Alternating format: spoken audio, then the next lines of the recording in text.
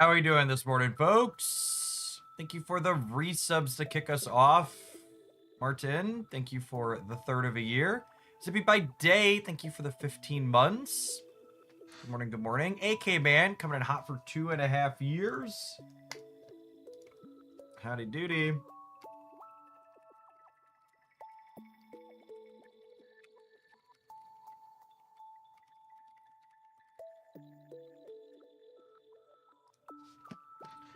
All right, I think we're on Lugia packs today. I actually successfully wonder picked my second whale, but I need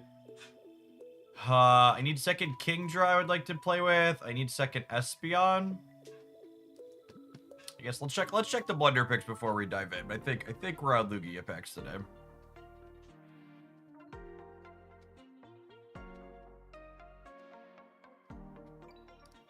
I need a second of the fighting dork too, though. It might be a little bit of column A, a little bit of column B. Let's double check my 2 stars or my 4 diamonds and 3 diamonds.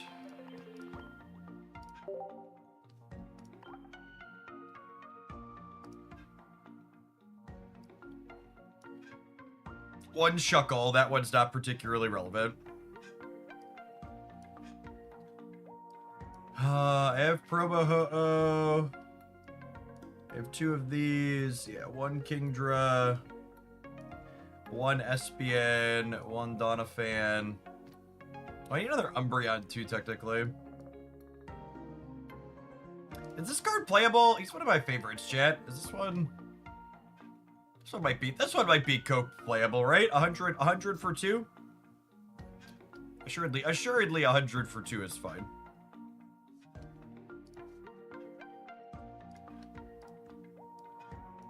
Thrust. I have one Lugia. Do I have 1 or do I have 2? Forget if I had. Yeah, I only have 1 of those. All right, let's start with some Lugia 10 pulls and we'll go from there.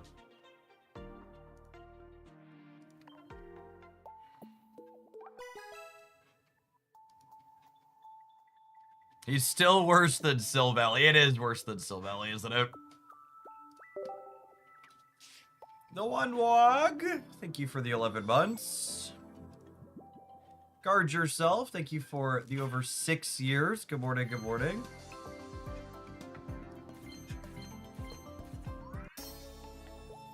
Latu.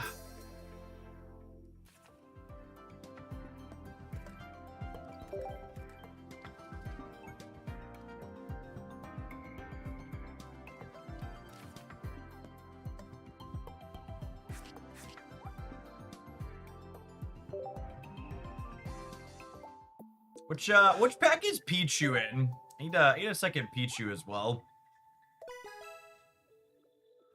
Is it this one? I want to wait and see if there's any old decks I can still play in this metagame. Darkrai Giratina is eternally good, Gibber. Pichu's in Lugia. Okay, cool.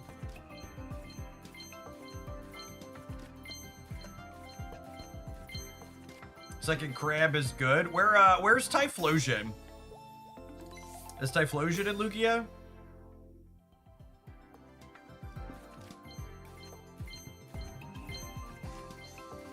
Well, that was new Ninetales. Might want to poke at new Ninetales.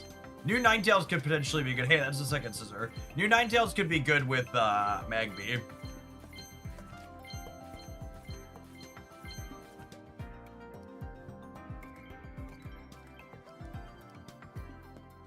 It's a 3 energy attack, right? Yeah, Scorching Breath just does 150 with Blade. Seems like it could be okay.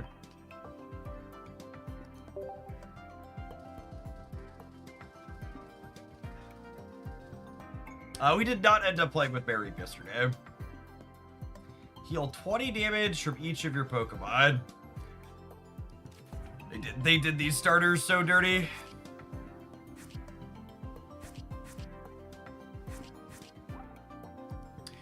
As someone who didn't follow Pokemon much past Gen 1, are the starter Pokemon outside of Gen 1 just not that popular? Because it's weird to me that we got, like, Bulbasaur, we got Venusaur, Blastoise, Charizard in the first set, and then, like, we haven't gotten EXs for all the other starters as we've visited these other ones. I was expecting the starters for each generation would be something we'd get EXs for. Well, that was a Politoed. Ooh, there's Full Art Scissors. Okay, we'll wait. We'll wait for the second Full Art Scissor before we cope with that card.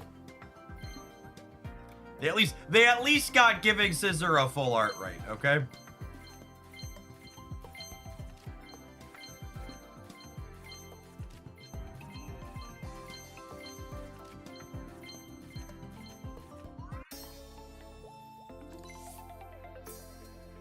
Greninja is the most popular Pokemon. Yeah, but that's just like one of them, right? Like usually we're talking about kind of like sets of them.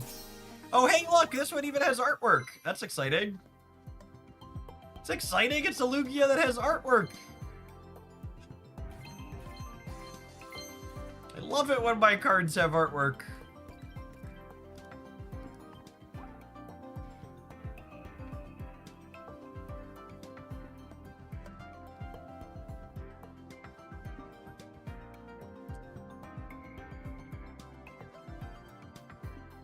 As long as this Pokemon is on your bench, attacks used by your Pokemon that evolve from Poliwhirl do plus 40 damage to your opponent's active Pokemon.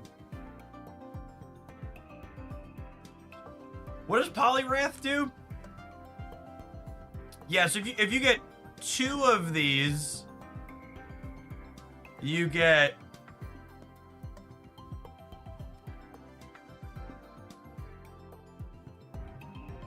If you have 2 of these out, you deal 100.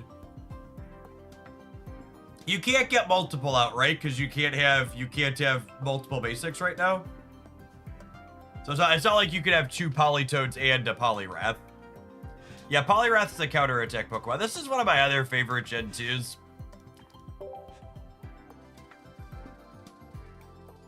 It's 80. Poliwrath was 80 for 3. God, 3's just too much. 3 is just way too much.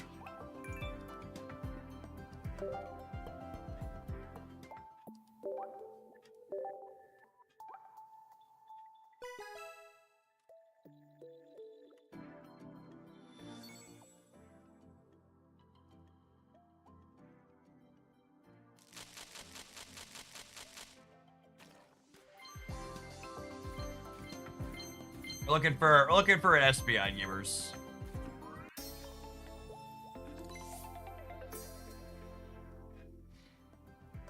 Hey, what's going on, Rad? Thank you for the over 7 years. I appreciate it. Welcome back. Thank you for the absurdly generous tier 3 and all the other support over the years, too.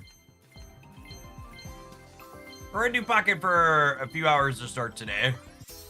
All right, well, we remained crowd rare complete in Hoaglandia.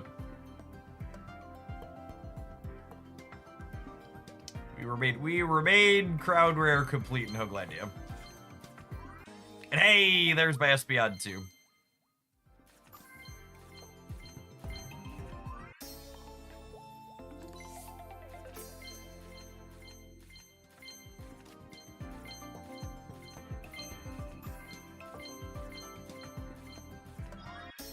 There's the other Pichu I needed too. Lovely.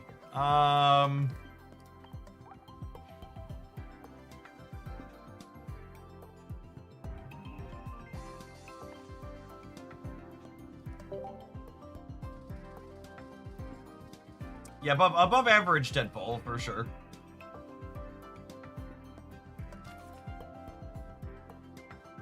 I got the second Espeon I wanted in there too. We got both the birds. Both the big birds. I've hit both their 2-stars as well. Running pretty hot today. Am I switching back to Ho-Oh? I need a second, what's his name? A second of the roly-poly.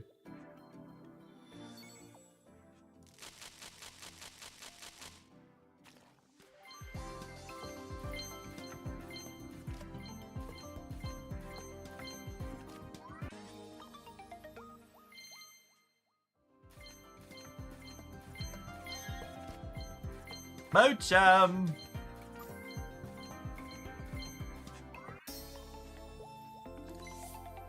Yeah, not fan. That one. I can say roly-poly and everybody knows who I mean, okay?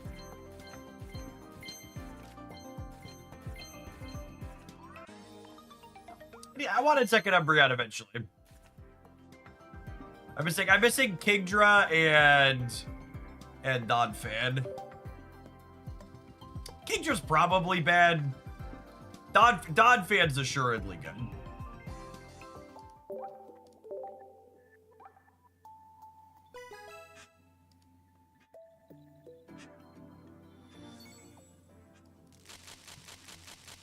Are Ho-Oh and Lugia the worst cover cards so far? Maybe. There were a couple of Ho-Oh Lugia decks. I think we're going to start with Ho-Oh Lugia this morning. There are a couple of Ho-Oh Lugia decks that put up stats in the community tournaments on day one. So when I grab one of those, and we're going to start there, I think, since we opened a Crown Rare.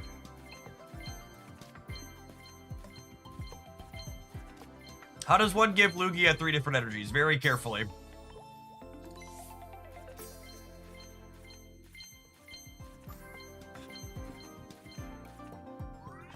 Ooh.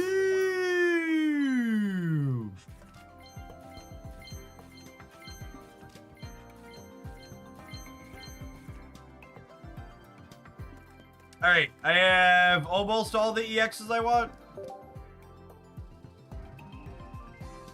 I just need a Kingdra. Can we hit all the EXs I want before I hit 1250 pack points? That would be great. How rare are baby Pokemon? I think they're 8%. Little over 8%.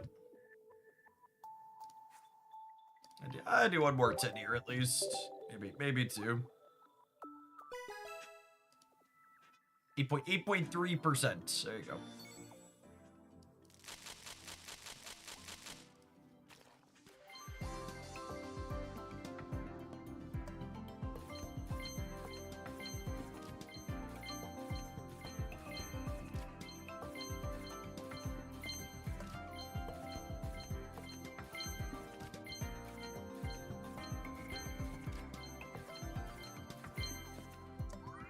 All right, we found a Typhlosion.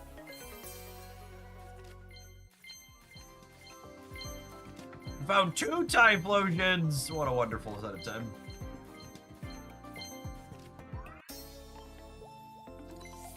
But if any Pokemon tries to use an attack, your opponent flips a coin. If tails, the attack doesn't happen. This effect lasts until the... Oh, that's interesting. It's confusion. Yeah, why isn't this just confusion? How is this functionally different than confusion?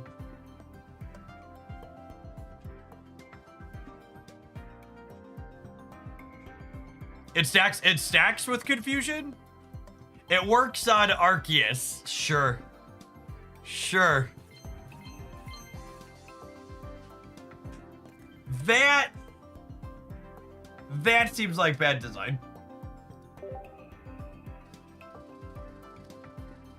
It's such a weird design choice.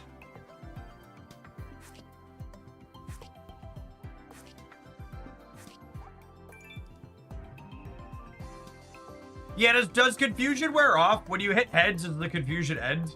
I don't remember. I don't think it does, right? Elk Chattelin, thank you for the 5 months. Welcome back. I want to do one more 10. I want to do one more 10 for Seadra. No, confusion doesn't wear off. Okay, I didn't think so.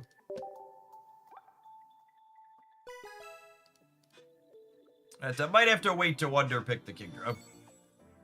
I don't want to burn all my gold here when we have most of the set.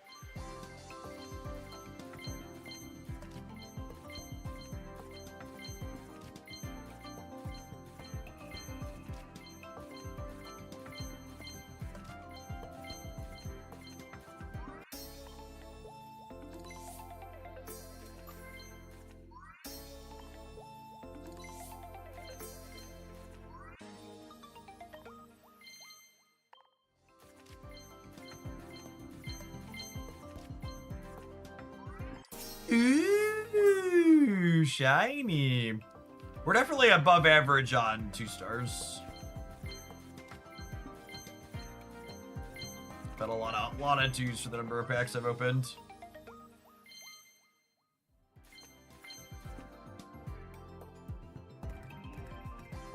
Oh, that's true too. Octillery impacts through the new steel saddle is accurate as well.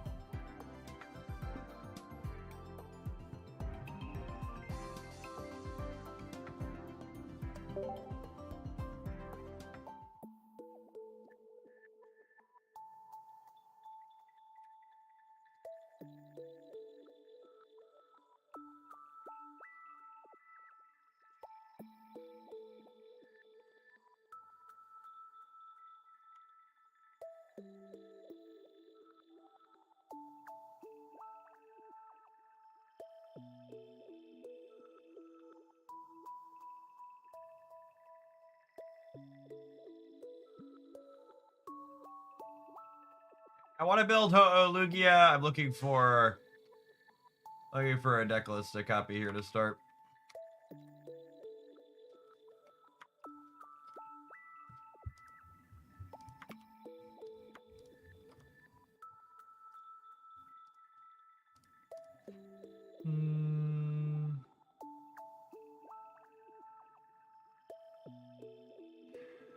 Making it up, I thought I saw one that had good stats. Well, maybe we're just building it ourselves.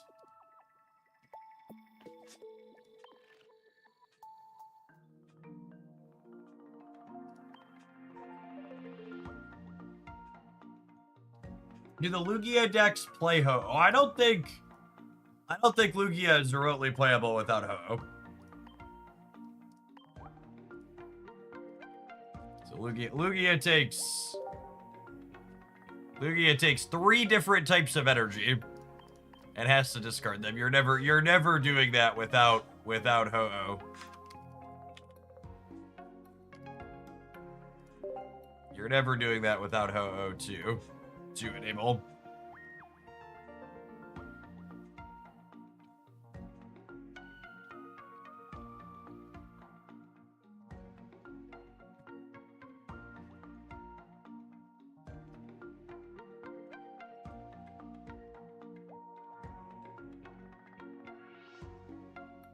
And then the other axis of attack from here is, do you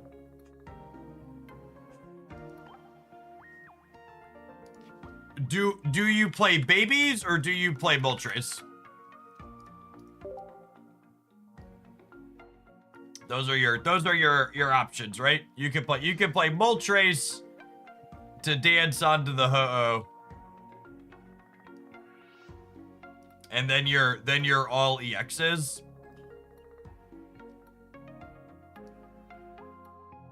Moltres works with Will. Will with Moltres isn't very good, right? It guarantees you 1 coin.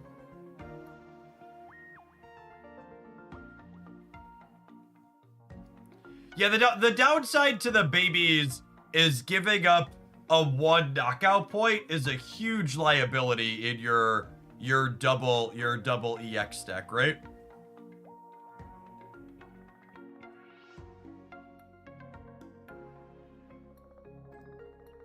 Yeah, so you could Moltres onto Ho-Oh And then you could have, it's like a legendary bird orgy, chat. You could Moltres onto the Ho-Oh, and then you could Ho-Oh onto the Lugia. Everybody gets really excited.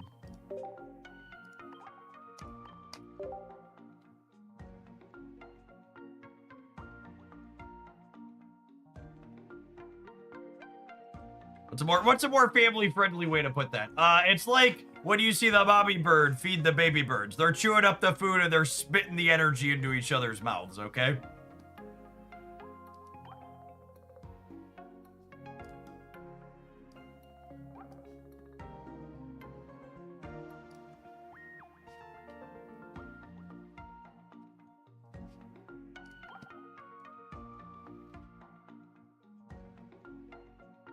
Ulster, thank you for the brand new Prime support. I appreciate that. Welcome back. I need to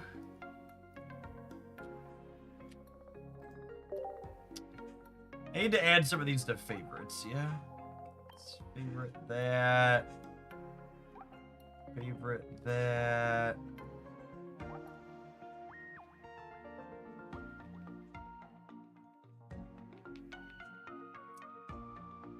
I think this is good, right?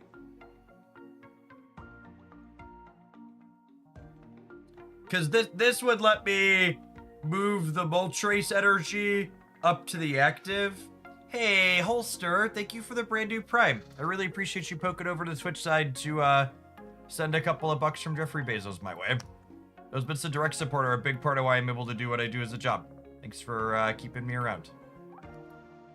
A favorite Lyra. We're definitely gonna play a lot of her.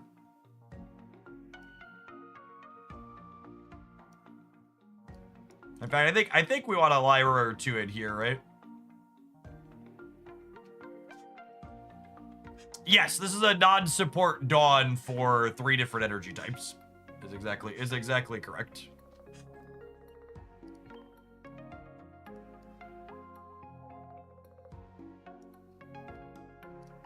May or may not want those. I don't know. It's hard to justify a card like that that's cute as opposed to just like a generically good card. Because like once I start filling in good utility cards, things get a little sketchy, yeah? Because like it's what? I need I need my Pokeballs.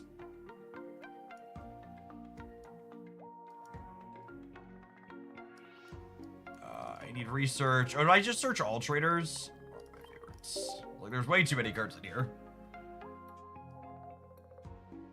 Yes, I absolutely want 2 copies of Leaf. Lyra is kind of like our 3rd copy of Leaf here.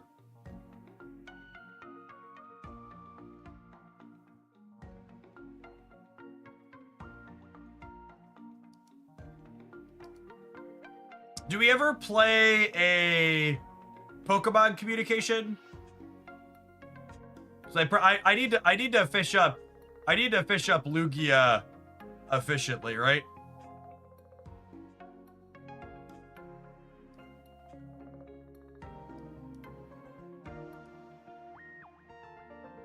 I think I'd rather communicate than Iono. I think this deck probably has room for an Oricorio answer. 1 Lugia, you don't want to draw the Lugia early. I don't know. I think you do, right? I think there's gonna be games where you just like lead Ho-Oh and charge it up when you're going second.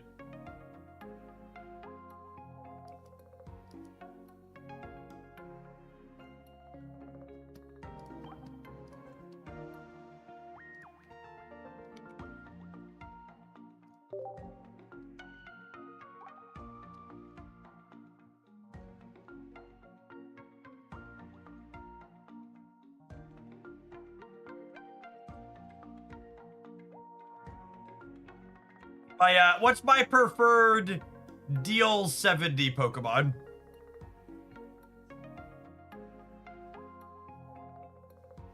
I think we want a basic that can cook an Oricorio. Entei works with Moltres and Ho-Oh, which is nice. I think Entei is probably the best. Baby Moltres and Will. I really don't want to play Will. Will only guarantees your first coin works, chat. Will doesn't make Moltres flip 3 heads.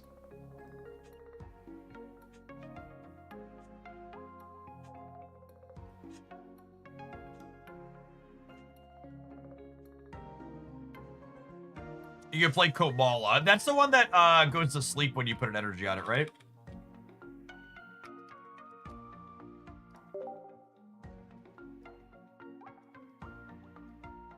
I don't know. I think I want to kill it. I think I want to kill it through a keep.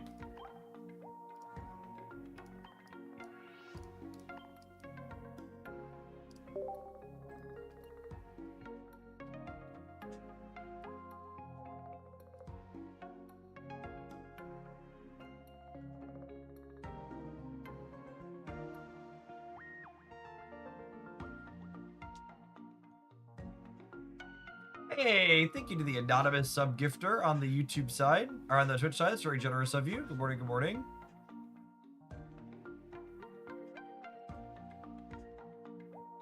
Torkoal might be fine. Torkoal's definitely better than the koala.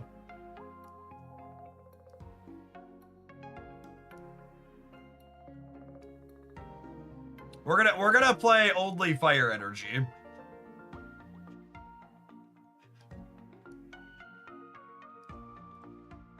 Let's do a quick pass here.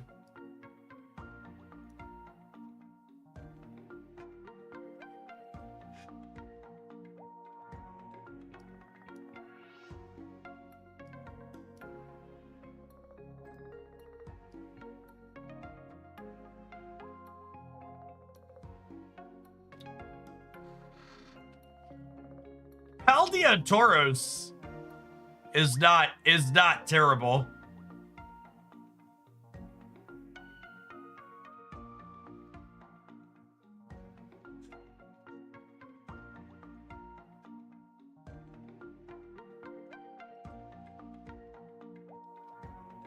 So this one using 2 colorless energy means Ho-Oh can full charge it. Which is kind of nice. Yeah, it works. It works with both birds. That's upside to Entei too. Is Entei also works with both birds?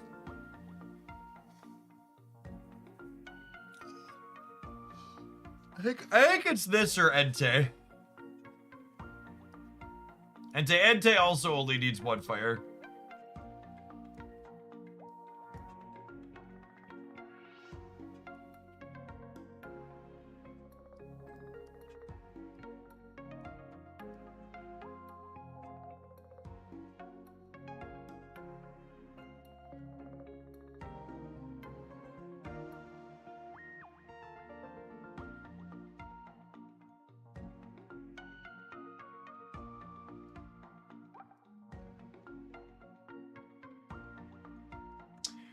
Ho only attaches to basics, right?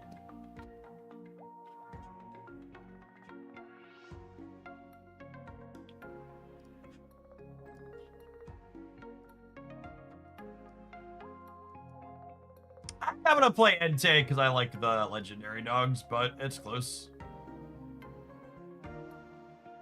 I guess this one having to discard its energies isn't lovely.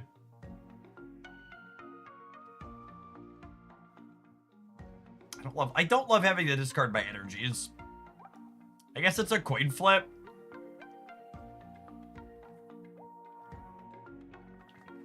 I lied. I'm gonna play the Tauros. The Tauros is also 110 HP, right?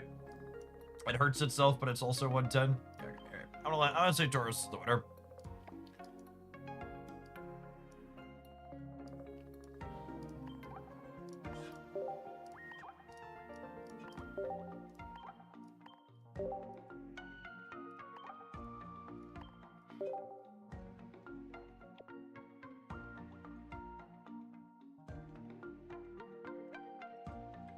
And then honestly, this is dealing 180, which really doesn't need extra help, I don't think. Do we need Geos?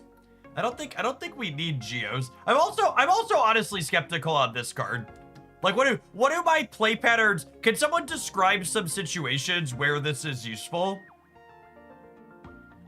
Like, what is my setup for this look like? Geo pushes Tauros over Ori plus Keep. That's true. Why not use Magby instead of Moltres? Because giving up a 1-point knockout in my double EX deck's really bad.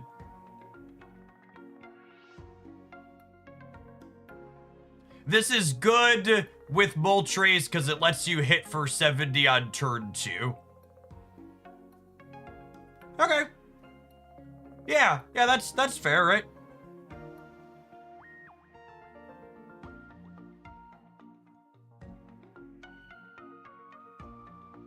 This is only good if you're playing Zeraora. You know, that's honestly a somewhat real thought. Do I play the elemental switches and then play 2 Zeraora? And play lightning? Because Zeraora is technically an Oricorio answer, right? I can play 8 basics. I honestly don't hate it. Because Zera's not as good of an Ori answer, but it's like it's a pretty good Ori answer.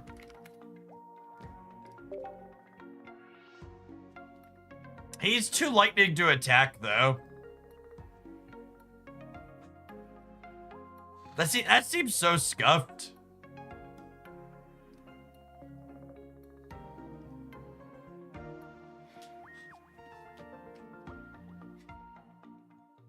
I mean, as of right now, I'm planning to only run fire for Moltres. Yeah, the Zera is pretty shit if you don't start on it.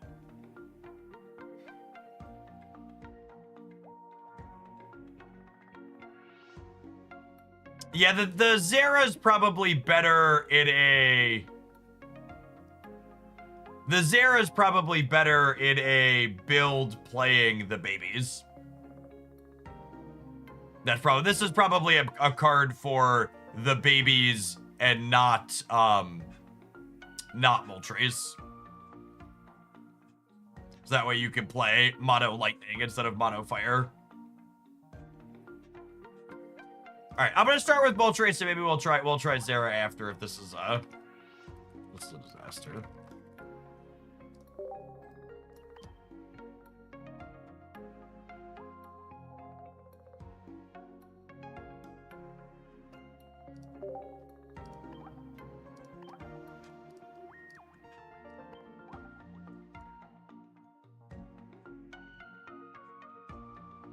It's a tough decision, chat. Go monkey around.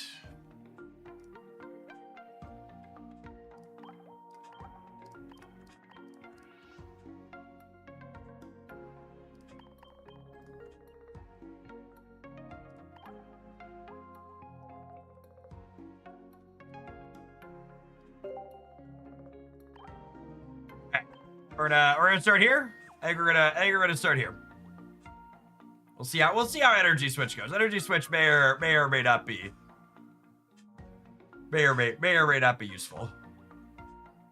All right, have an advert, gamers, and then we'll dive on into some rank to start this season with this pile. Thanks for hanging out. Don't go anywhere.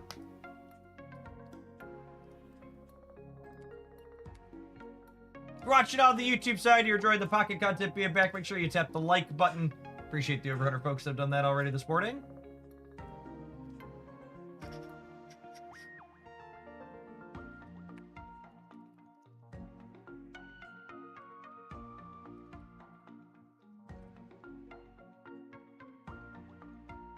Should we flare the Tauros? Yeah, we can flare the Tauros.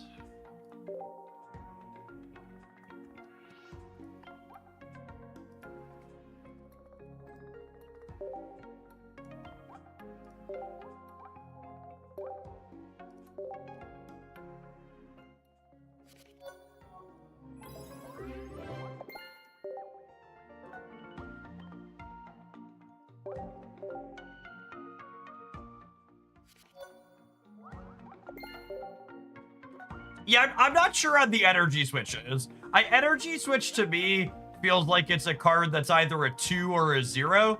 And I want to start with 2 because it's a new card. But I could definitely buy that the utility that these energy switches are going to provide is not worth just not having a different utility card. So I would not be surprised if a half hour from now I'm like, we're cutting the energy switches. They don't seem very good. Yeah, you can play another communication. You can play a Guzma. You can play like a potion. Having a lot of sustain with our high HP basics has a lot of value. Yeah, leaf into energy switches potentially. So the energy switch is a little bit of variance mitigation too, because it means like if you Moltres and you only hit 1 heads, you can leaf out the Moltres and then still attack with Ho-Oh the next turn, which is nice.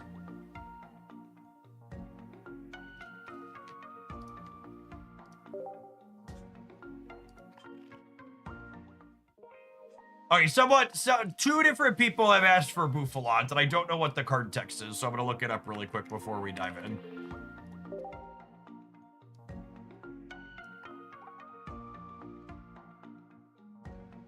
This is awful. Why do people keep asking me about this card?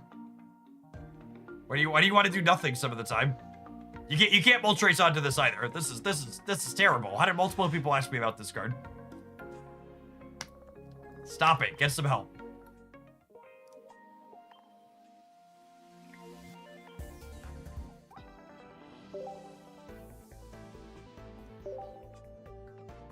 They crave the casino. They do.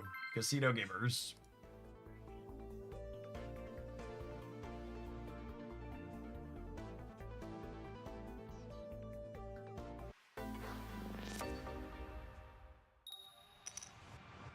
We're going second. That's a good start.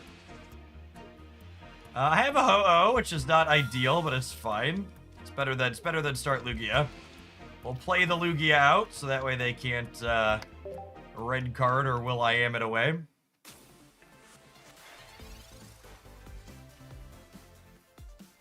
Eevee with fire energy. Probably Charizard, yeah. We still got it, gamers. We still got it.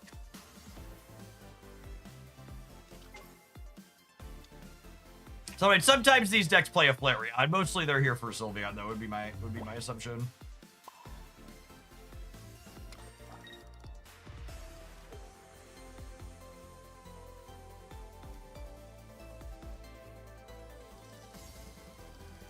Do I want to keep someone?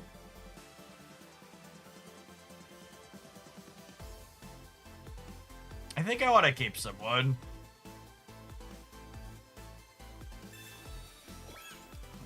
Try and be better than Jeff, who always holds the cape too long.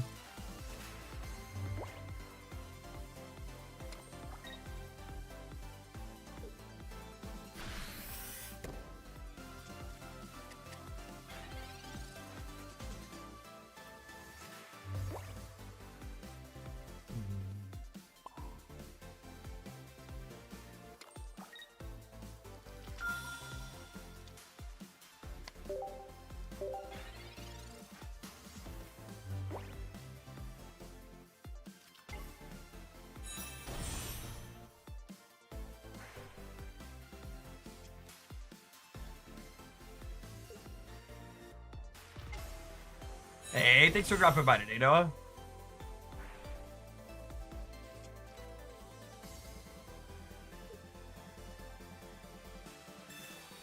Okay, here's the candy.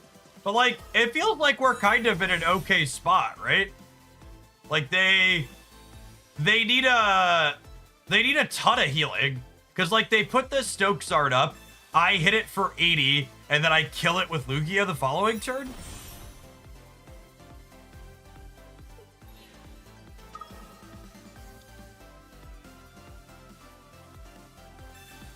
Okay, there's the cape, but they also need a lily and a potion, right?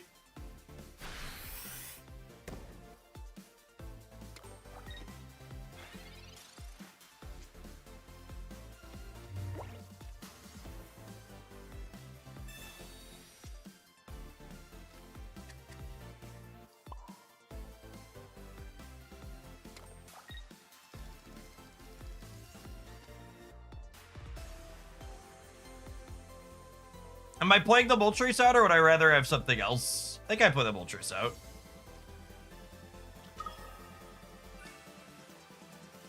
I guess if they have a Guzma or a red, I could get into trouble.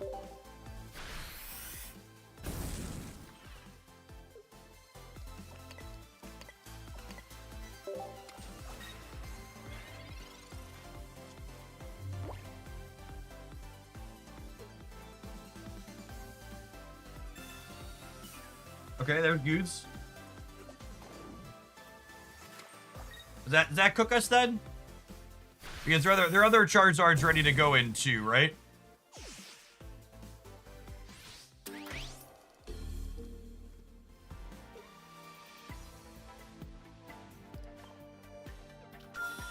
I think that's enough.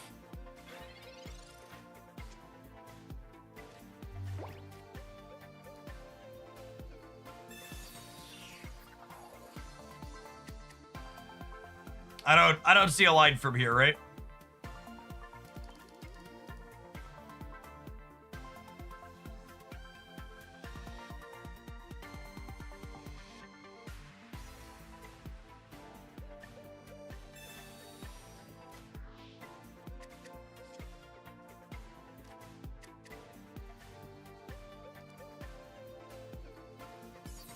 Yeah, Lugia has to discard its energies, gamers.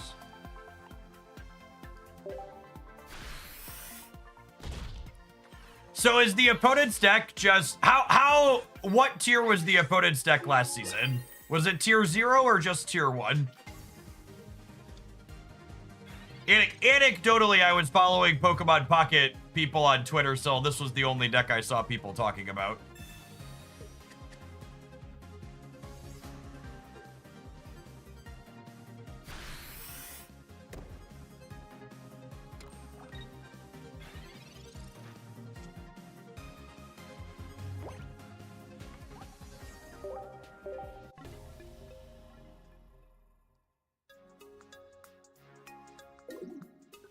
That deck, Giratina, Sylveon, Greninja were the top 3 in an EV box. What was the EV box?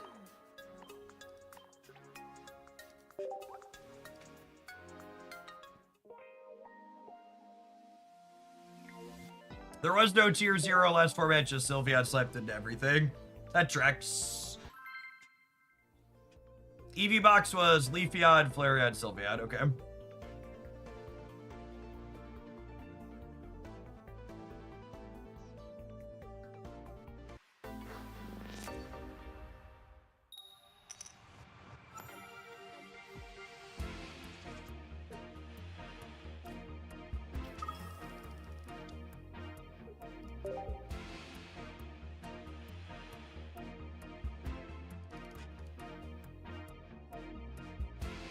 Alestral's Clash is on my radar. However, the early reviews say the client's still in a pretty rough spot for early access, so...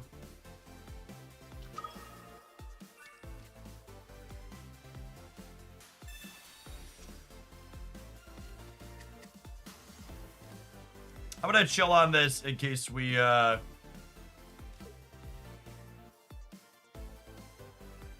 chill on this in case we draw our communication.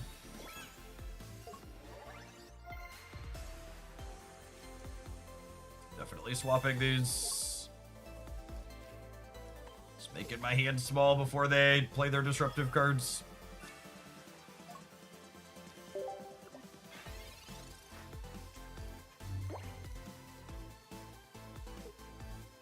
Which platform is better for you to watch on YouTube or Twitch? Want to make sure you're getting the most out of what you do. Honestly, it's pretty nominal either way, Tori.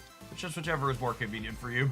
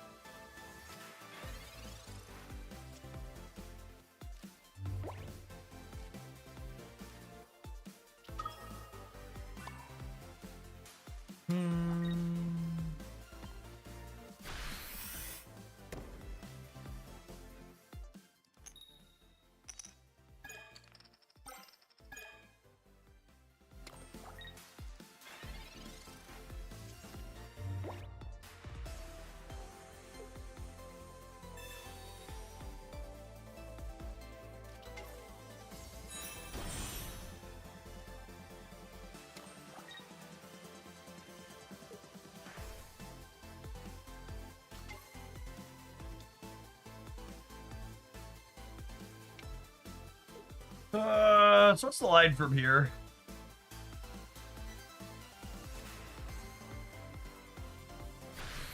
I could draw a Leaf or a Lyra to be able to run down the Solgaleo. Okay. And here's our elemental switch.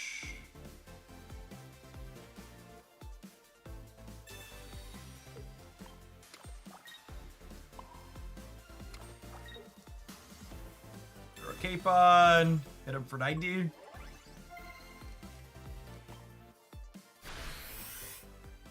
Not in an amazing spot, but not in a terrible spot either.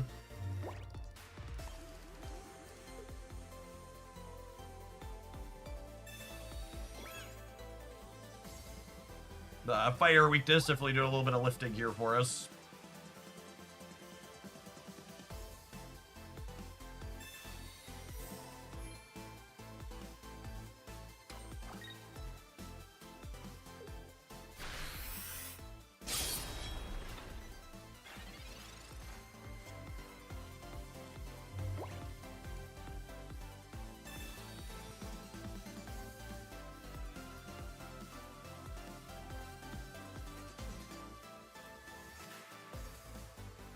We're cooked.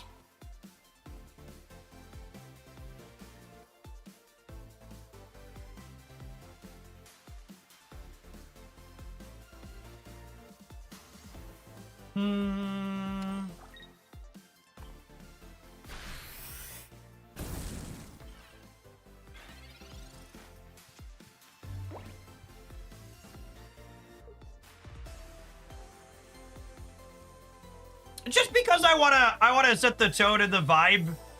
If you wanna like offer something constructive or talk about how we can improve things, like that's always welcome and encouraged. But just like coming into the chat and being like, Jeff, this deck sucks, why are you playing it? Is neither of those things. And this is why there's so much stagnation and no innovation across all card games, is people hate the idea of having to lose. And if you're not willing to show up and lose a bunch, you're never going to figure anything out. Most good decks aren't always immediately obvious, and you're going to have to lose to figure out what works and what doesn't. I don't care about my rank points, chat. They're just a number. The nominal rewards for them don't matter. When you're trying to build new things, you're not going to win all of the time. And sure, a lot of them might be bad, but you have to work through the bad stuff to figure out what might be good. If you want to watch someone go grind Charizard Sylveon or go grind Solgaleo or whatever the best rare candy Sylveon deck is, you should go watch a different stream. I'm going to spend plenty of time losing here as we try and figure out different things. And this deck might be bad, but just saying, hey, Jeff, this deck sucks, doesn't, it just like, it brings the mood down. Don't be that person.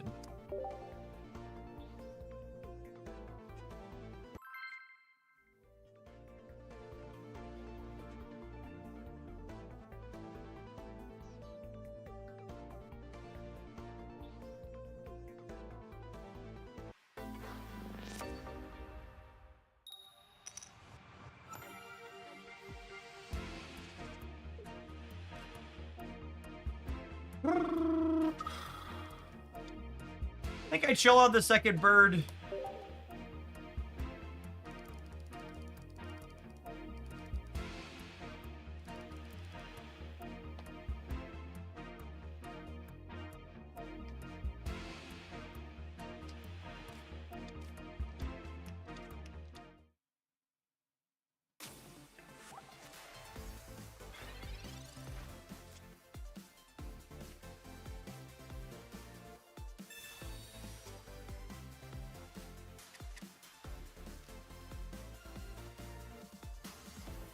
Honestly, I'd rather have Ho-Oh than the Tauros in play, right? Against a non-Auric Oreo deck.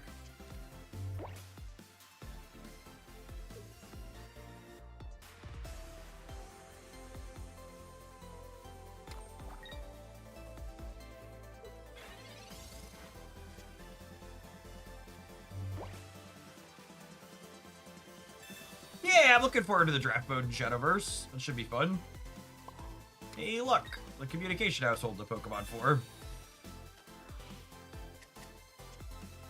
Couple of people had asked about playing only one copy of Lugia, and I think that's certainly wrong.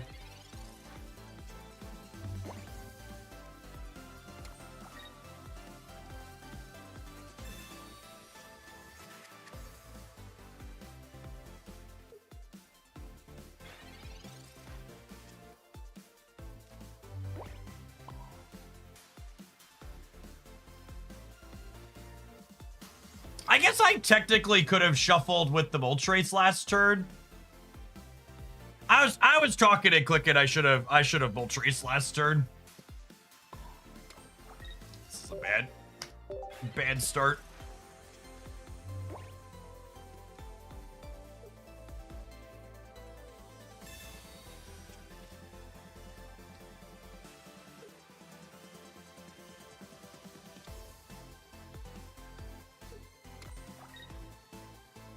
Gamers let optimizing get in the way of their own fun. Thanks to your talking points, I was able to field that to my friend group, and things have significantly improved a few months later. Enjoy your content. Thanks, sir. And hey, look, we found the Lugia. Now they're cooked, yeah?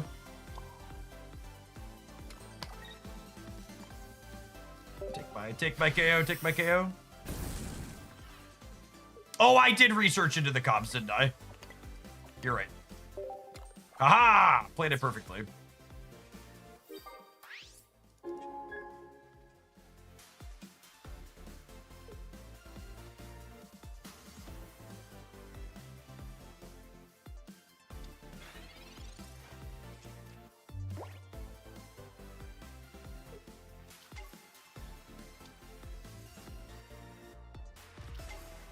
Oh, that's a super fun idea.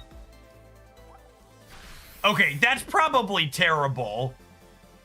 But I respect the angle of Ho-Oh with Celebi as another. Is that actually terrible? No, hold up.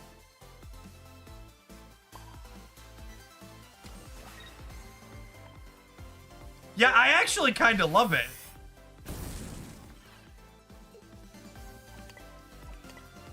I think you play Lugia still as well, but that's very clever, right? Isn't Celebi Leaf Energy? No, it's Eddy Energy.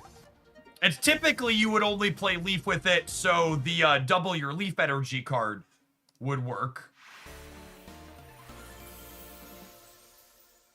That's a really interesting idea.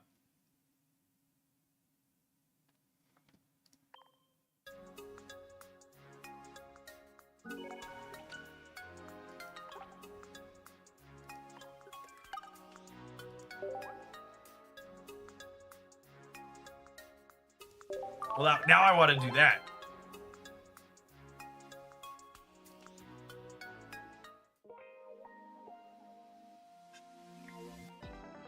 How do you give it grass energy? Your energy zone is grass.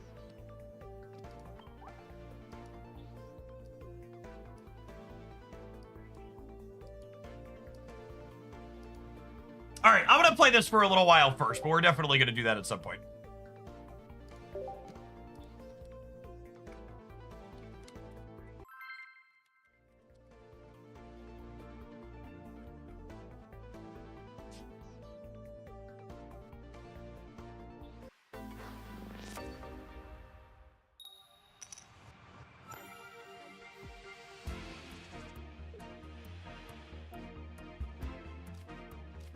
Okay, we're going second, and we have Moltres into Ho-Oh, into Lugia. Even have the elemental switch here, just in case.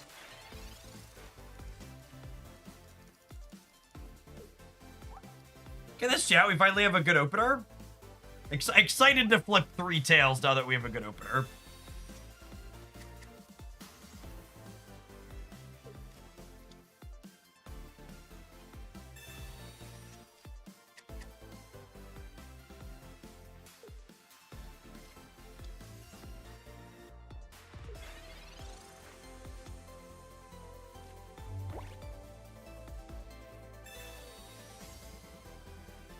There it is.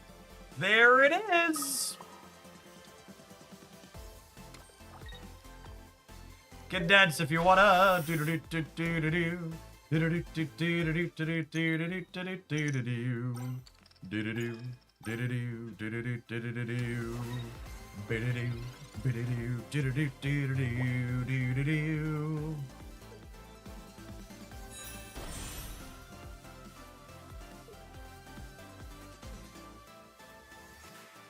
We've assembled Bird Zodiac. Yeah, basically.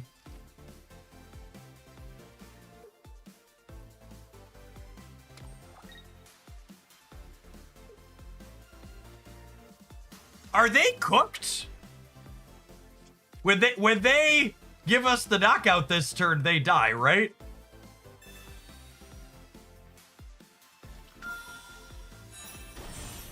I think they're cooked.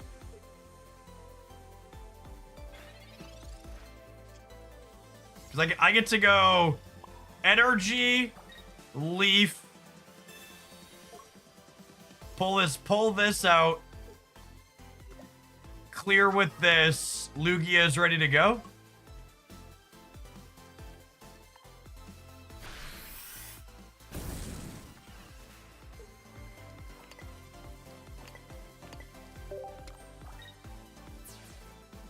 Have you heard about my birds? I said birds.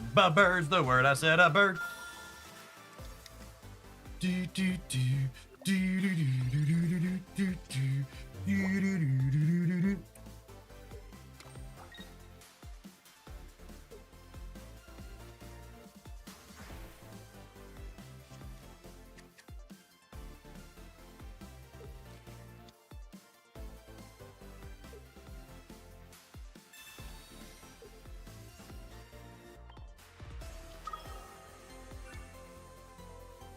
So we're done here?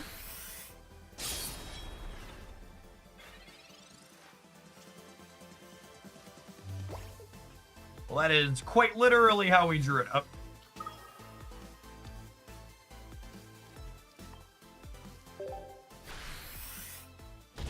Good night.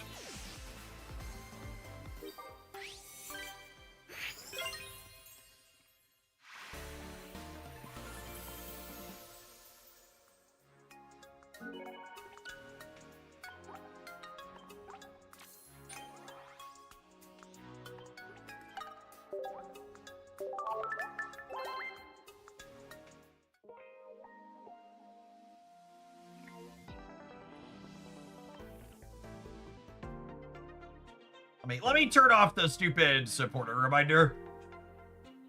Been forgetting to turn that off. Come on, game. Come on, game.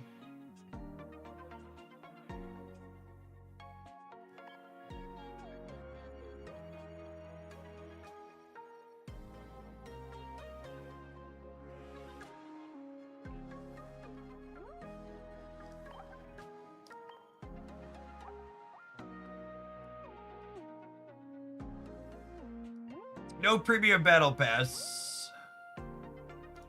So I turned my premium battle pass off when I was on my break last month, but I honestly don't know that I'm gonna turn it back on. So from a technically optimal standpoint, the pass is the most booster packs for the least amount of money, but the time window in which you get those packs kinda sucks if you're someone who's actually spending money on the game past that, because packs become worth less the closer it gets to when you can trade the set. Because like once I can trade the set, the packs are worthless to me, right? Because like I have plenty of cards to trade and people to trade with. So I kind of have to spend money, or want to spend money, I should say, to get the stuff up front. And then at that point, like, and if I'm being honest, most of the cosmetics in the past often leave me frustrated because I can't get a second copy of the full art that they give me. And I'm someone who really enjoys playing my game pieces as matching pieces in these games. So most of the time, I feel actively bad playing the full arts they've given me because they're mismatched in my deck. So, I don't know. I might buy the premium pass if, like, the other cosmetics really speak to me in a given month, but in general, I really don't love the. I think the pass in this game is honestly one of the worst passes in any of these free-to-play games I've ever touched, in terms of like what you get from it, the structure of it.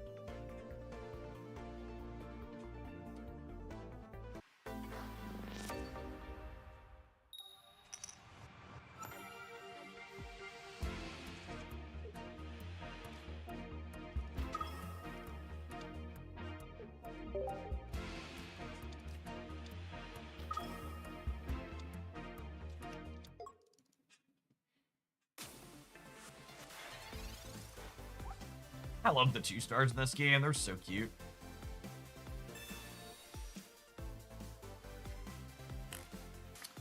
Well, we're putting a cape on here, so we only lose 5 cards instead of 6.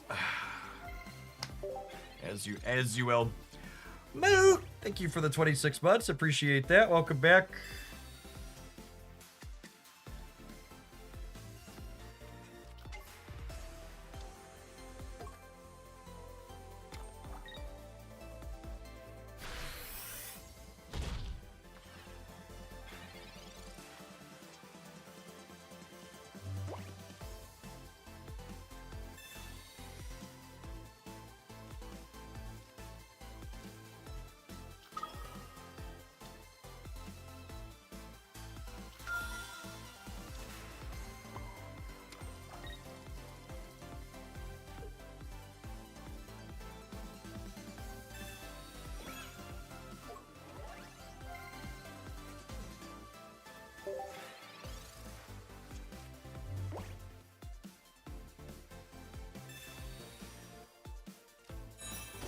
If they have Umbreon, we're in trouble.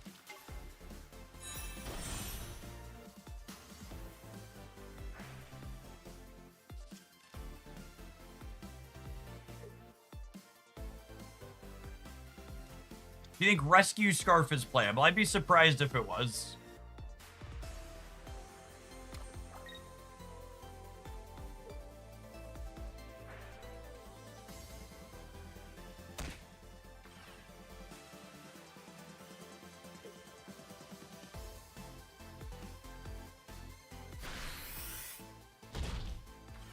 Okay, so Umbreon deals 80. I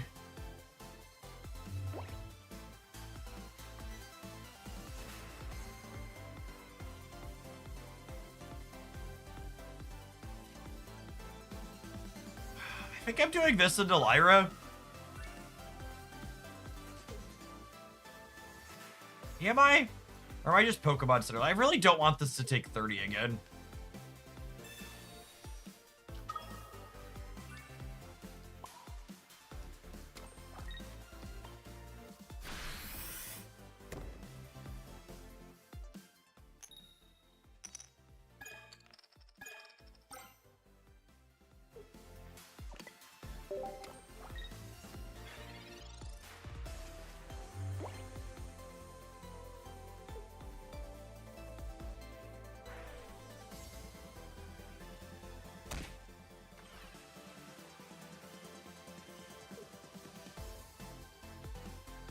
Are they Cyrusing up my Ho?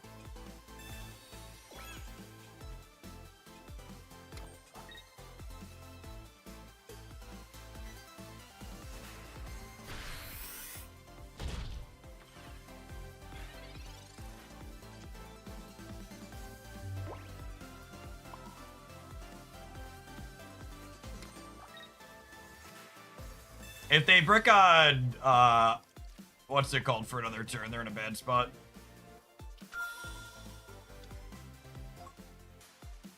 What do we think of charging the second Ho-Oh here instead of charging the Lugia right away?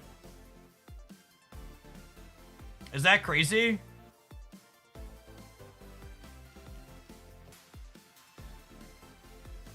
I guess I have 2 elemental switches, so it's kind of like 6 in one hand, half dozen in the other, right?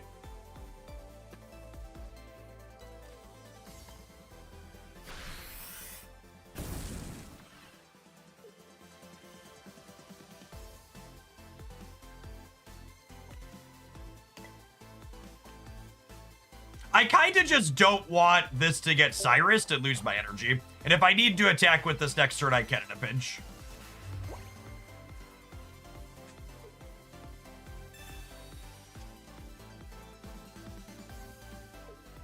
Because this is in Dark Chase range here.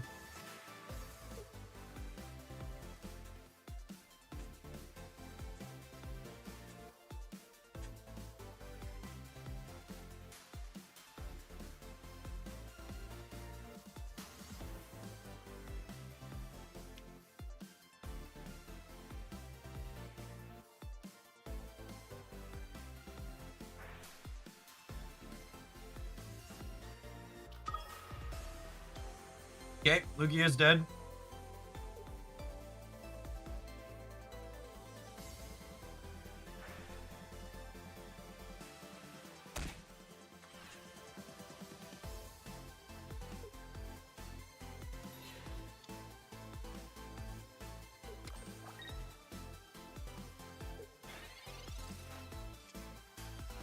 Oh, they're just trying to stall me. Sure.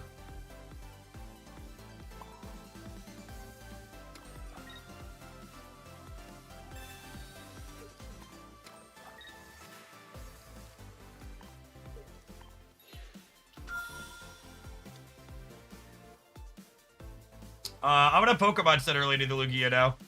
So that way they can't kill it with an 80 plus a 20. Yeah, this is fine for us. They're being cute and trying to buy time with my high retreat costs.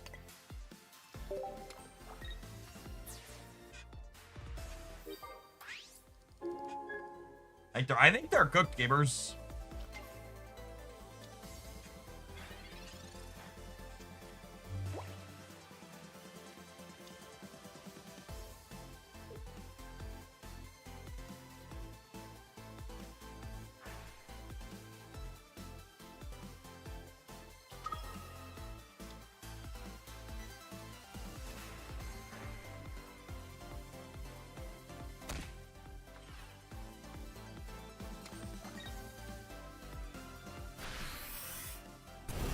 Yep.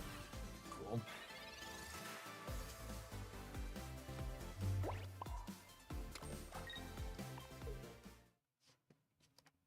Look pretty clean to me.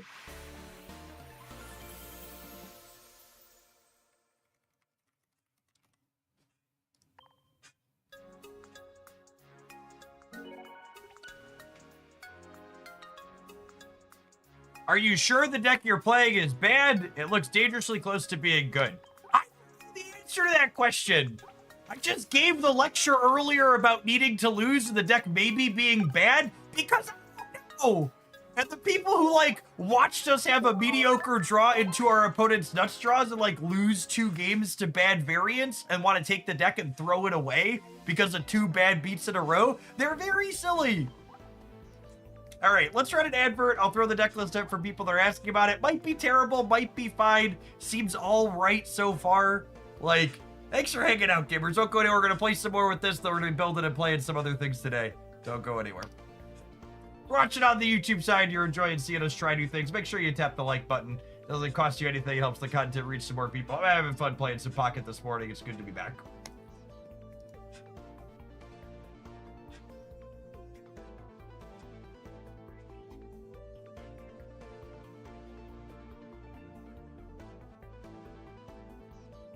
I think one of the strongest testaments to I think this deck could possibly be good is they, generally speaking, don't give us terrible pack face Pokemon.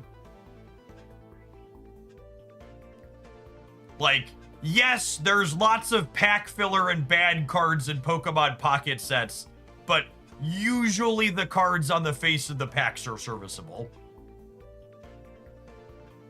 And that's not always going to be the case, but I think I would wager the designers think these cards are playable.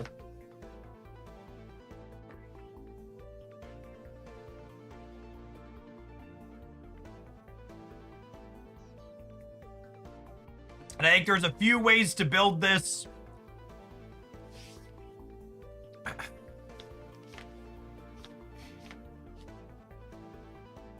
Is the Tauros anti-Oricorio tech? If so, what do you think of using Drudagon?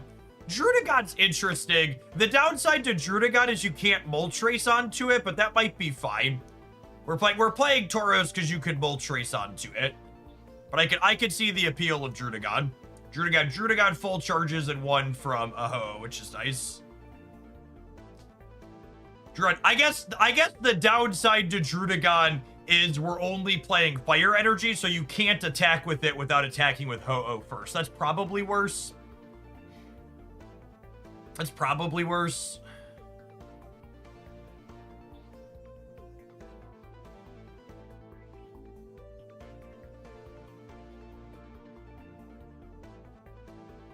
Was Shining Revelry Lucario the pack face Pokemon? It wasn't, right? There were a few Pokemon on that pack face.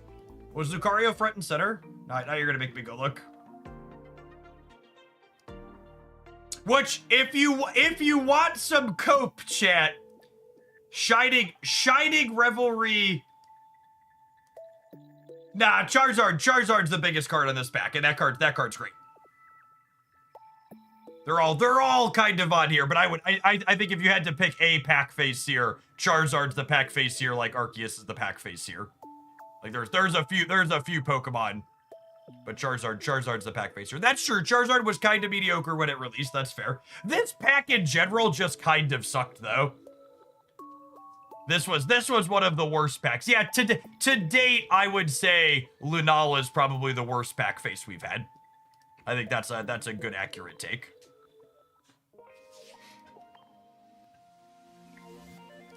Yeah, Lunala is this was a bad pack face card.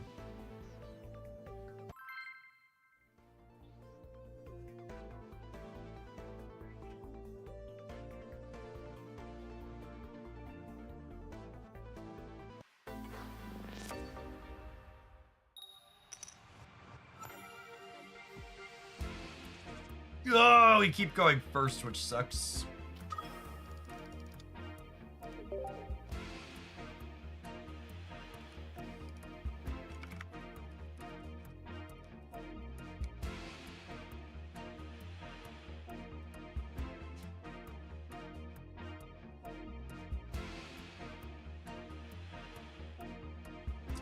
Unironically, I have 3 or 4 other ways I want to build Ho-Oh Lugia still after this one, so we're gonna play this one for a little bit. Honestly, today might just be a Ho-Oh Lugia day. I might try 2 or 3 different ways to approach building this. I think there's a few ways to come at it. You can build it with the babies. I think the one I want to build next is Magnezone plus Zeraora. I think is appealing with the energy switch. Celebi Ho-Oh is gonna have to be tried at some point too. I think sounds potentially reasonable.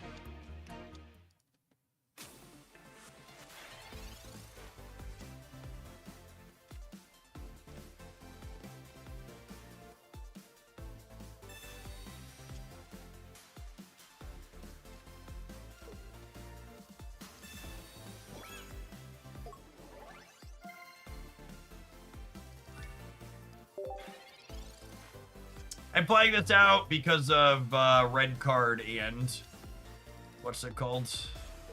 Same with the cape.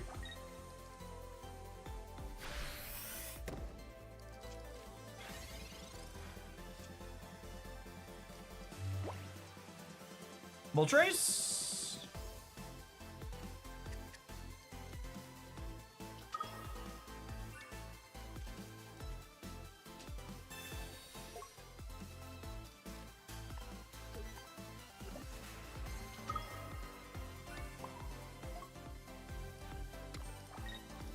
And then if I hit even a single heads here, we can energy switch to attack for 70 next turn.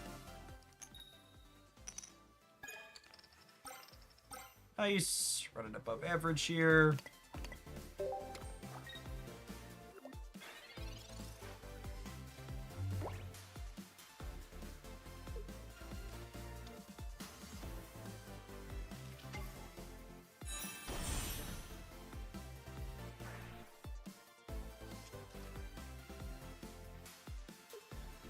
Double stage 2 Sylveon here for the opponent.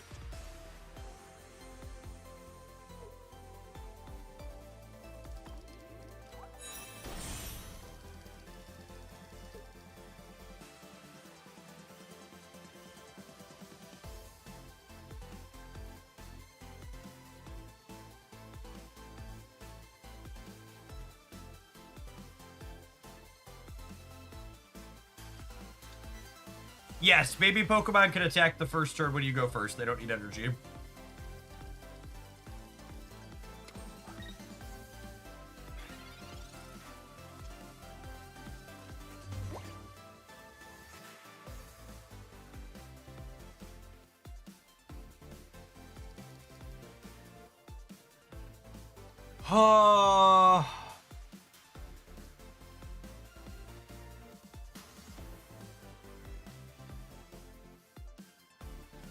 I think I want to pressure them.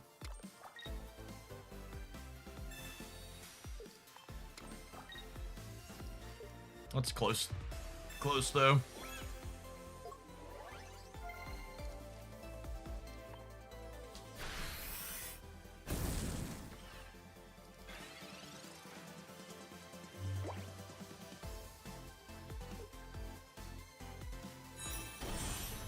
I put the cape on here so this doesn't die to Rampardos plus, so it doesn't die to Rampardos plus, a copy of Red.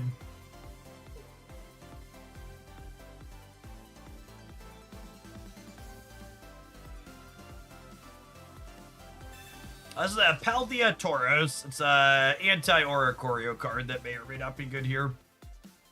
But we're playing mostly basic, so we have a relatively free slot, and we're playing communication, so we can swap with that on occasion, which is nice.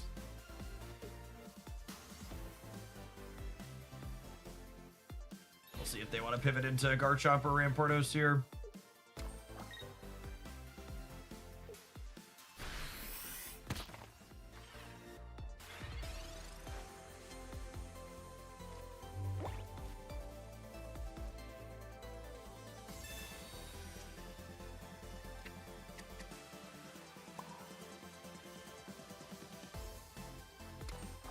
Not playing that one out. Want to hold that in case we draw our communication next turn. Gives us 3 virtual copies of... What's it called?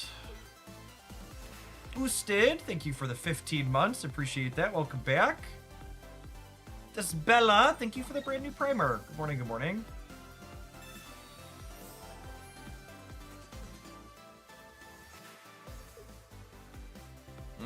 That's really good. It means when they take the 50, they're not dead to this.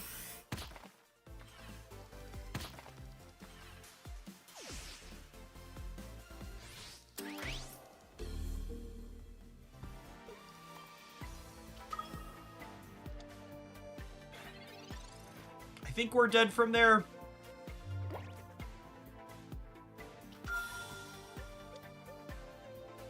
Getting aggressive with the Moltres did not pay off there.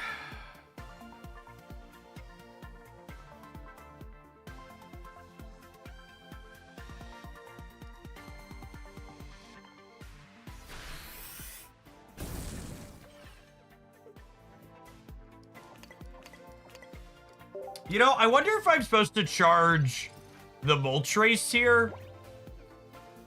So that way I could finish with that, because I can't finish. Well, wait, they can't hit us with the Ram. No, they can't hit us with the Rampardos since it doesn't knock us out, and then we die to the Dragon Claw, even with the Pokemon Center lady.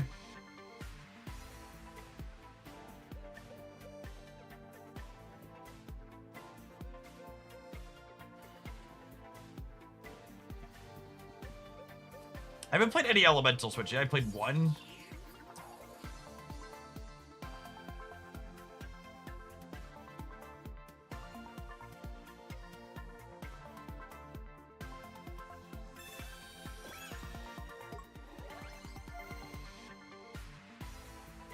Yeah, Cape on Chomp gets out of Lugia range too.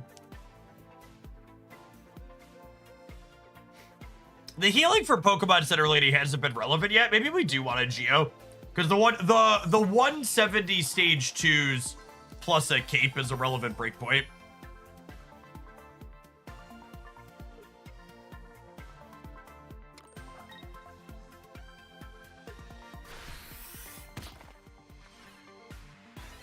Or Guzma. I don't know. I think I'm more inclined. I think I'm more inclined to play Geo than Guzma, if I'm being honest. Yeah, we're dead here.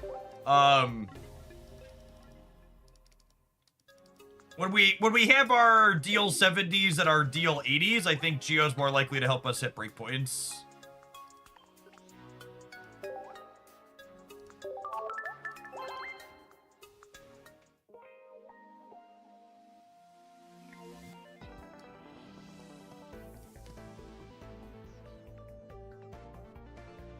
Do you want to hit Charizard through a cape?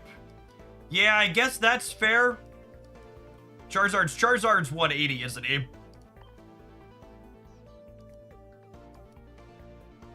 I think Goose is probably better than Red.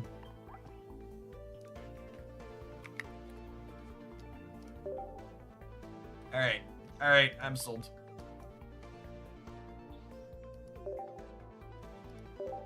Guzma is definitely better than Red Chin. It's Geo versus Guzma. Geo for the flexibility versus Guzma for the capes. I think I want to kill the stage 2s through a cape. My energy change. This fucking trash application.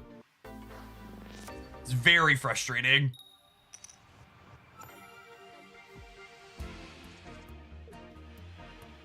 I have fire energy on one like a professional, thank goodness.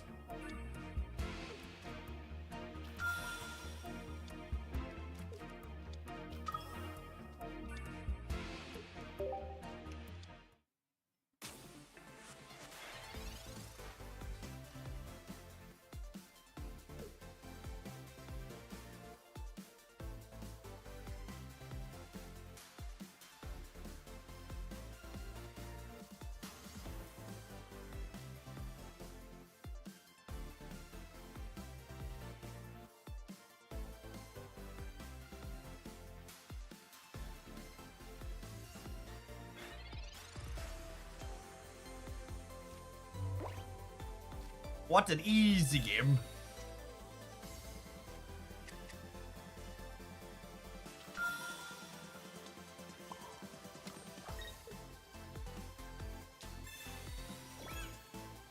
This thing does like 50 damage randomly to a bunch of stuff, yeah? Am I remembering that correctly?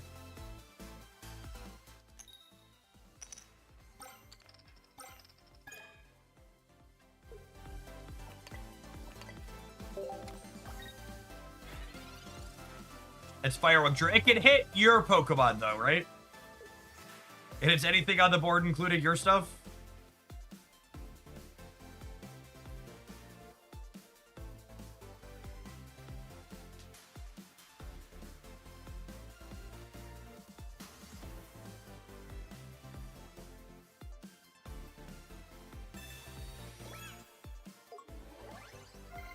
It can't hit itself. Okay.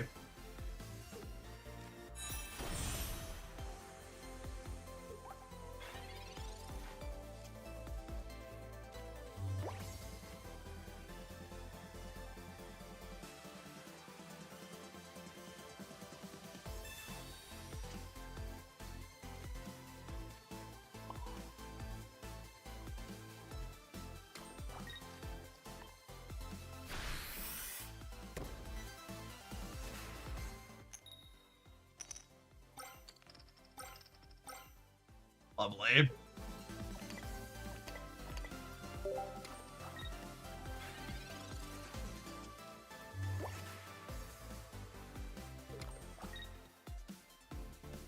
In theory, they can kill 2 things in 2 attacks here, yeah?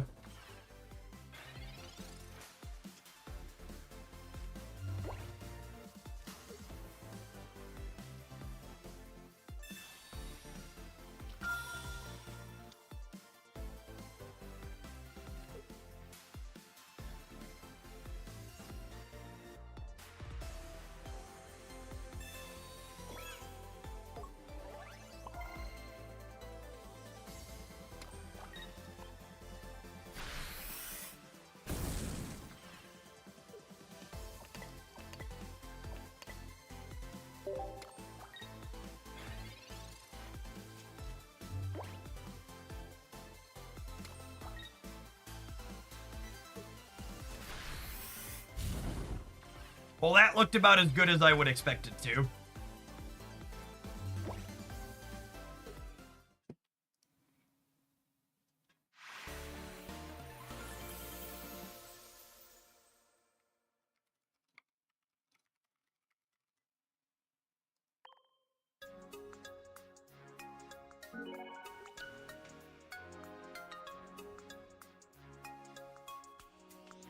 Shout out to our energy for cooperating after the deck editor tried to screw us.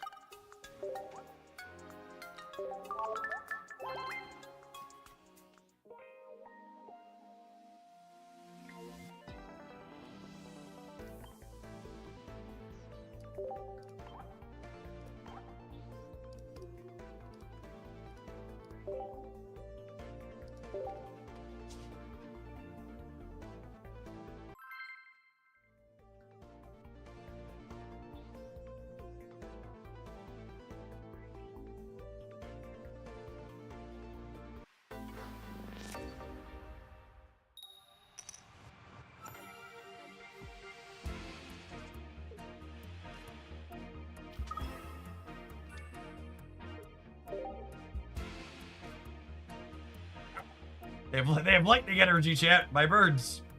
My birds!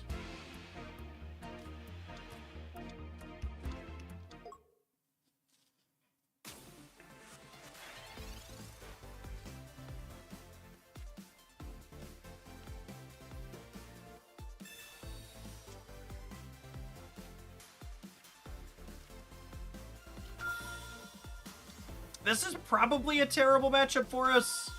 Not only because of the Aura Choreo, but because they're playing a lot of, they're playing all single knockout points.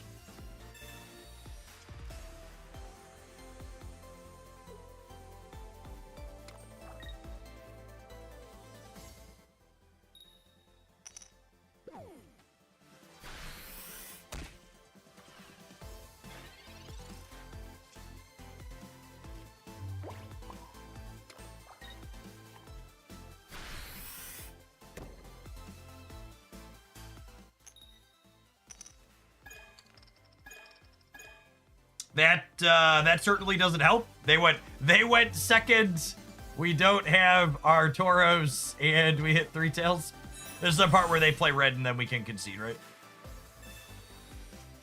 Okay, cool. Live to fight another day. When it rains, it pours. Yep.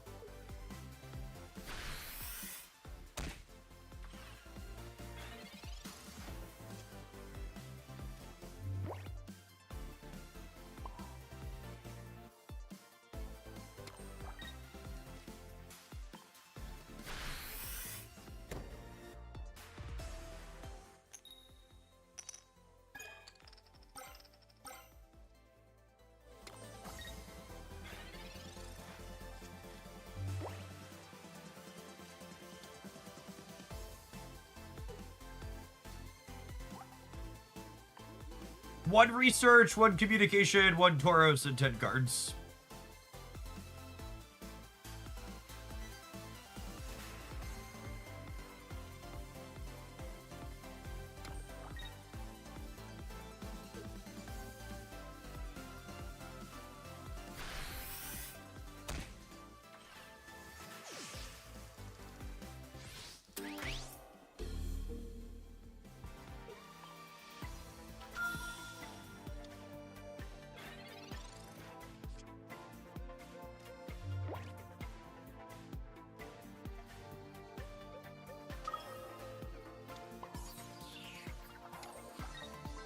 So I can do this, and then I can put the fire on Ho-Oh, and these two here, and I can threaten to attack with either of these next turn, which is nice.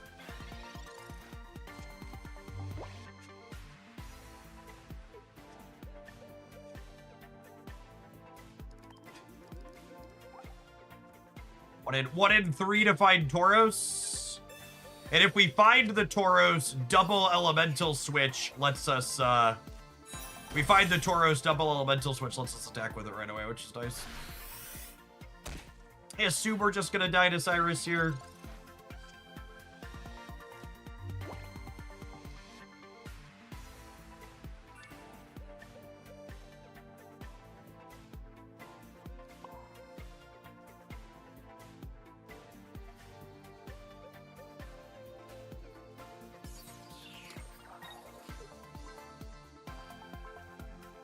We don't die to Cyrus, though.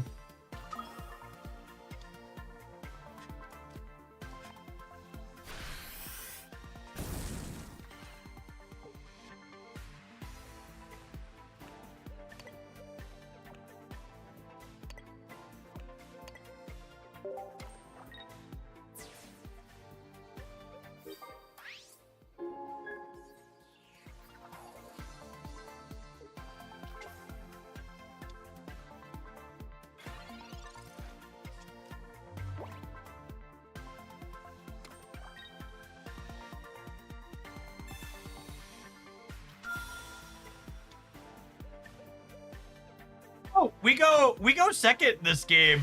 We probably win it, yeah. That felt super close despite the number of things not breaking our way.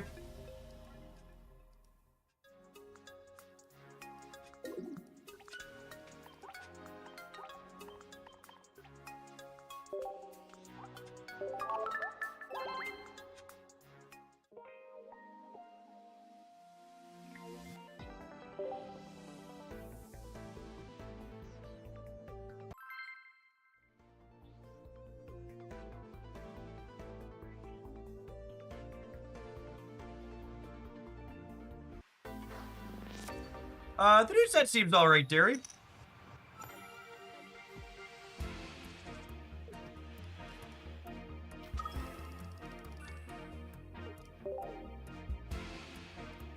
They've implemented the 2 ranked improvements they were talking about. You can no longer demote between groups, and there's win streaks all the way even inside of Masters. So,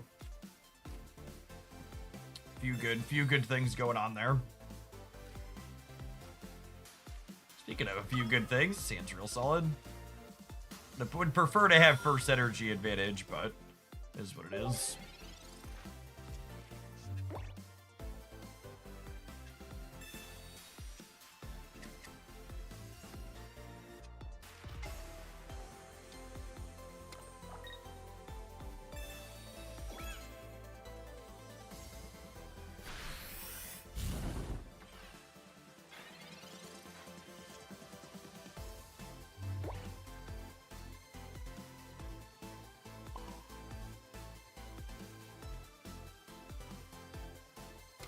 Is there any reason to research here? I guess I might want a second elemental switch at some point.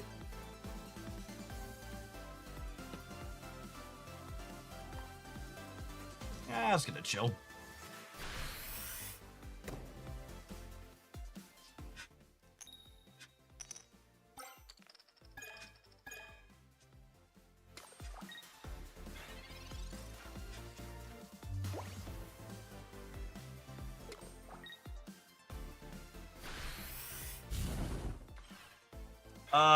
This game is over, yeah?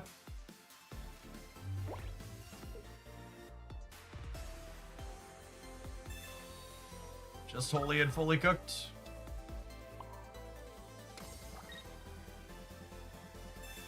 I gotta say, chat, my Dawn not being a supporter feels real good.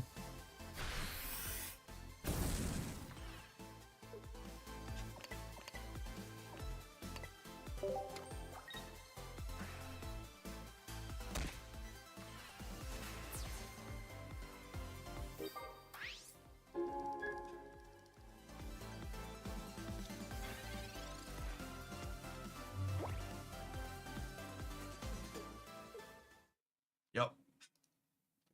Good night.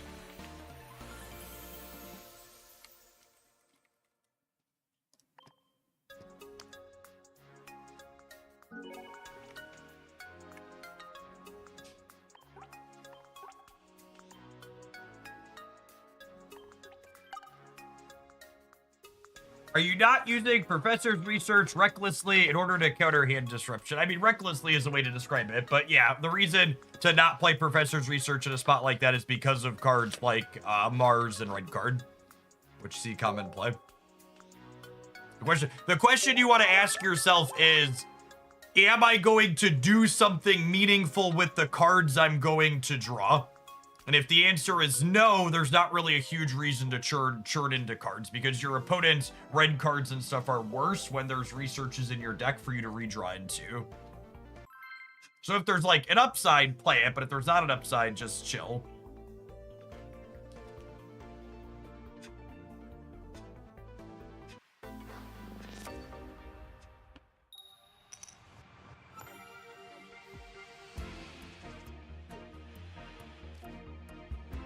One of these days, we're going to have first energy advantage, and it's going to be glorious.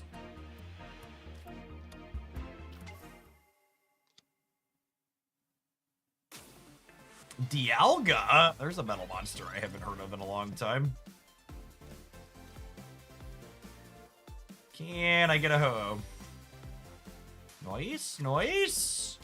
And so this is a little thing, but it's important.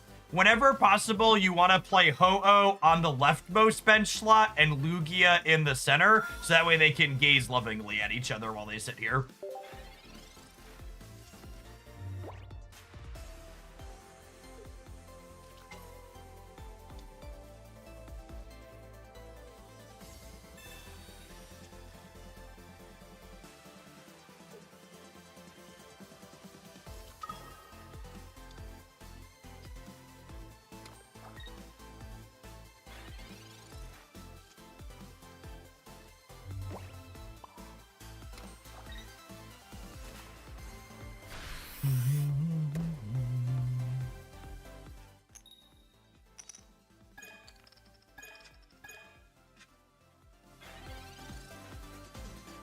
Yep. Sometimes it do be like that.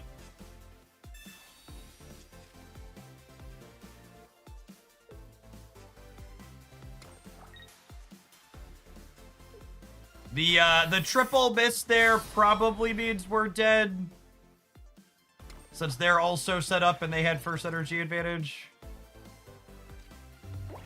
We'll see where things take us, but it doesn't bode well for our hero.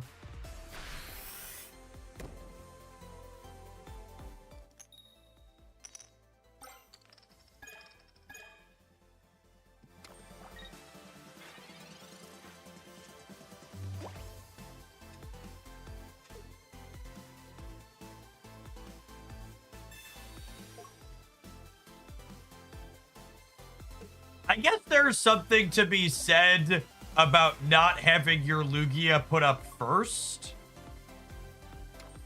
Because, like, if they put their Lugia up to kill my Ho-Oh, that's not great for them, right?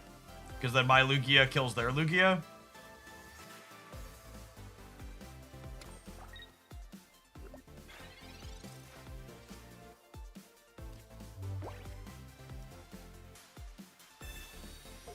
And my Ho-Oh is getting the first hit on their Ho-Oh here, too, which seems good for us as well. I kind of want to flip a coin on this to grab second Lugia. I think it's probably good here.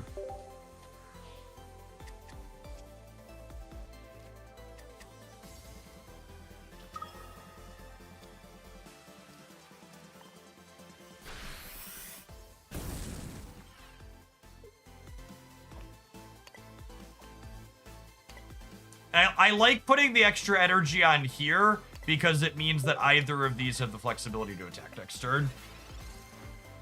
We might not need that flexibility, but it's nice. It's nice to have it.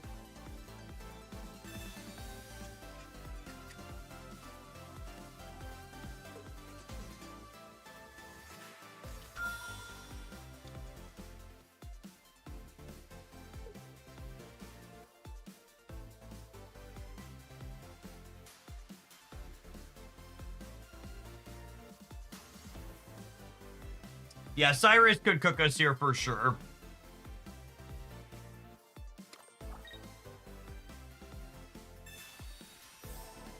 Potion's real good.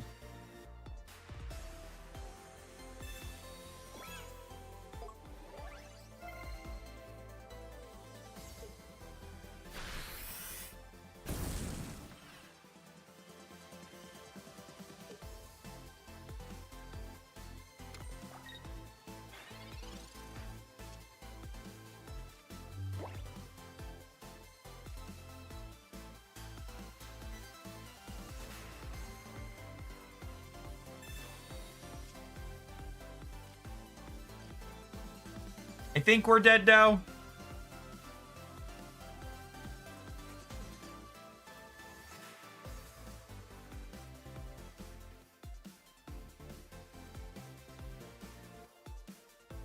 Because they're set up to hit twice. Why does Doa play Luxray Volctor? Because it's trash.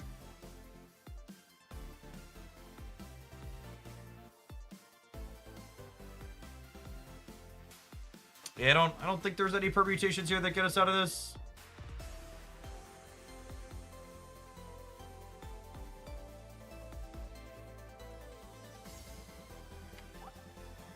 If the only defense you could give to someone saying your deck isn't very good is I won games with it, that just means you're probably above average and or play a lot of Pokemon Pocket.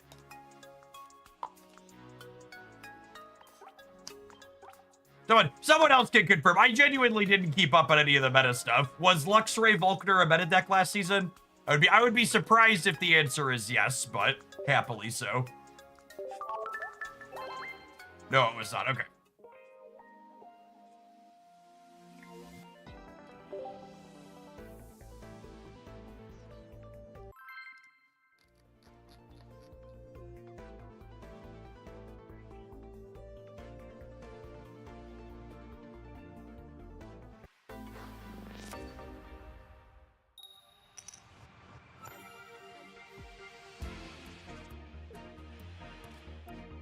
Is this like the 6th game in a row where we've had to go first?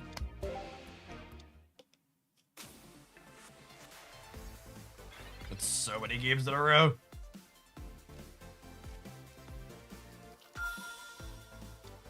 I'm actually gonna keep these other basics in my hand, because if they have a red card or a Mars, I want them to play it, because my hand sucks.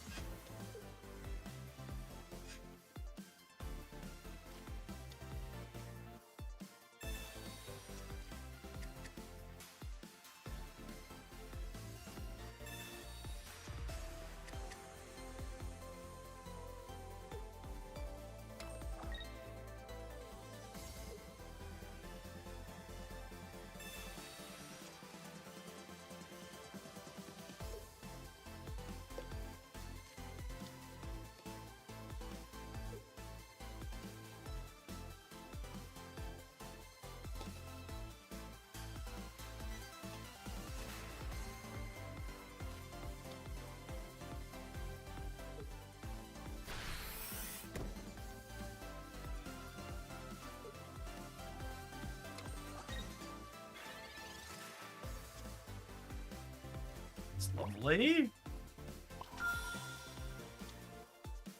I am registered for the big Shadowverse tournament this weekend. I absolutely will not be playing it on stream, because if I play it, I'll be playing it from my camper on my cell phone. But I'm still up in the air if I want to play it. The current balance in the current Shadowverse metagame is not great.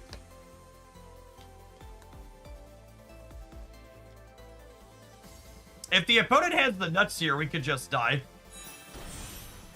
Okay, they don't have Dragonite, so that's nice. And then we have Leaf, plus we hit the Lugia, so we're in a very good spot here.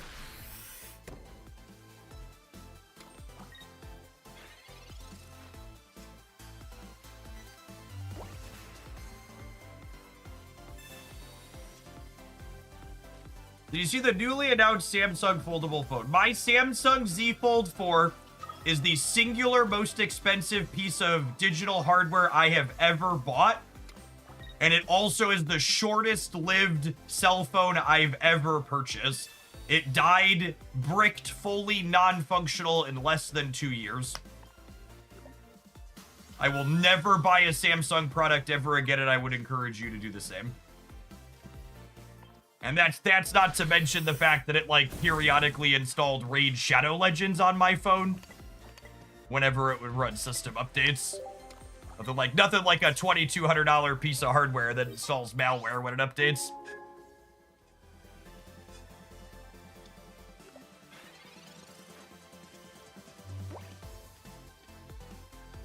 I was very, very happy when OnePlus started making foldables, because I have like 8 different OnePlus devices in my home that have lasted many, many years. I've been happy with my OnePlus foldable so far. It was significantly cheaper than the Samsung and works really well.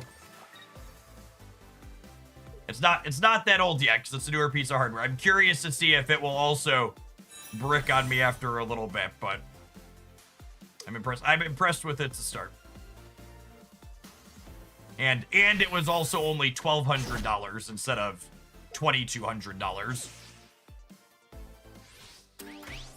So, you're cooked, gamer?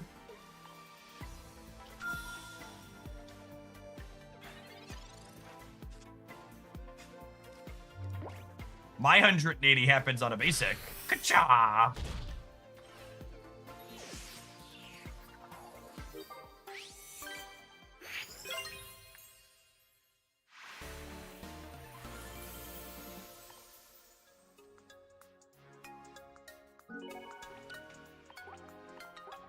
Yeah, I really love the foldable form factor. I'm a big fan, and someone who can only be self-described as a mobile game degenerate. I can't tell you how frequently I'm like walking around and I like have like DC Dark Legion on one half of the screen and then like Marvel Snap or Pokemon Pocket on the other. Just like nothing like the casual side by side mobile game for the walking around, or you put the game on one side and you put Discord or something else on the other. Some type of scrollable. So I really hope this hardware holds up, because I love the foldable form factor, and Android multitasking is really good. Like you could even, I'm gonna sell so many foldables right now. I really wish I had an affiliate link, but you could even you could like grab a window and tell it to be a floating window too. So you could like resize it and move it around for any app. I just grabbed Twitch there, but you could even have like two apps split screen and then float a third over the top of them, which I do. I don't do that often, but it comes up periodically. But there's a few different companies that make foldables now. This is the OnePlus Open is their first foldable. Their second one's supposed to be coming out sometime soon.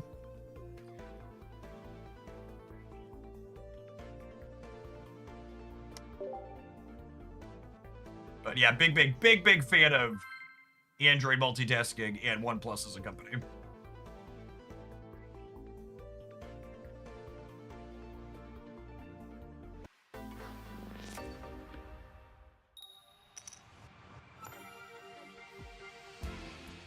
YouTube chat is way better than Twitch. That's not remotely true.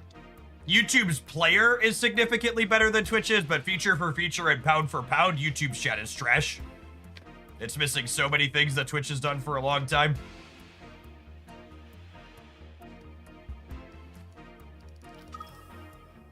Fun factoid about Twitch chat. One of the reasons why Twitch chat is so feature rich and complete is Twitch chat is actually just an IRC server.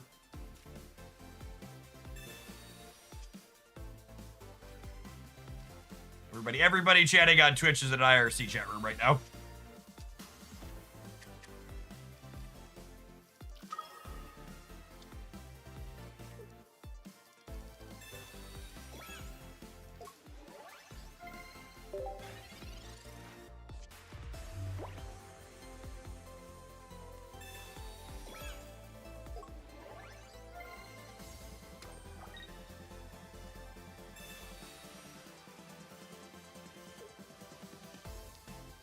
So I assume they take my research away here. Or taking my leave. Okay. I mean, I could just redraw the Leaf Gamer with the research.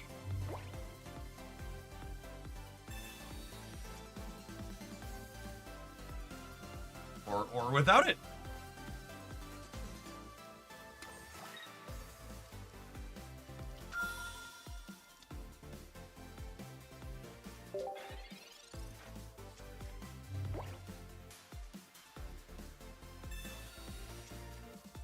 Classic Thoughtseize experience here. Get Thoughtseize, immediately redraw it.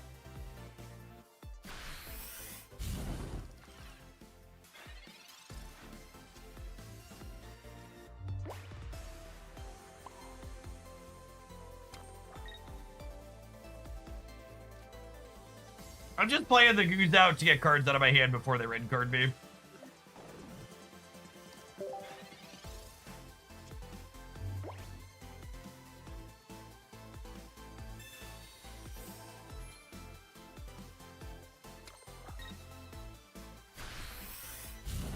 Alright, and then I think they're just cooked here, right? It's literally just leave, Ho-Oh, take this knockout, Lugia is loaded and ready to go.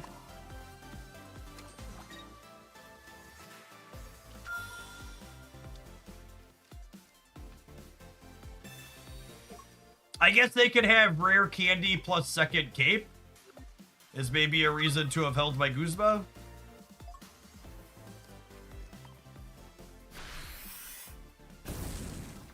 But they're also not going to kill... They're not going to kill my lead Ho-Oh in one, right? So I can charge... I can deal a hit with that first.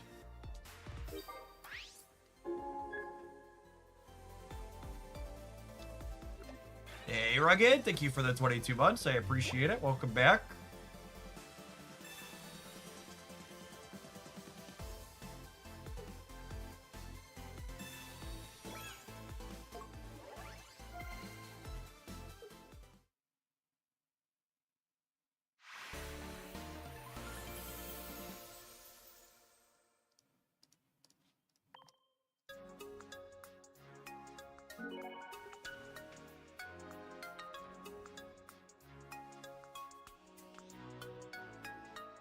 Try to get like one more good one in with this, then we'll do a wrap and move on to the next deck.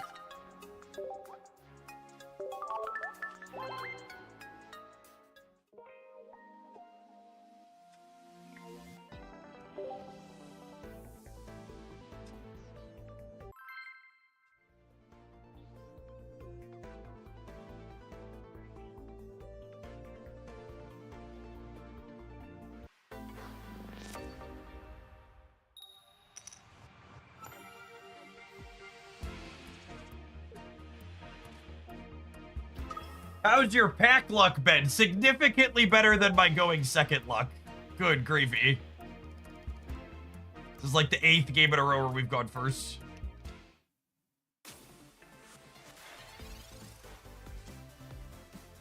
Is there anything against Oricorio in this deck? Absolutely not.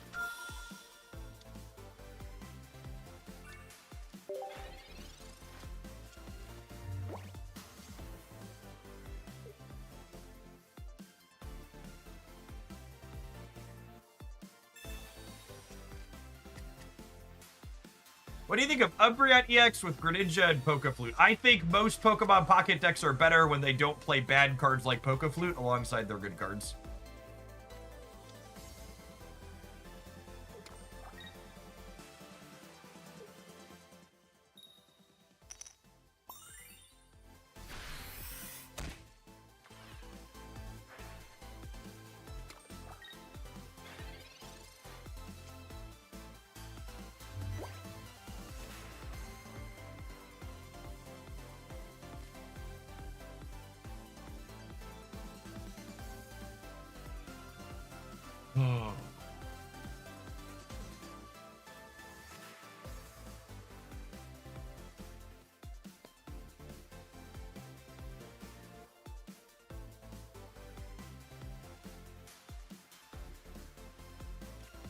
I could be right to leaf out the Ho-Oh.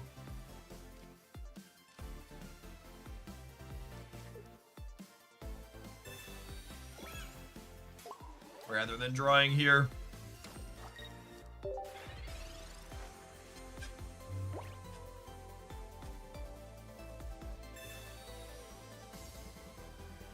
Three of a kind. Take your pick.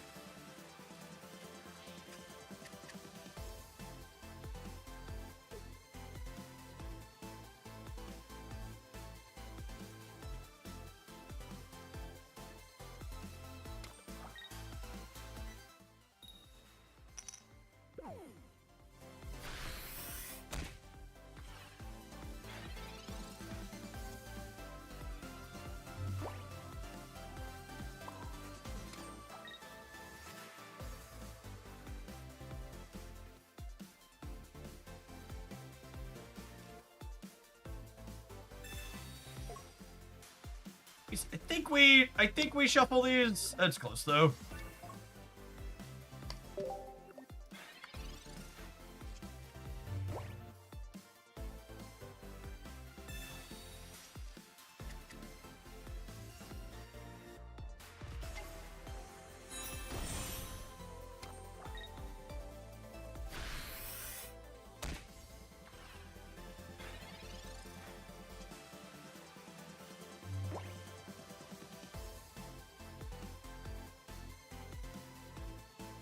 Okay, I think we just truffle shuffle again here, yeah?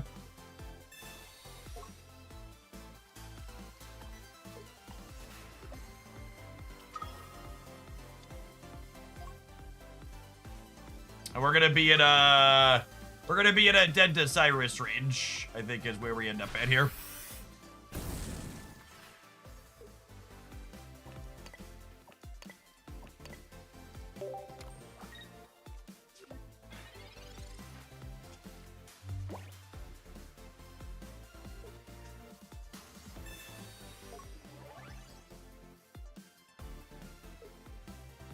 I'll sit into that one. Either them to brick on Cell Valley for one more turn, or for us again to just have first energy advantage for the first time in our lives.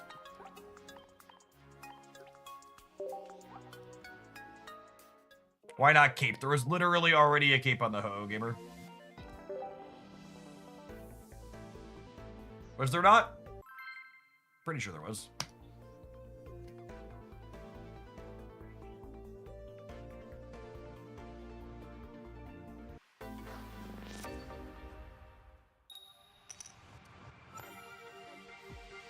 First energy advantage for little old me.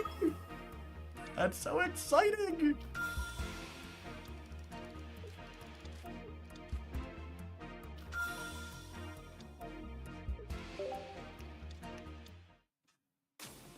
Tie Rogue. There's no way this is real, right?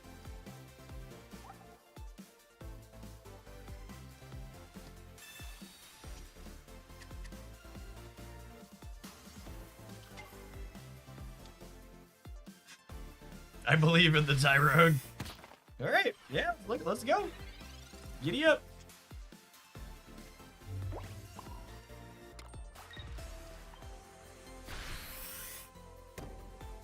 I'm waiting on the communication because if I draw another non-Lugia Pokemon, it makes this more likely to find Lugia, and I don't need the Lugia just yet.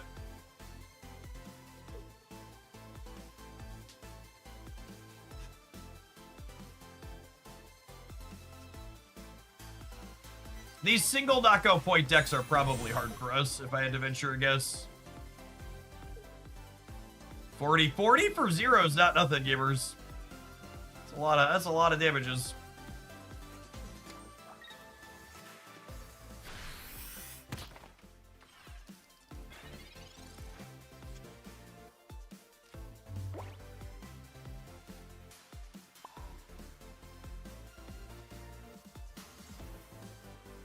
Where am I attaching this cape? They are only doing 60 next turn. I guess they could red me.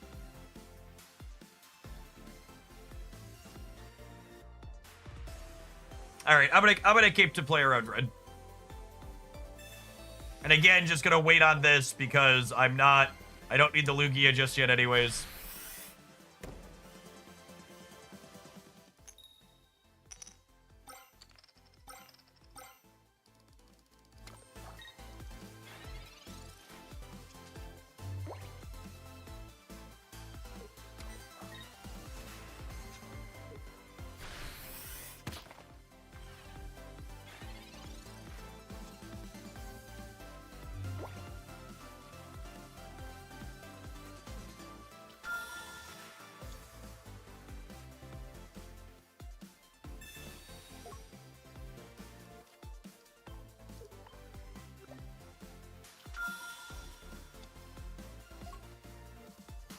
And then if I put the fire energy here, I'm ready to attack with both of these next turn.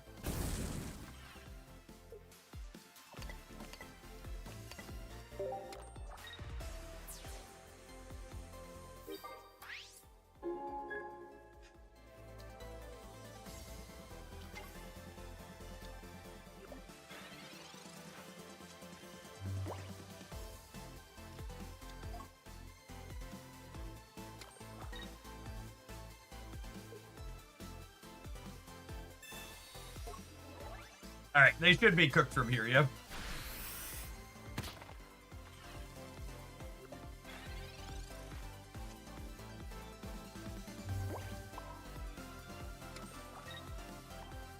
We get our second point, and they don't have anything that remotely survives a Lugia hit.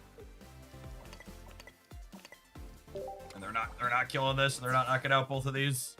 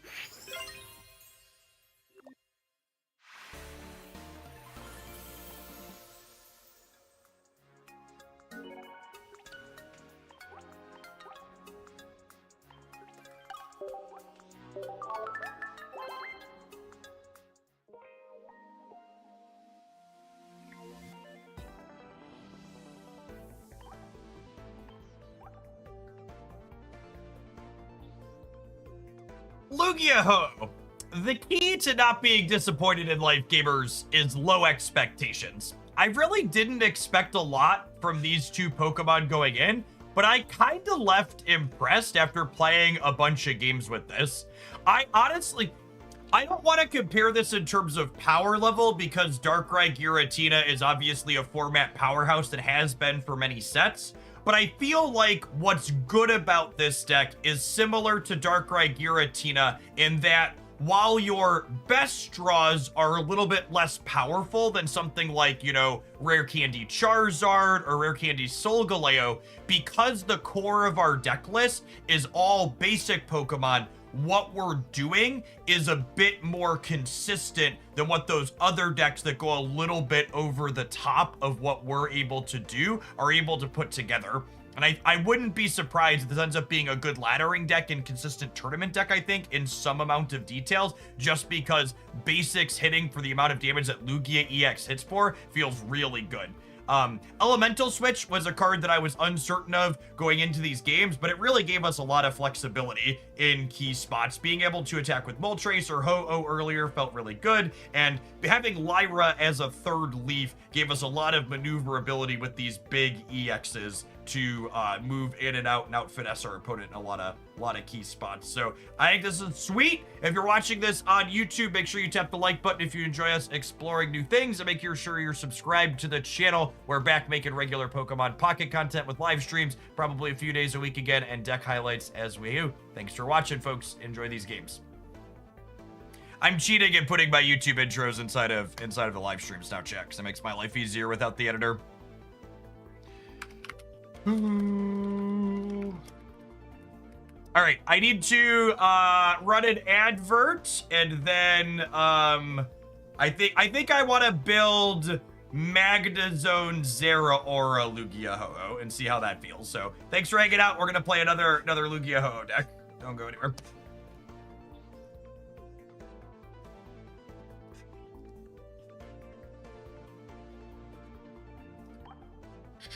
I can copy the deck! Quality of life improvements in my digital card game? Holy. Holy, there's so many burbs.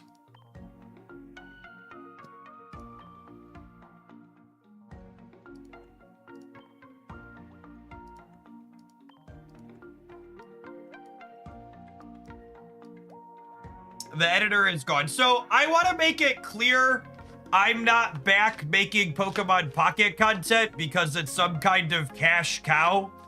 My video talking about how Pokemon Pocket content metrics were way down and are trending down is still relevant. I'm here because there were characters from my childhood I wanted to try and play with, and it was fun, so I'm playing to have fun. But just so we're clear, the Pokemon Pocket content has never really made much money for me. And when I took a break from it, I told my editor I was taking a break and that was the only channel he was working on. And I can't justify paying them to bring them back with the amount of money the channel makes. So you're gonna, if I do, I'm probably gonna do some deck roundups and stuff, but they're gonna be a lot less polished than what they were when I had the editor, because paying people a fair wage costs money.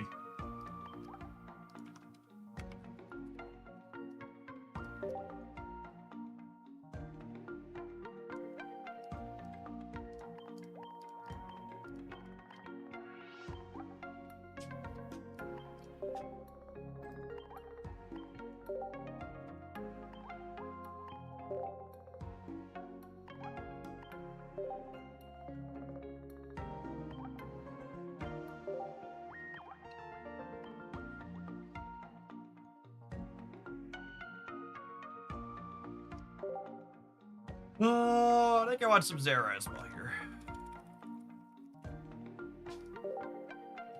Two slots for this.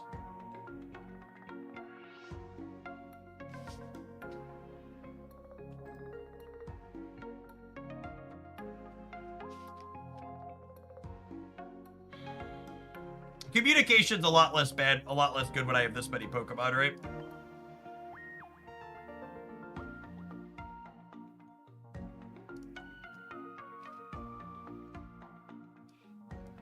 Do we play less Magnezone? That's an interesting question. I can see that being correct.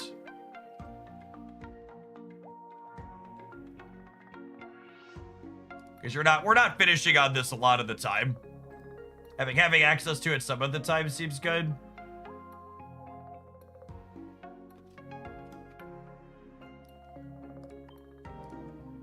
Are we an Iono deck, maybe? That's an interesting question.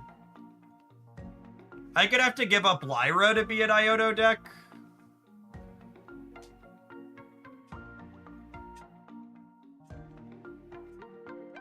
Think is what I'd have to swap out.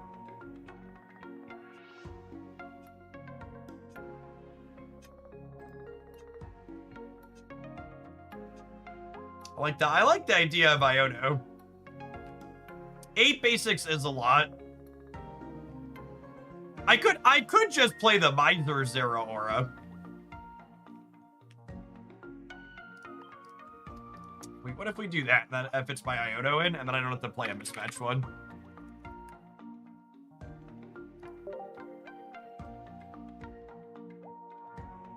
I think not playing 2 Lugias is psychotic. I think you people are greedy, and I hope you brick and die on your Lugias all the time. I think you absolutely want 2 Lugias. And I think when you're playing 2 Leafs and a Lyra, the downside of leading on Lugia is pretty minimal. Because that's the big thing, right? Like, the downside to having 2 Lugia is it's gonna be your lead some amount of the time, and this deck is constructed in a way to mitigate that very directly. So don't be greedy. Play your copies of your cards.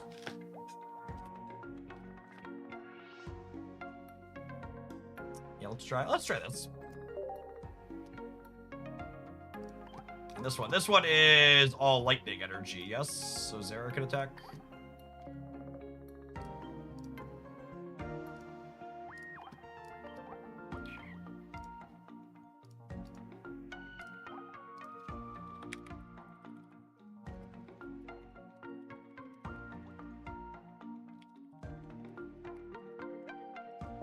People like that are so funny.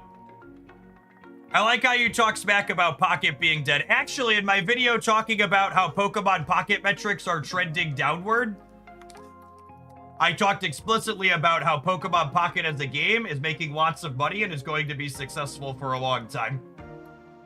And just so we're clear, that person just said you came back for the hypest set ever. Here's the Pokemon TCG Pocket stats on Twitch for the last 30 days, which includes this most hyped set ever. We've still lost 25% average viewers for the entire channel category month over month.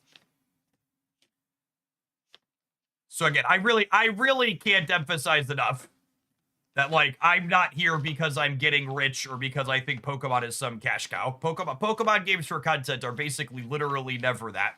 Pokemon's an IP that has a lot of casual people consuming it, and it's a very successful IP. But Pokemon Pocket content Pokemon content in general, like TCG Live, has even worse stats than this, right? And people are just so inherently selfish, they can't comprehend the idea that I would be here playing a game that's smaller than other games I could be playing because I'm having fun with it, right? Just like no comprehension of anything, why someone would do anything other than money, because it's their only specific driving factor. Metal Gear Z, thank you for the over 2 years. I appreciate that. Welcome back.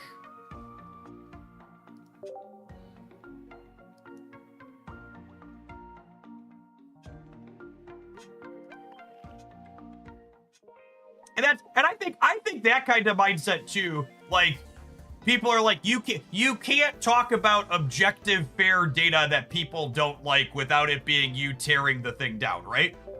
Like, I could be here talking about I'm here because I enjoy this while also acknowledging the reality of what the stats are, right? Like, it's cool. It's fine. There's nothing wrong with that.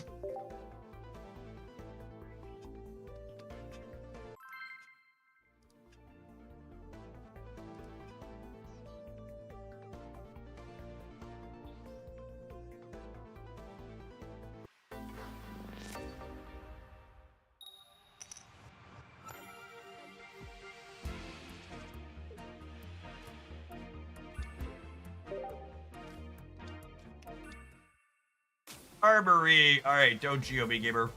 Oh, I have first energy advantage, and I have a type advantage. Ooh.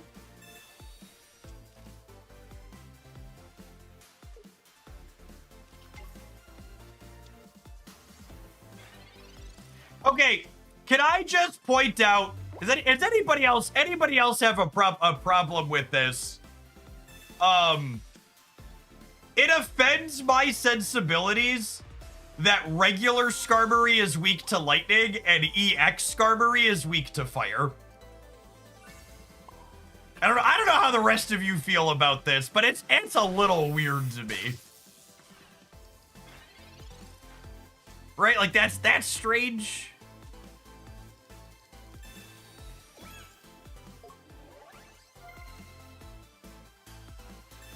So in the spirit of correcting misinformation and honestly misogyny as well, whenever I talk about Twitch metrics, people always think they're being clever when they crack a joke of, oh, I guess that means you should expand into hot tub streams, implying that people making that type of content are having more success.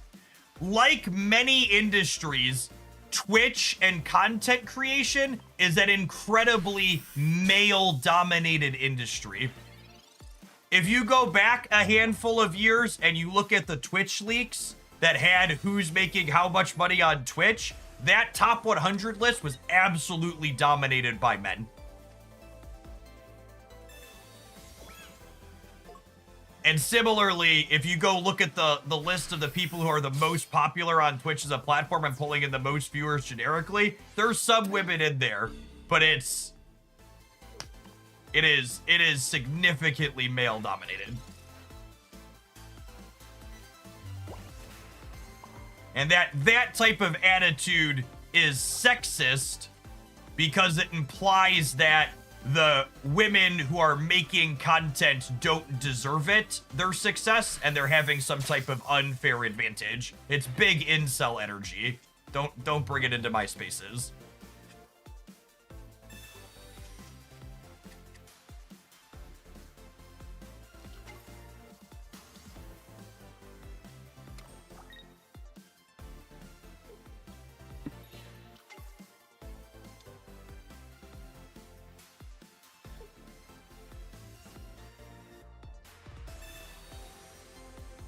I'm a little sad I didn't play the other Ho-Oh, but my hand was kind of medium, so.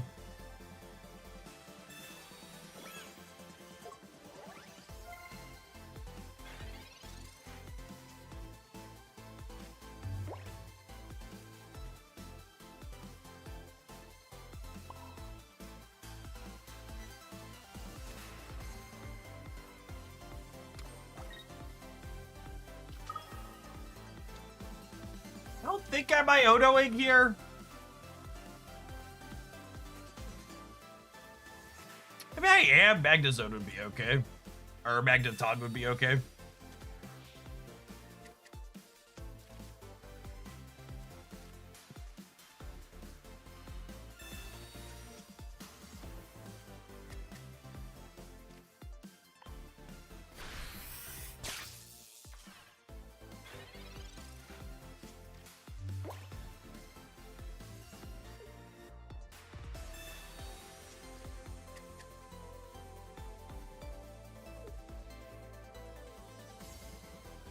So their supporter prevents 50 damage? Oh, Lyra. Yeah. Man, Lyra's a reason not to attack in some spots like that. Interesting to think about.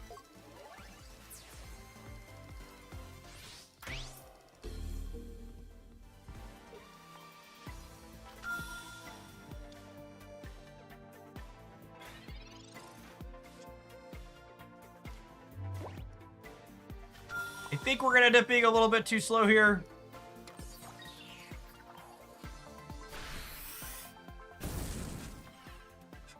Oh, right, I get the weakness kicker, which is nice.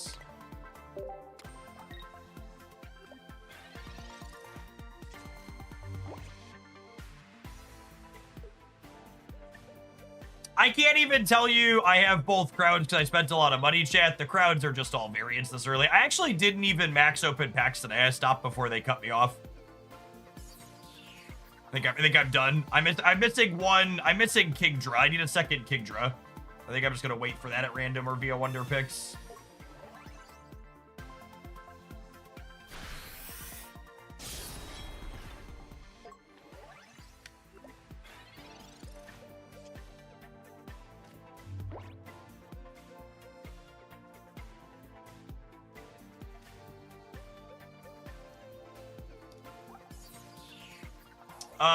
This is dead, right? And then we're good here?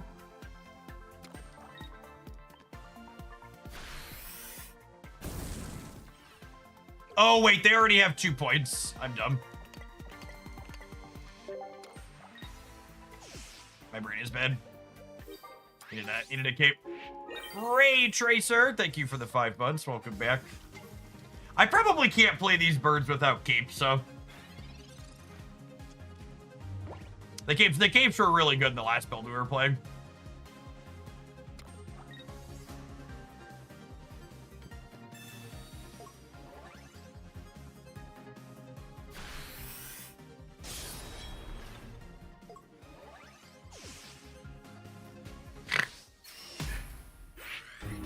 For those who needed an update, the attention monger who followed the Twitch channel to call me a hypocrite went and followed the YouTube channel too. Thanks for that. Thanks for the couple of pennies from the ad view, dickhead. I can take 2 clicks and ban you over there too.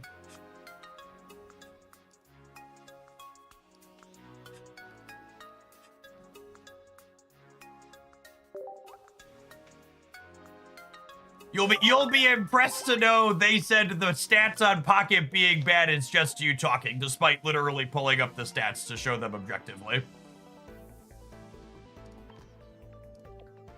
Oh, gamers.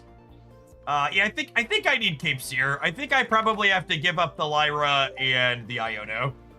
At a minimum, I'm dropping the Iono. I think I probably want 2 capes though.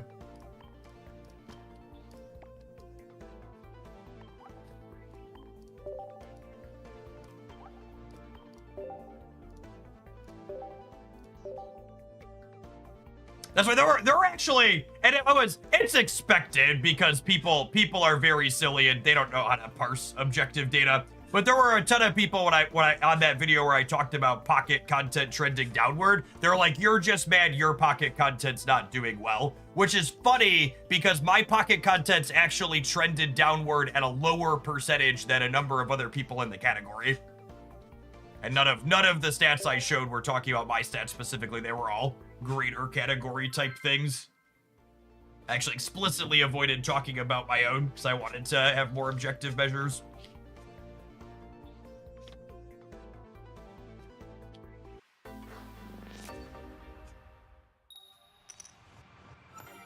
For people who aren't familiar with my background. Oh my god, the editor jacked up the energies again. I hate this client so much. I have a graduate degree and undergraduate degree in mathematics. I spent time teaching stats at both the high school and college level. And I also did data analytics at a Fortune 50 company for a little while after grad school. Oh, annoying. It's really annoying that they've done a ton of quality of life improvements in this game since I was gone, and they still haven't fixed that one. It's such a bad design. I don't know why adjusting one card makes it reset the energies.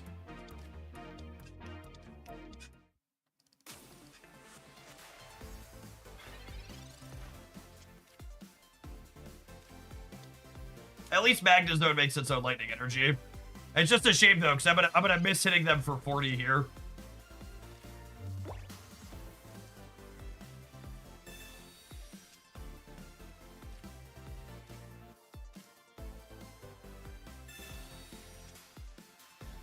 All right, we found the Ho at least.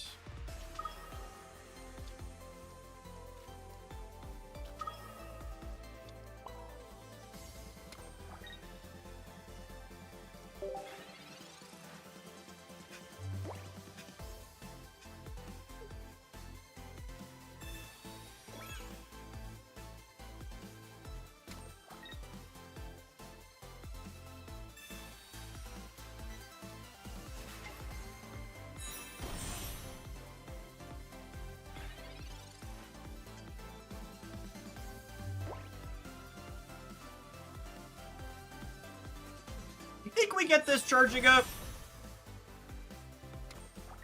We're positioned in a way to beat Solgaleo, yeah? I think I'll take second Lugia on the bench here too. Am I keeping anything? I don't think so yet.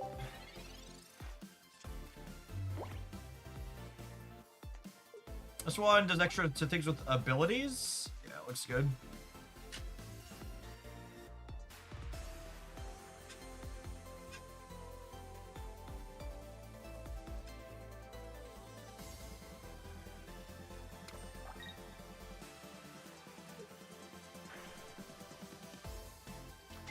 So, Solgaleo player just having one mode here. Cyrus could end up getting us, yeah? I guess we could die to one of these too still.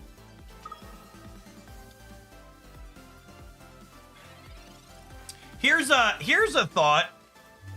Do I actually charge? I think I actually charge second Ho-Oh here. Because I need to, because and these do 100 per. Because of weakness. The downside to charging the second Ho-Oh is the downside to charging the second Ho-Oh is if they have a heal. But I kinda can't win by switching into the Lugia, so I think I have to hope they don't have the heal.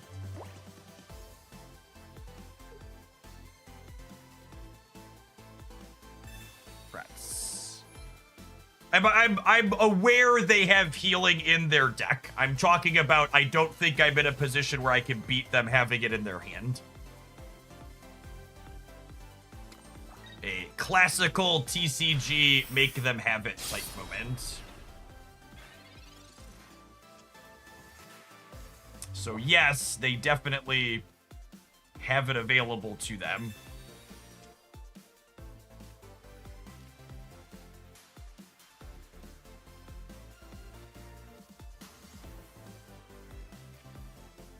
Yeah, giving up a knockout point early here is really, really bad for us, yeah?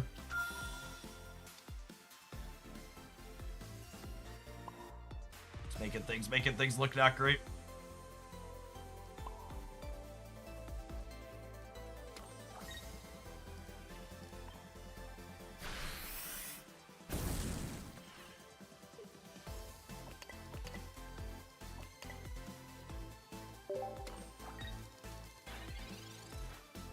It's feeling a lot less smooth than the Moltres build.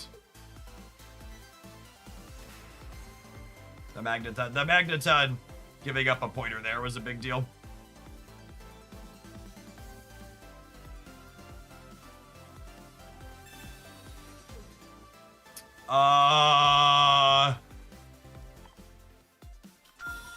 Thank you, question mark?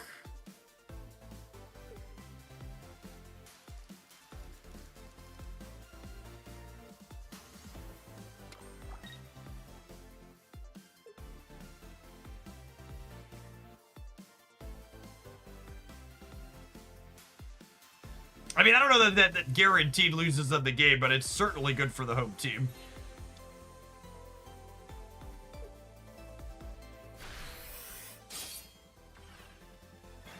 I think we're now in dead to Cyrus, but okay otherwise range.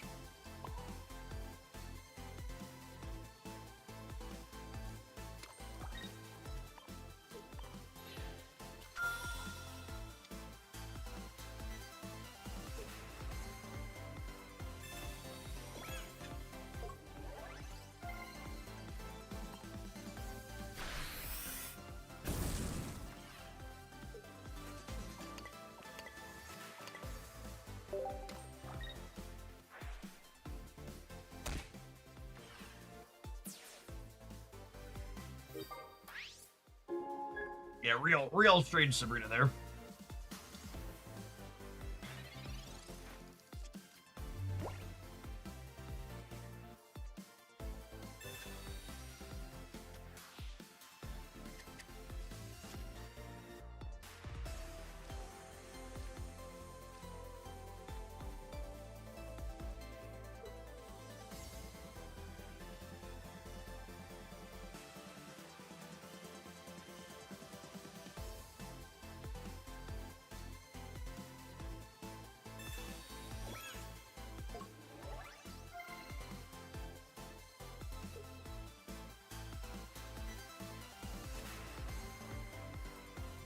I should have put all the energies on the same Lugia.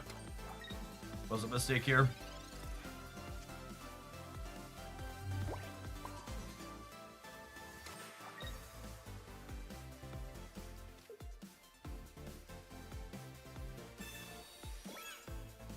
I have two copies of Leaf.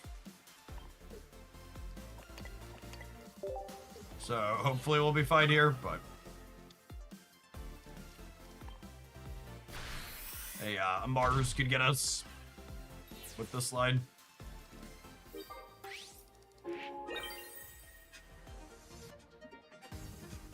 But yeah, that's something to note. I should prioritize stacking the same one so it can attack twice in spots like this. It's a good tuck away for the future.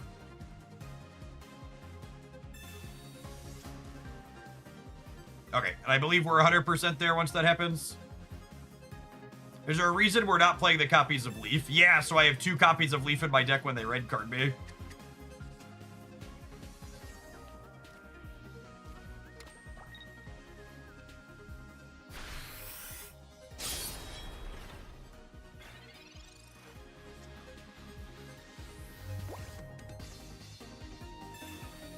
I want to make it really clear because this is one of those things that a lot of people think I talk about red card and these other cards not being very good because I think they're too powerful, or they think I'm making it up just so I don't like playing against them. I think they're annoying to play against, but they're also not very good, right? And like, you can take some simple actions to play around them and make them even worse, like this, that type of moment. And like, sure, sometimes they're gonna get you, but I really can't emphasize enough that on average, you really should just be playing cards that actually do things in your deck, as opposed to these cards that are basically glorified coin flips to hope your opponent bricks off and dies. Like, that's what red card and Mars are. They're glorified coin flips, hoping that your opponent bricks and dies, that just let people feel emotionally satisfied because they enjoy disrupting their opponent.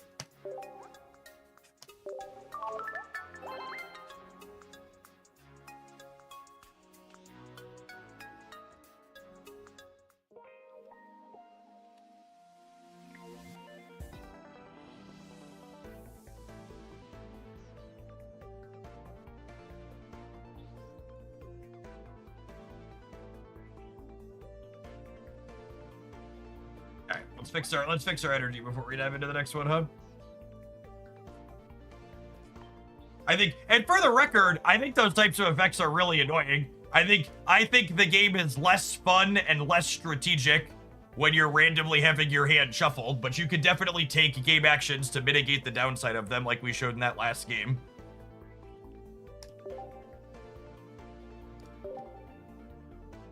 North, thanks for the over 2 years. Welcome back.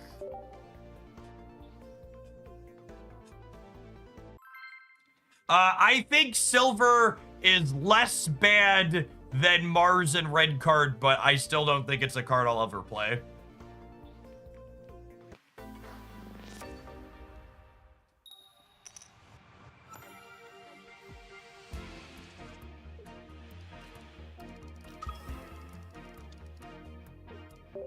All right, we have the Ho-Oh and the energy switch.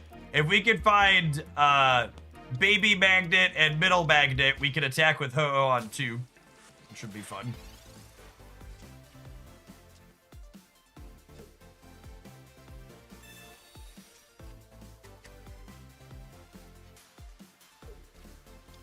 We can also find, if we find Zera Aura on the first turn here.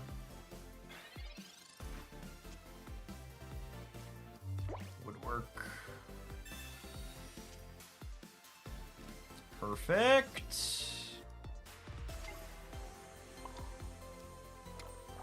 And I'm gonna play this cape out just to make red carding and Marsing me a little bit less enticing.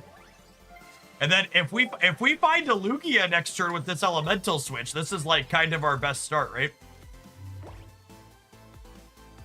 Gosh, it makes me want to play 2-0.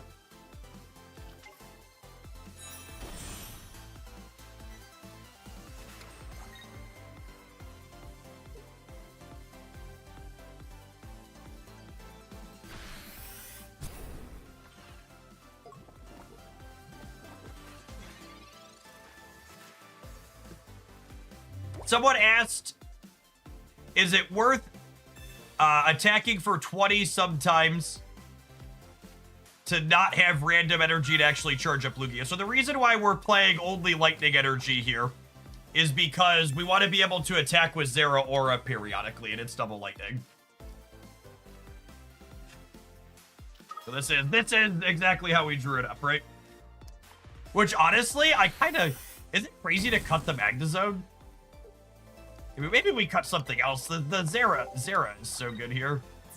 Having this kind of start more consistently sounds great.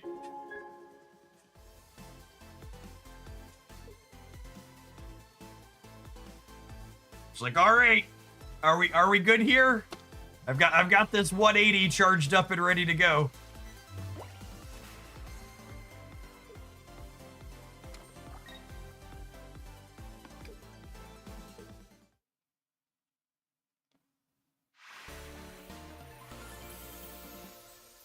That was really clean.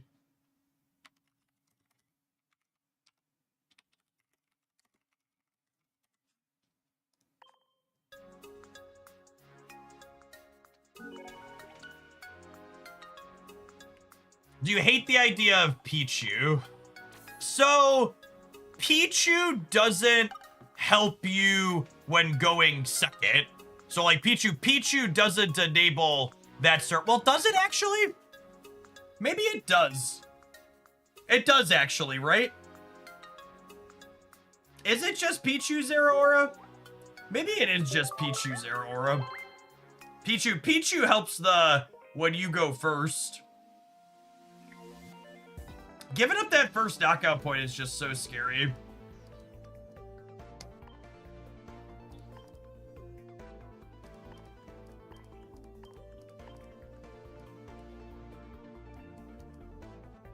All right, let's try it.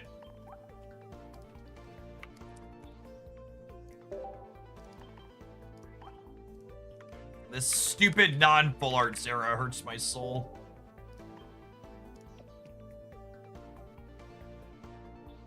What if I play 2 communication?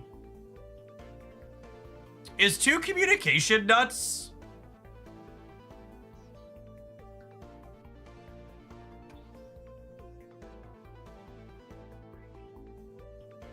I kind of like the idea of 2 communication. We can play 1 Calm, 1 Iono. I don't know, with Leaf and Research,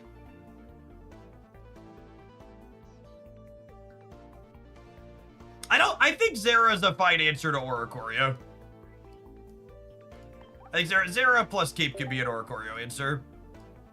Yeah, the 2 communications make sure turn 1 Zera is so much more likely. And I like that we can communicate into Pichu and then leaf into the Pichu and get it going. Okay, I'm sold on that. We need to run an advert. I'm gonna fix my energies here. We're gonna do some of this when we get back. Thanks for hanging out. Don't go anywhere, gamers. If you're watching on the YouTube side, you're enjoying seeing us explore stuff, make sure you tap the like button. It doesn't cost you anything. It helps the content reach some more people. Good to have a bunch of Pocket Monster enjoyers in here this morning.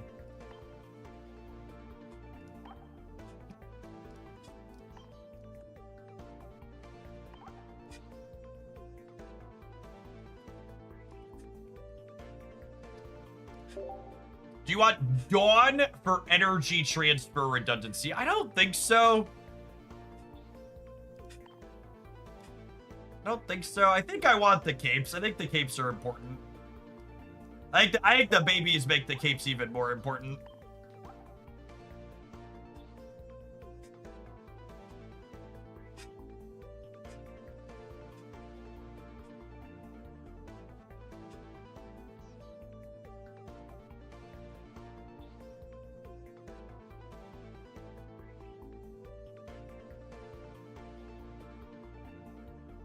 It's 11:45. Do I want to go get my lunch? I'm gonna pedal for another half hour. I'll get my lunch on the next ad break.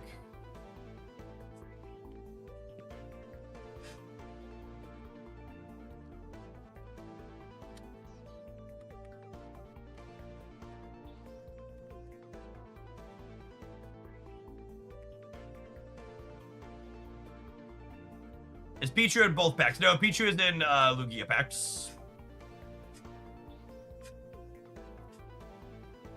I'm gonna be honest, this non-full art Zero Aura chat is part of why I canceled my premium pass.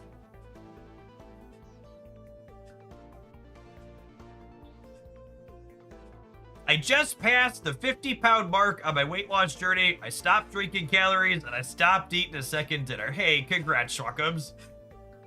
It's been really awesome to see the positive weight movement in the community.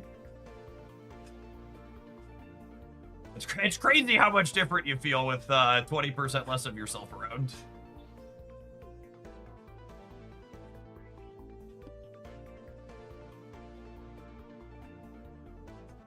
I just clipped under 170 myself the other day, which puts me down right about 60 pounds from my peak.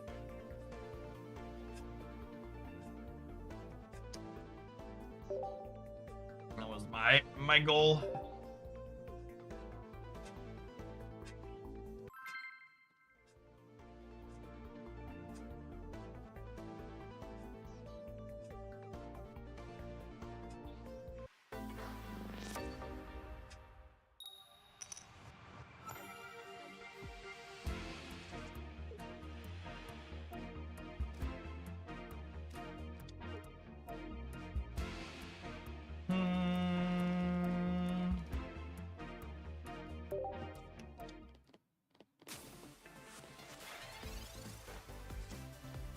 What I use it for a desk spike. My desk spike is from my sponsor FlexiSpot. I make a ton of the stuff you see me using here. This is definitely a research before we Pokeball because we're looking for basics.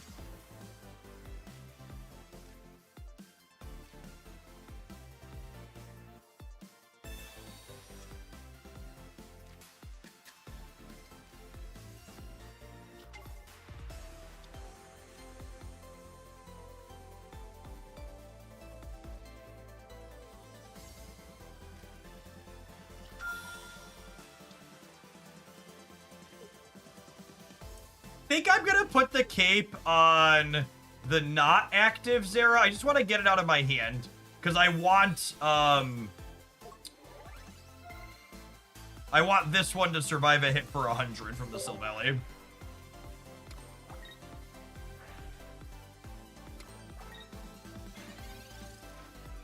Any thoughts on X speed in this deck? It looks really good when we lead Zero with Pichu, but it's significantly worse when we lead either of the birds, right? I think I could be talked into an X speed in addition to the 2 copies of Leaf, but I don't think you can play them instead of, if that makes sense.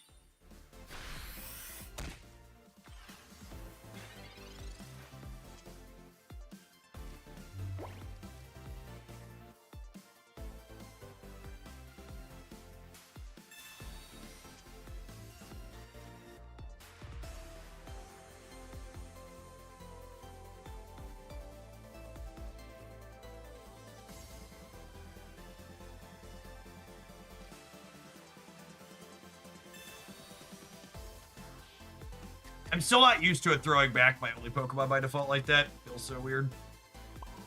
Well, this is a bad beat to start. Maybe they won't have the Silvally. Says increasingly nervous, man.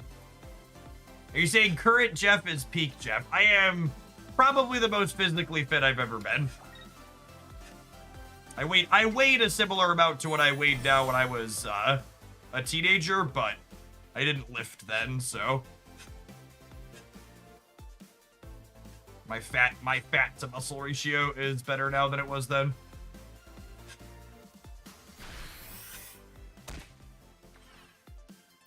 How's weightlifting going? Good. I can bench more than I weigh, which is fun.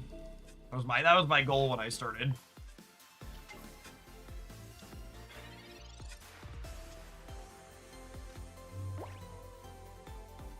Our lack of a Ho-Oh here is real unfortunate.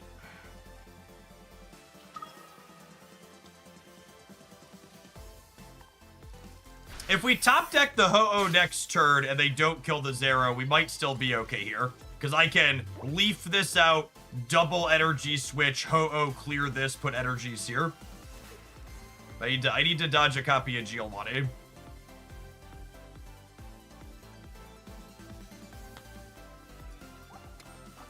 We have 2 Ho-Ohs and a Pokeball, so about 50% here.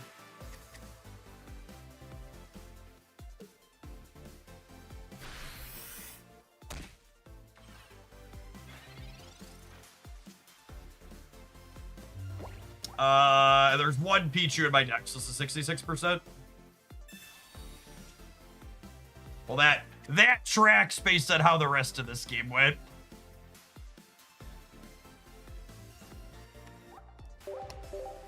Sometimes the deck is deeply stacked against you.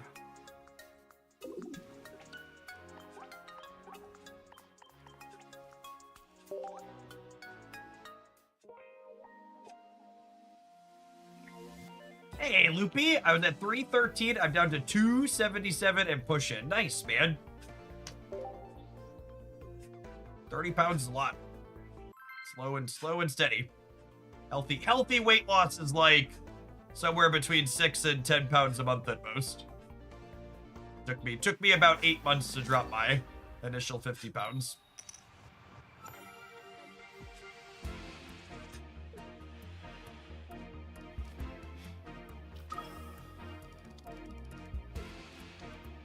We have first energy advantage here at least. Really want to find a Zera on the first turn.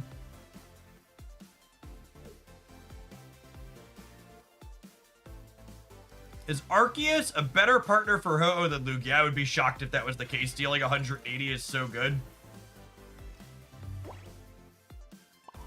180 is a lot of damage, gamers. Clearing stage 2s in one shot is a big deal.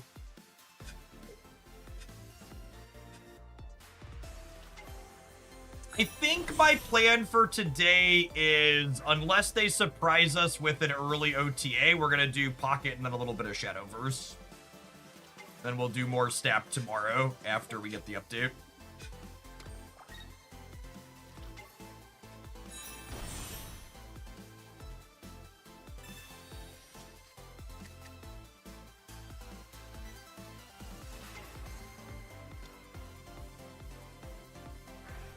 Yeah, opponent's deck seems great. Although I guess these attack early.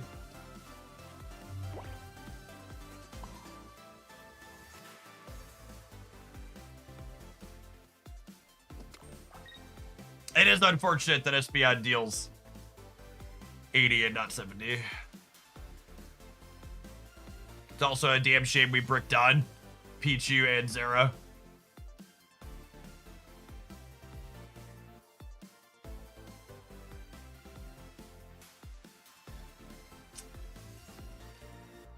I think it's gonna be a Ho-Oh into Lugia sequence here. We'll go hit you for 80.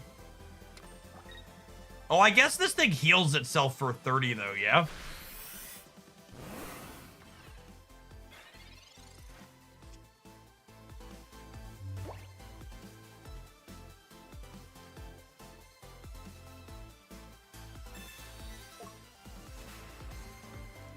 So that means this is the line.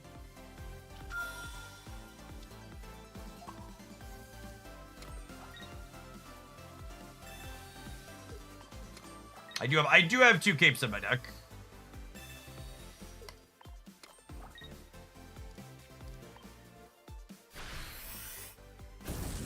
I'm pretty convinced we need capes in this deck.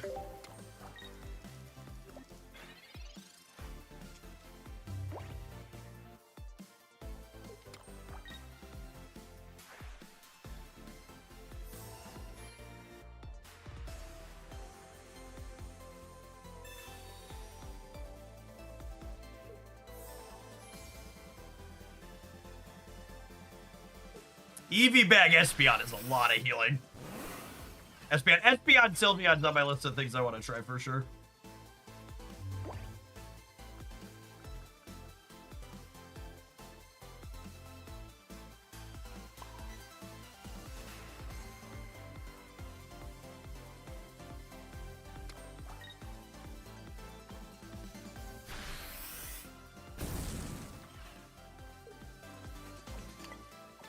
I'm gonna attach like this just to keep my options open here. This sets Lugia up to attack twice, but also can still Ho-Oh here as well next turn. We're gonna be dead to a Cyrus the way this plays out.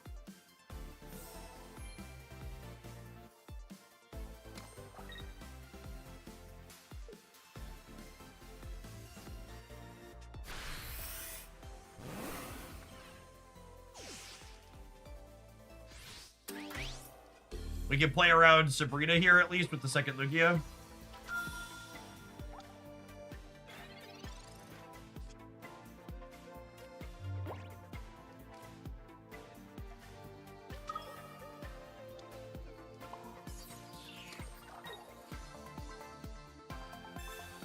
I gotta put an energy on here. Oh, wait, that doesn't play around Cyrus, right? Because I'm still missing... I was saying I put energy in here to play around Cyrus, but I can't attach the energy here and here. So Sabrina, I should play around Sabrina. So Sabrina still gets us. Oh, I should put the cape on here because we're still dead to Cyrus, right? Cape plays around red. That cape should be here to play around red.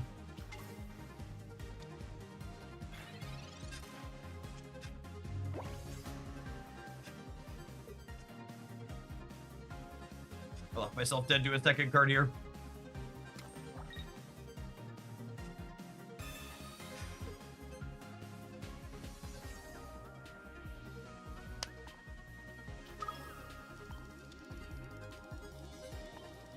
All right. One copy of Leaf.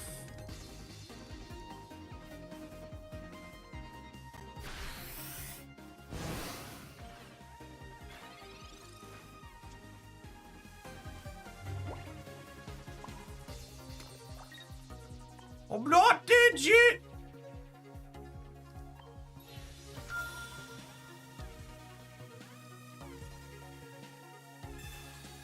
Oh, I'm out of EX Pokemon to fish up here, right? I was saying I want to communicate for another EX to play around second Sabrina, and then we can top deck into Leaf, but that's not an option. There's only Pichus and Zeras in my deck. This isn't the Moltres build. Alright, dead to a glut of different supporters here.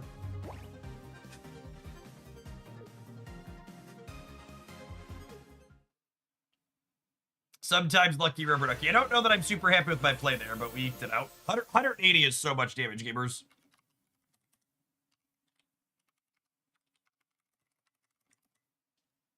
Sometimes lucky for sure.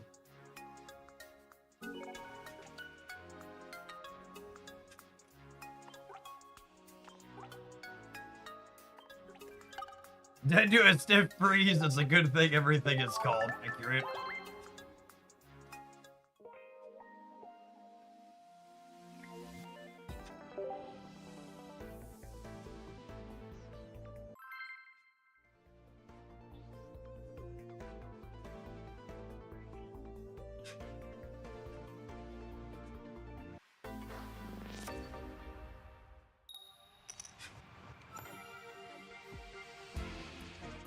I've heard some people referring to Lyra as reverse Cyrus, and I really want to point out that that's not remotely accurate.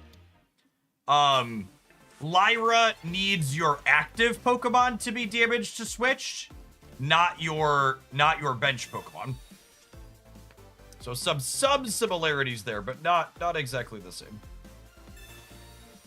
Unfortunately, we don't have a copy of Leaf. So we can't make good use of this Pichu. Hopefully we find a Zera here. Oh, our variance has been so bad today.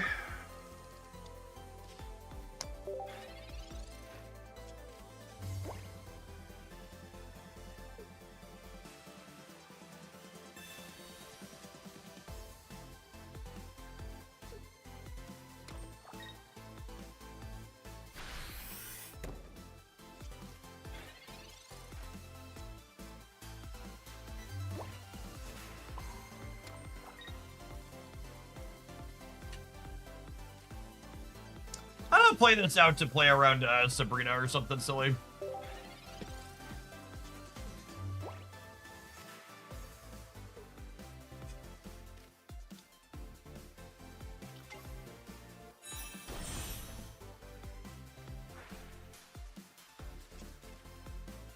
Oh, yeah, this thing has a big stage 2, yeah? From the last set.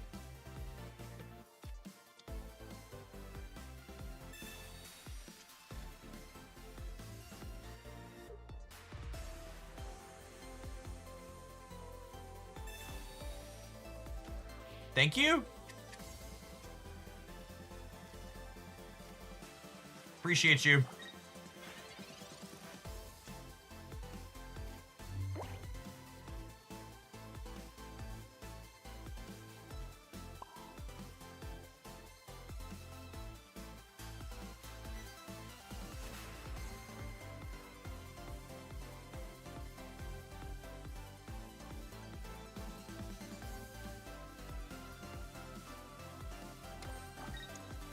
I don't think I'm leafing. I think I'm just leaving this up.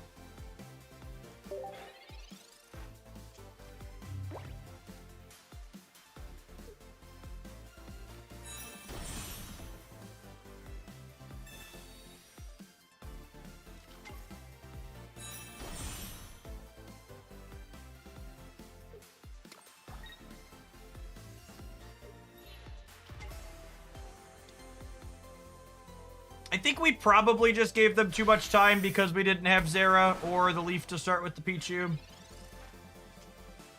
It's gonna come down to, do they have a second dork over here, yeah?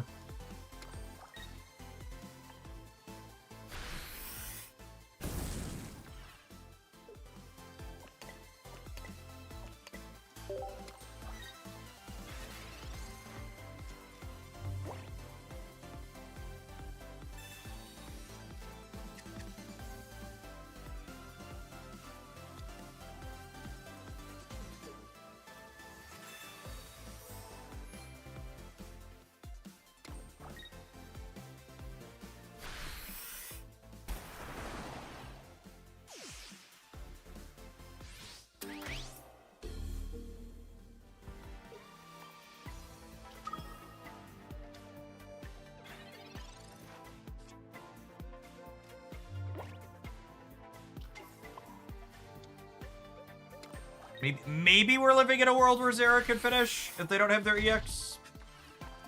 There's only 2 cards left in their deck. Gotta be cooked here.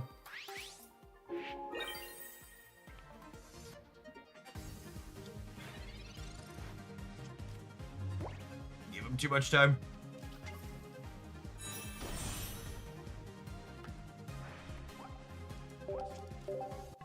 We needed burst energy advantage or a way to gain extra energy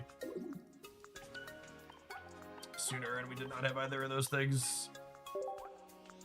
Pray they don't have it. Gets a whole lot harder than post Sylveon World. Yeah, the stage 2 decks just draw their whole deck consistently.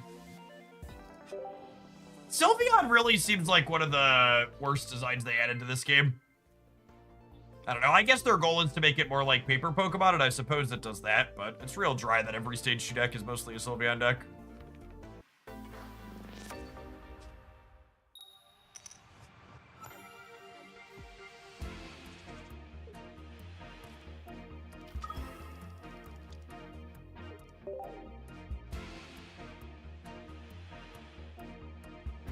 Alright, if we draw Pichu organically on 1, we can leaf into it, which would be nice.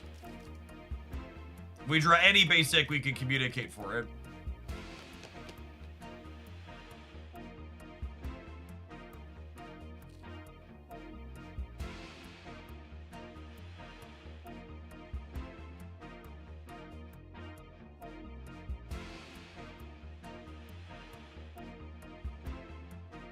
What happened to the fancy cut-up pocket? See, most other creators don't do that, and I decided I'm not going to do extra work for a result that most people don't care about. This was lazy and easy, so I'm going to go with lazy and easy.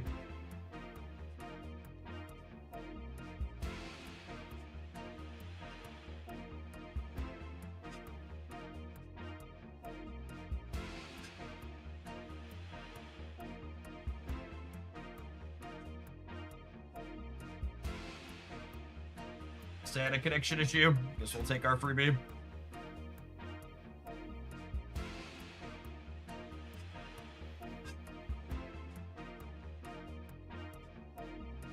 Beep, beep, beep, beep, beep, beep, beep, beep, beep, beep, beep, beep. And they're still technically not back, right? This is just the game fully timing them out.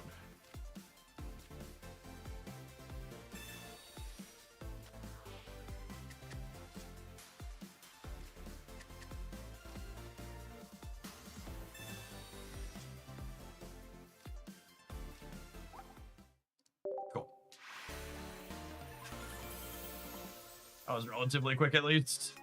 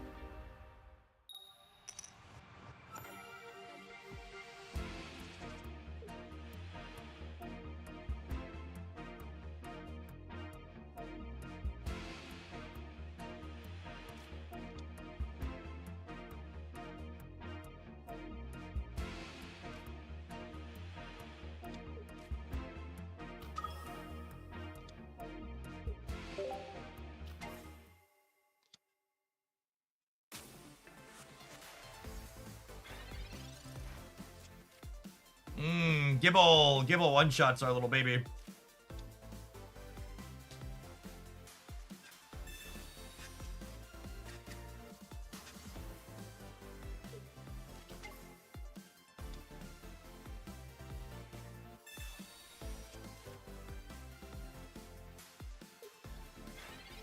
Oh, the babies don't have weaknesses? It's good to know.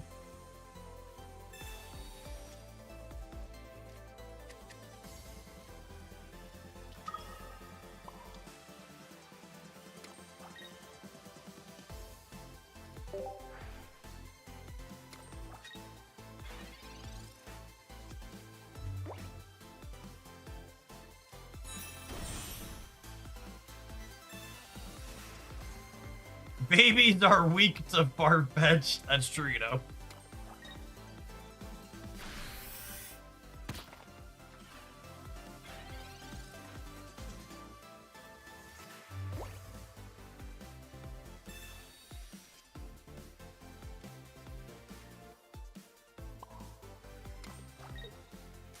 Put a cape here. So that way this doesn't die to, what's his name?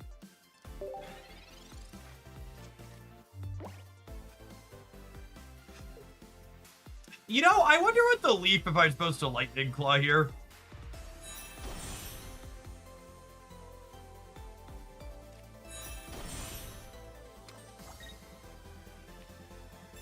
You die to guard shops with weakness. We don't die to the stage 1 though. Is the reason to play the cape. Playing the cape out also has value against red card.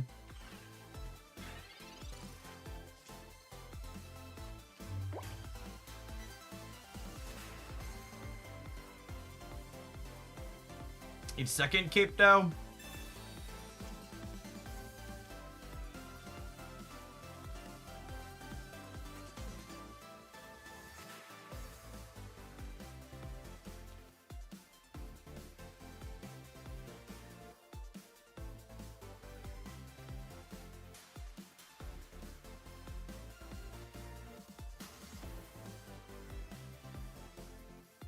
I don't know how we eke the second knockout here is the problem.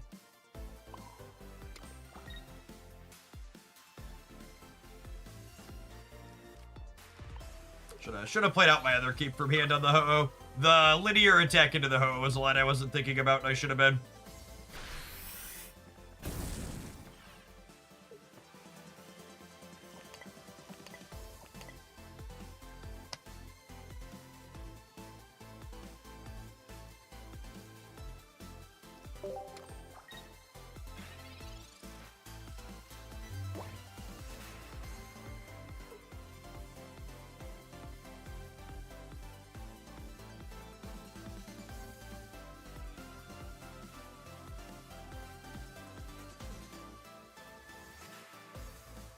Build second Ho-Oh. And how does that line lead to victory? They kill this, I have second Ho-Oh, I put second Ho-Oh up, I hit them to 10. This gets energies on it for the first time. I'm still in a lot of trouble no matter how you slice it, yeah?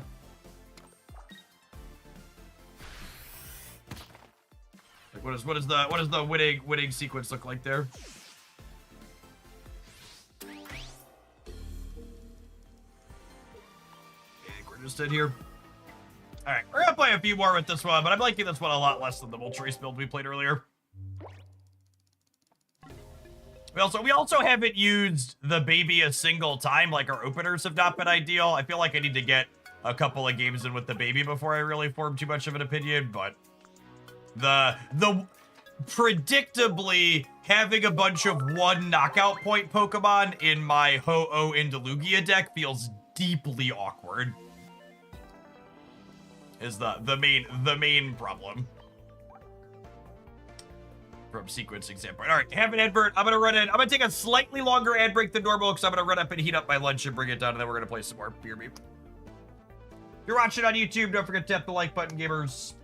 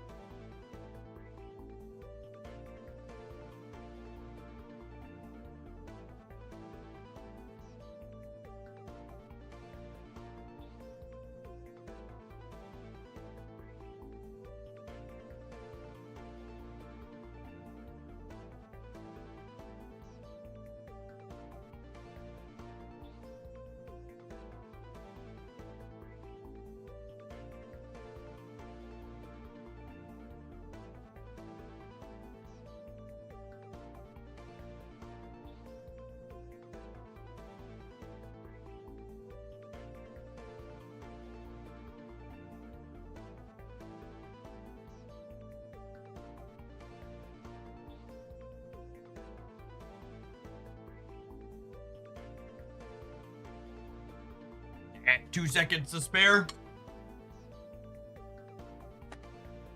OTA confirmed to be making changes to Grand Arena. Where did they confirm that? Or was it a content creator leak? Team Answer or something? How official is that confirmation?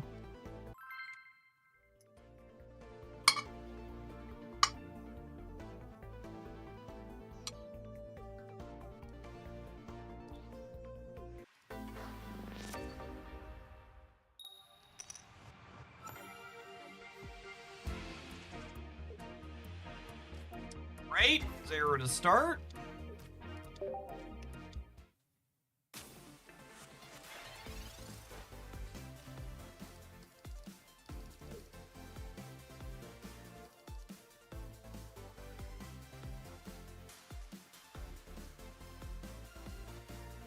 Griffin confirmed it in a team answer. Perfect. Well, then I'm gonna tell you that the changes coming for Grand Arena are really, really good, and Second Dinner continues to be the best live balance game I've ever played.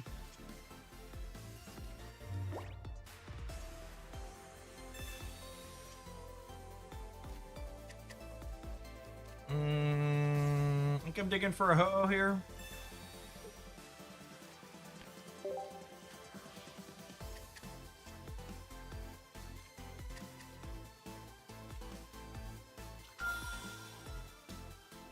I think I'm over this deck list, chat.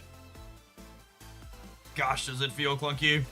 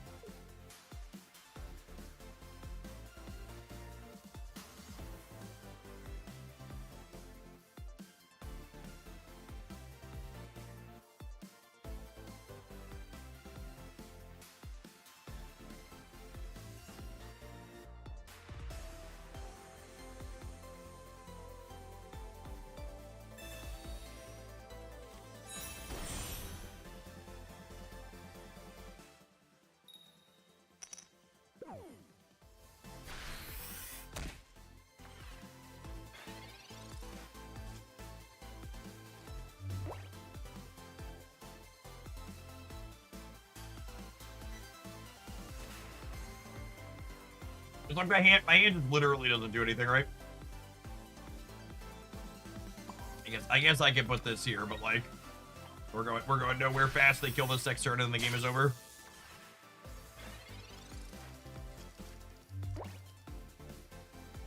If you're just joining us, we played a build that featured Moltres earlier as the third Pokemon line, and it felt really good. There'll be a highlight with that tomorrow.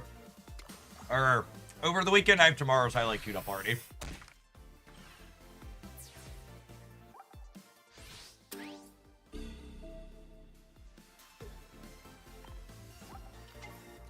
I guess I can technically buy into it. If we draw Ho-Oh this turn, maybe we're okay. All right, cool.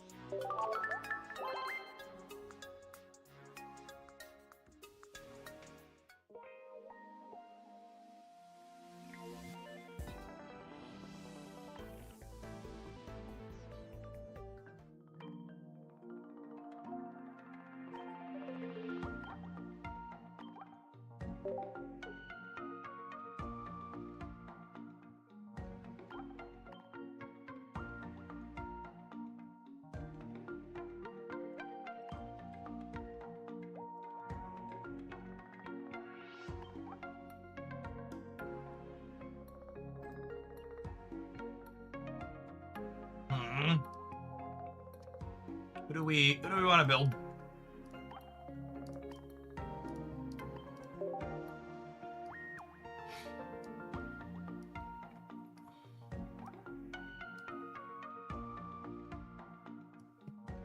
This card's just a rare candy deck, right? There isn't a ton to do there.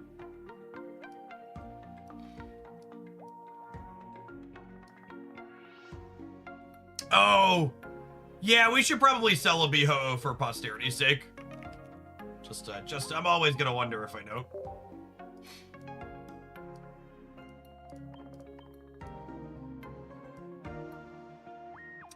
I'm always gonna wonder if I don't.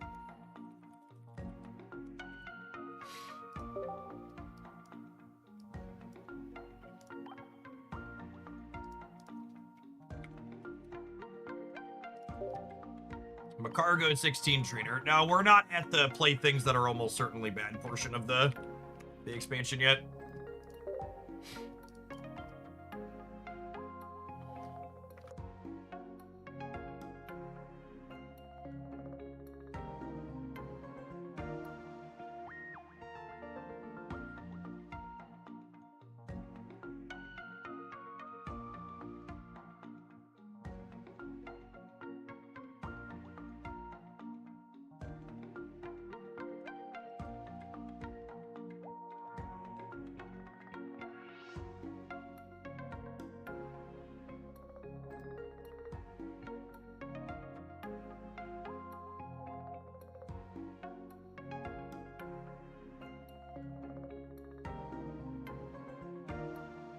It's our last bit here.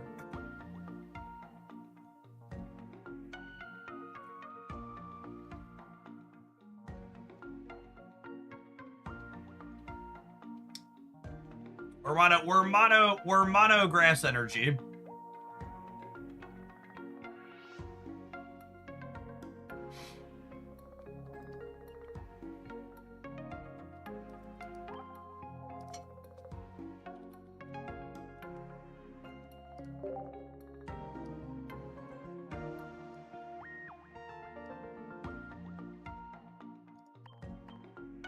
Is this crazy?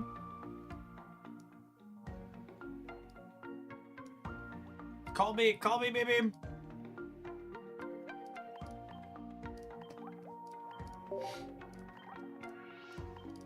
It's a Pokemon that's good when going first.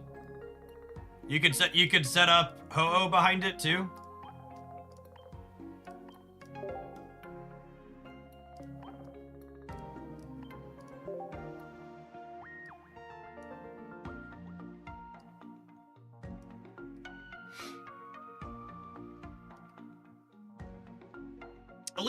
Leafeon's an interesting call out.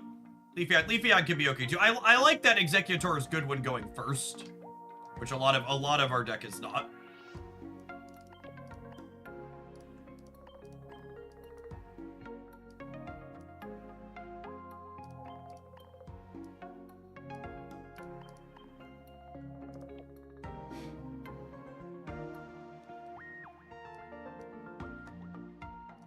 Or at least one communication.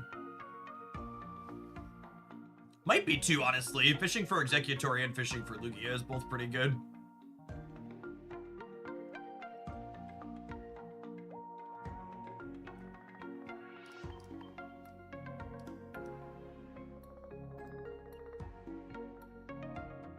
Yeah, Leafeon can't accelerate Ho-Oh. Leafeon would be purely for accelerating Celebi.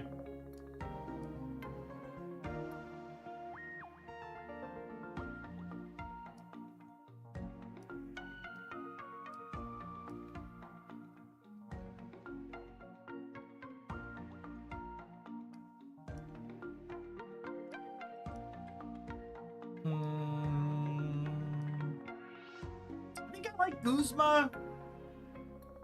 I've liked Guzma with Lugia for knocking capes off of big stage 2s.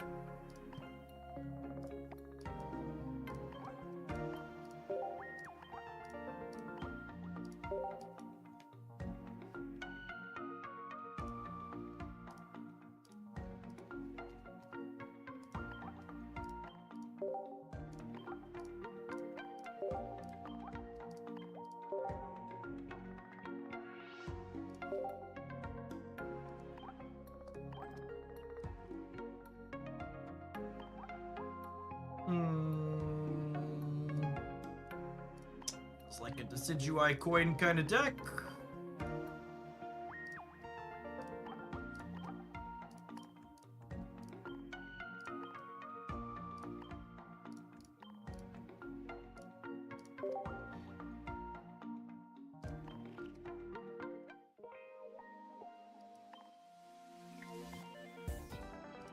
Let's do it.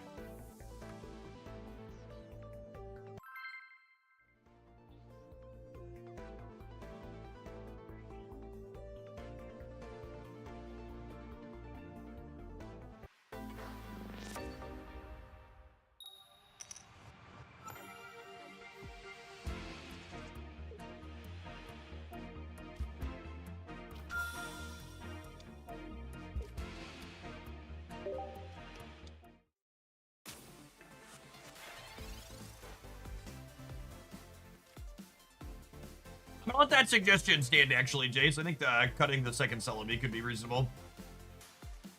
You might not need both, realistically.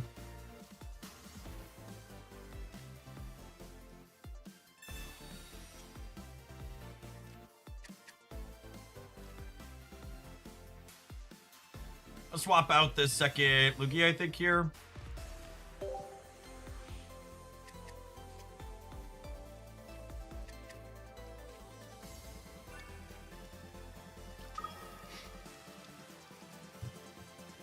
Gosh, chat, it's been a while since I hoped to flip a coin to frag a basic on one.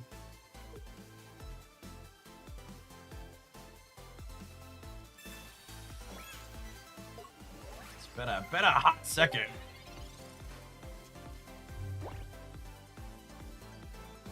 Our opener wasn't ideal here, but it's played out to potentially be very fine.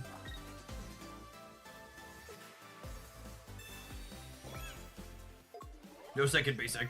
No second basic. No second basic. Oh my goodness! Take me back to the fall of 2024. Alrighty. Alrighty. Can we do it?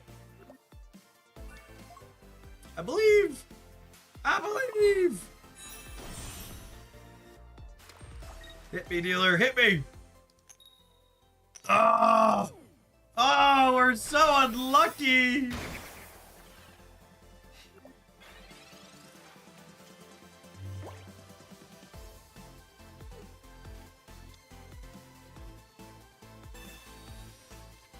Wow, they drew running basics.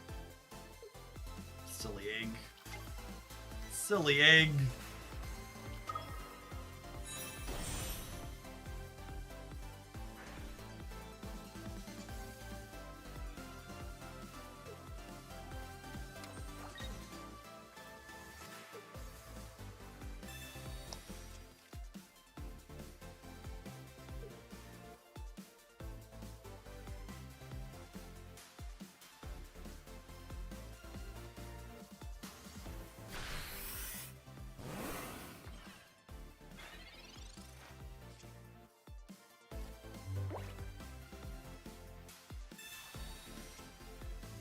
Okay, there's a ho-oh.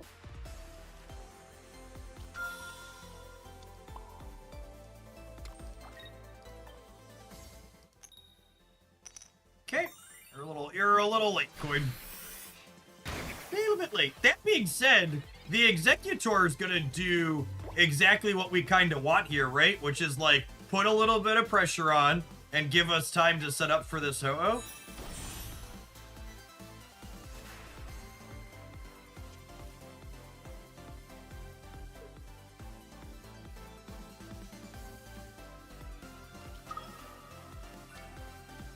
I think the call out that the second Celebi is unnecessary. I think that's accurate. I think 3 payoffs for Ho-Oh is probably plenty. But honestly, I know we started because I wanted to play Celebi with Ho-Oh as an extra payoff, but I really kind of like Executor from a theory craft standpoint here.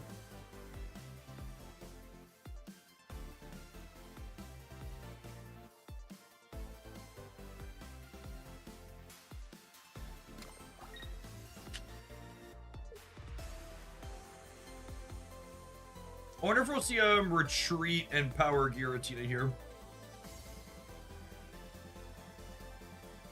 feel like that's their better line. If they let us take the knockout on the... Oh, I can't believe they're letting us take this knockout here. That seems like a huge mistake.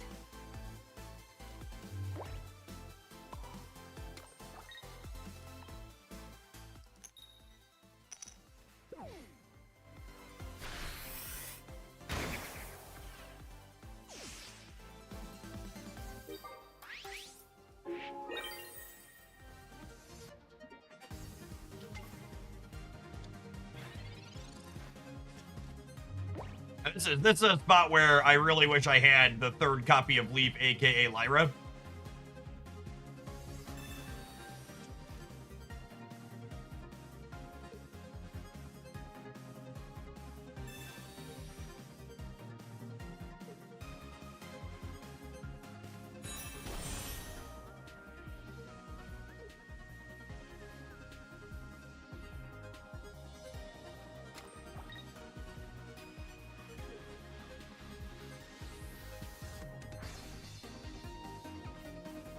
Start going after some of my backline here. That makes the most sense. If they have Cyrus, we could get into trouble.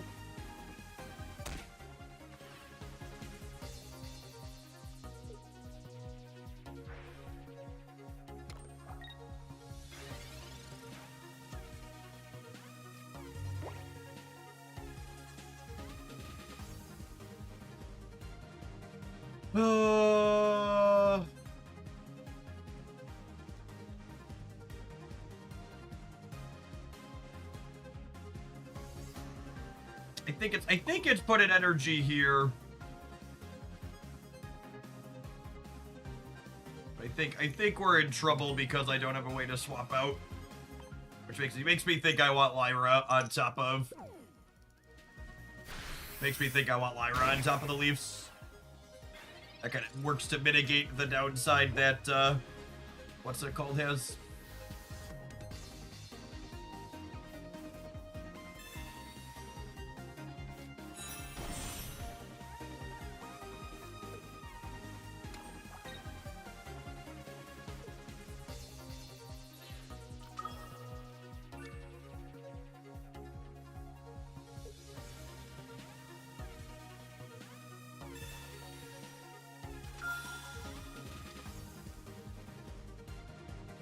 Yeah, if I'd have been able to pivot the Executor out and use Ho-Oh last turn, we'd have won the game, yeah.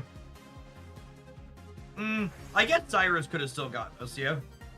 I think we're cooked out, but I like what we have going on here. I'm gonna swap the second Celebi out.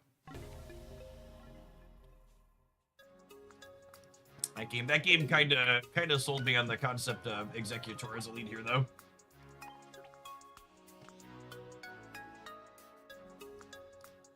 Not to mention, we win that game on the spot if we win the coin flip on turn 2, yeah?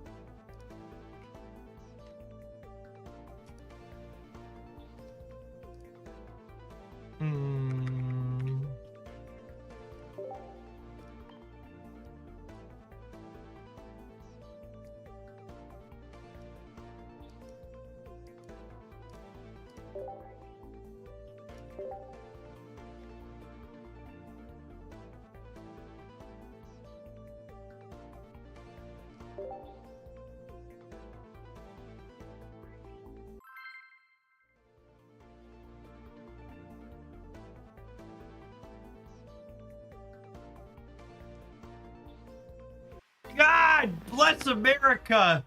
I hate this deck editor so much. God, it's so fucking bad. I really don't understand how this game has been out for almost a year and we don't have incredibly basic fucking features.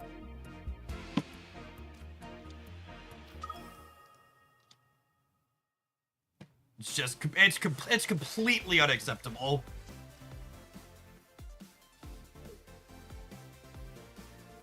And not even just the energy system being terrible, but Like, why can't I import and export decks to text list yet? That should have been the #1 priority with a bullet after this game launched.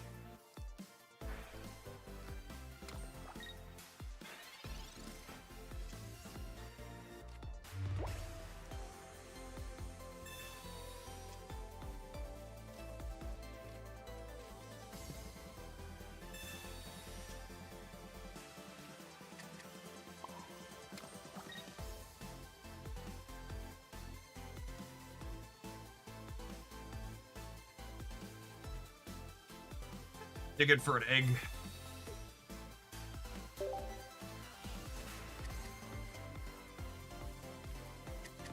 What's the import-export thing means? It means instead of building a deck list manually by clicking on 20 different cards and searching each up, a content creator would be able to give you a list of text that you import directly into the client from your clipboard, and it automatically has all of the cards in the deck for you.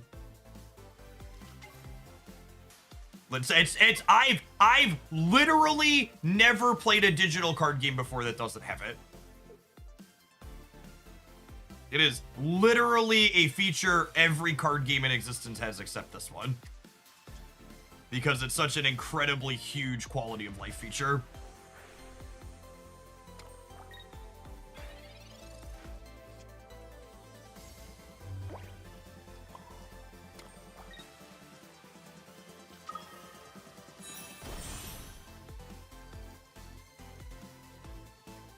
They're still 2 turns off of hitting us with this, right?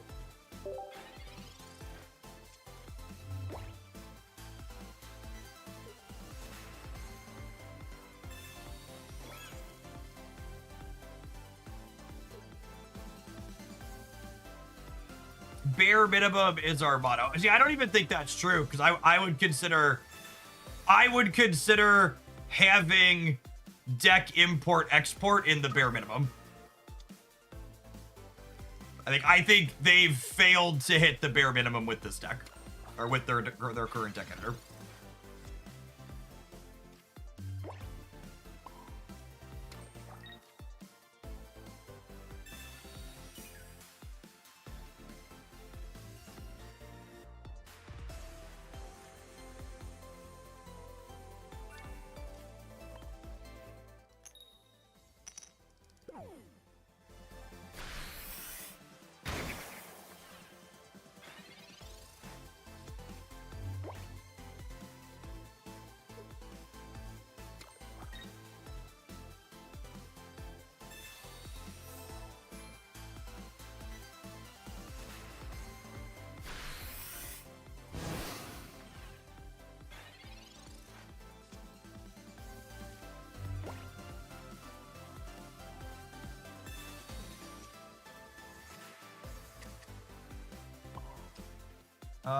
I'm not gonna communicate just yet, because if I draw a non-execute Pokemon, it makes this more likely to be accurate next turn.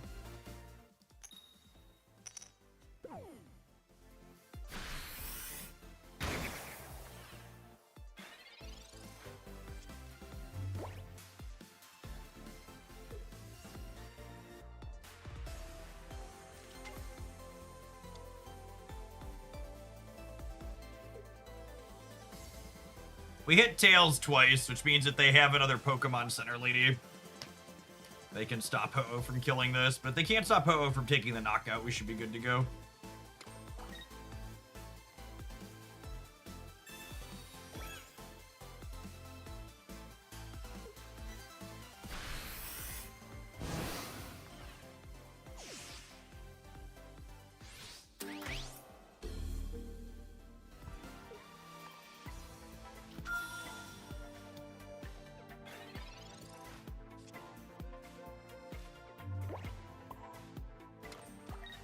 I would like to give a shout out to our energy zone for cooperating with us here. And delivering lots of grass energy when we needed it.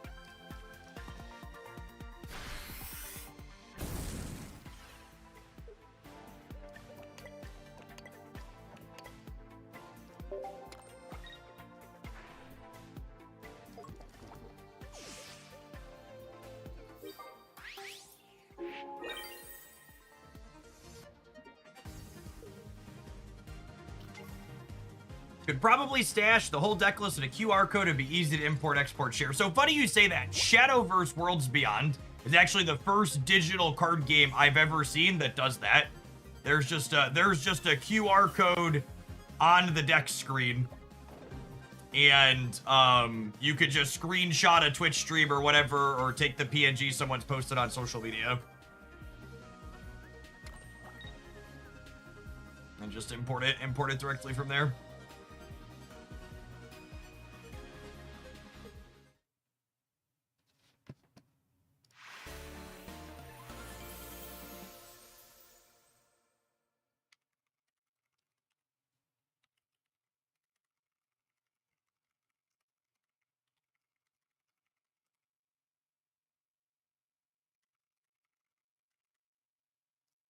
Now we can fix the energy. Yep.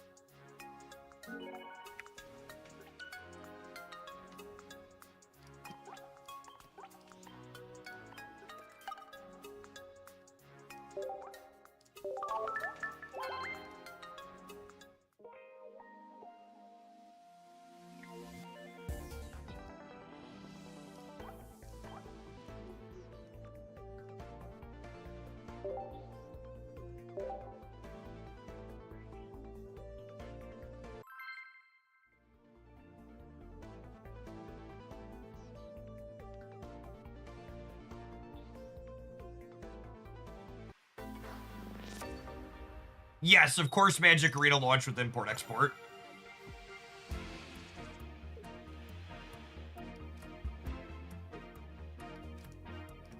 I will say, and this feels like it's probably going to be key to finding a good Lugia build. Like, no idea if this is the good one or not, but the deck lists that have a non-Ho-Oh lead that feels good have felt better to me so far.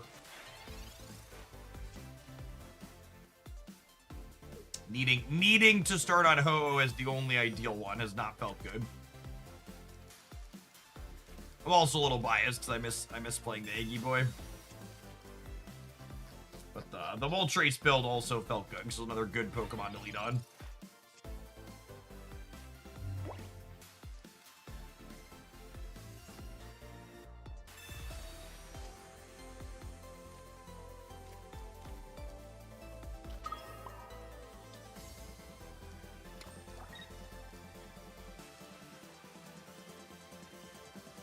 I'm gonna play out second Lugia to make red card and Mars less appealing here.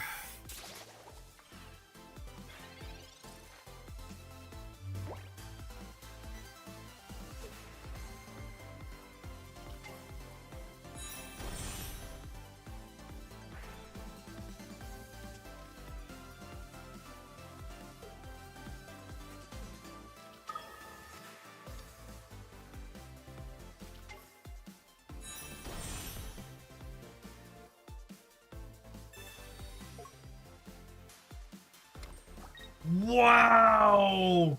What a looker. Crazy.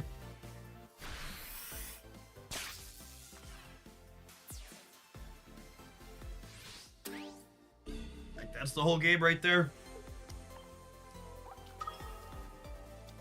That's so...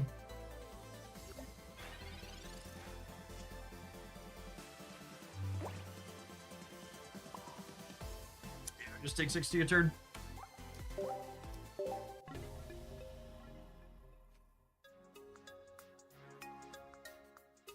I'll say, speaking of Magic the Gathering, I will say Pokemon Pocket definitely feels like it rivals Magic for a number of non-games it has. There's a lot of very quickly over one deck or another.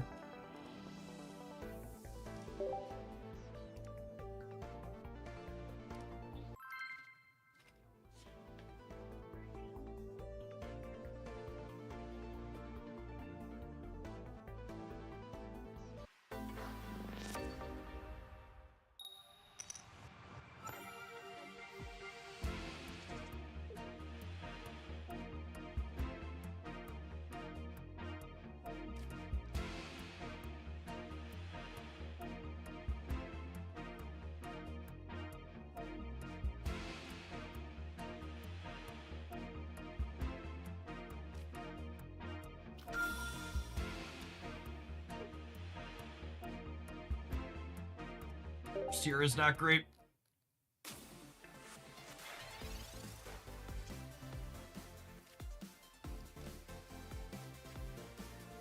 If we could find Baby Egg Executor, Leaf could let us get it up in here. Okay.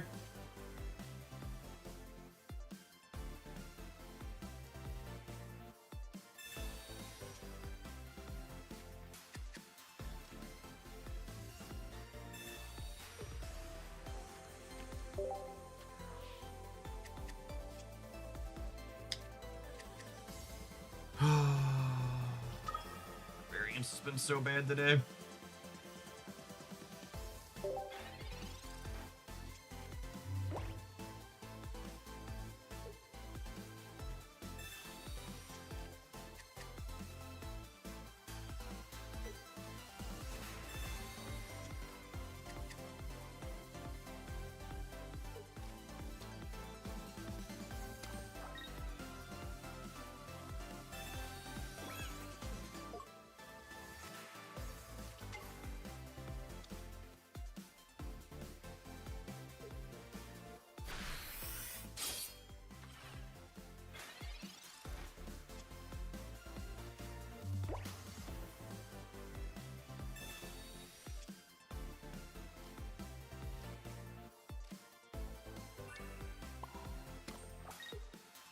Certainly here.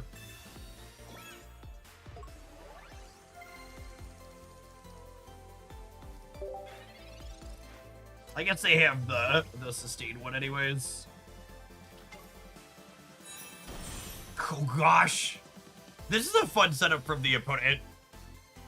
Because you want another 1-pointer to go with this anyways. This is a way to sustain on this when you lead on it.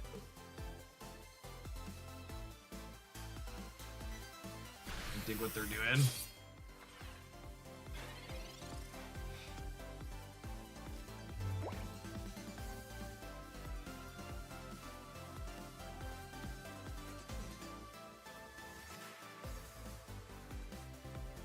I think I want to Leaf rather than Lyra here because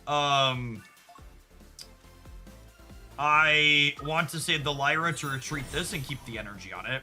And you know what? I should have put my burst energy on this last turn, so I could have attached my energy for this turn to a Ho-Oh that was at full life.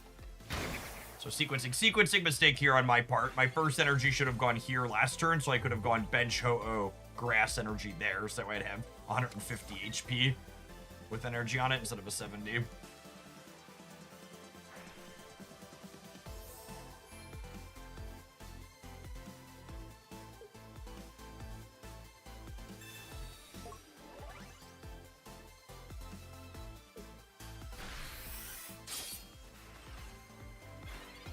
So they're still dead to heads here, yeah?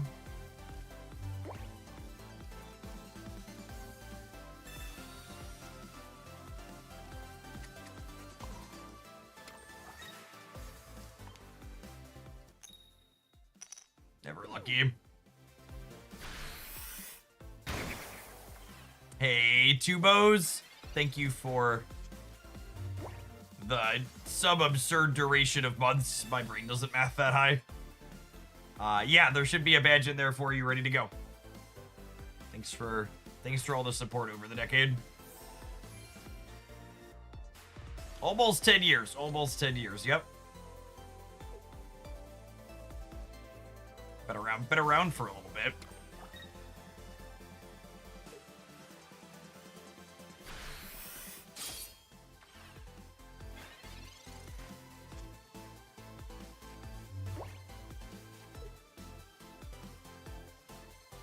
Okay, I'm in a little bit worse spot than I otherwise could be because I didn't charge up second Ho-Oh.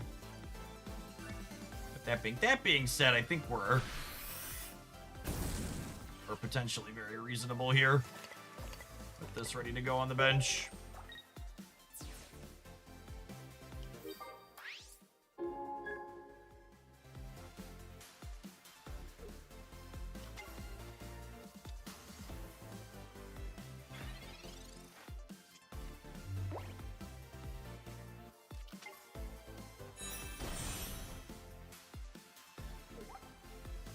So when they have Jasmine, this takes 50 less, 60 less, 70, 80 less.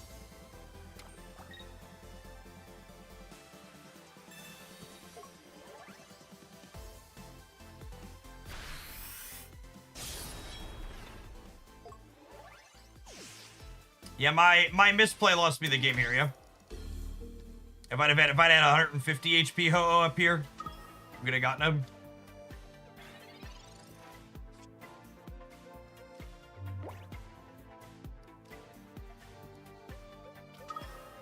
So now I just don't attack because this only lasts for a turn. And next turn we threaten lethal.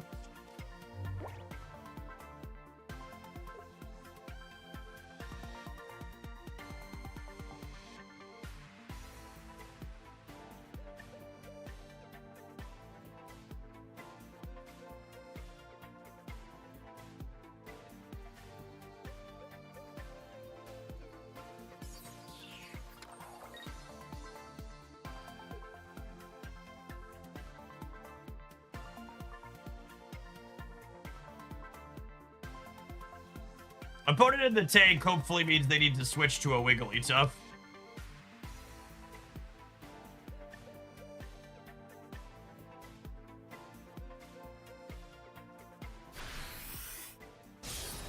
Nope, they just decided to throw in the towel. Got it.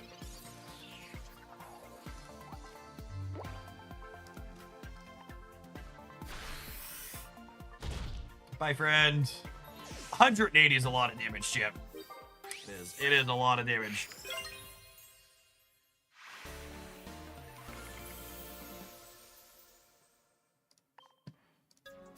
They should have. The play to win line there was them switching to Wiggly, but I didn't want to noodle through it.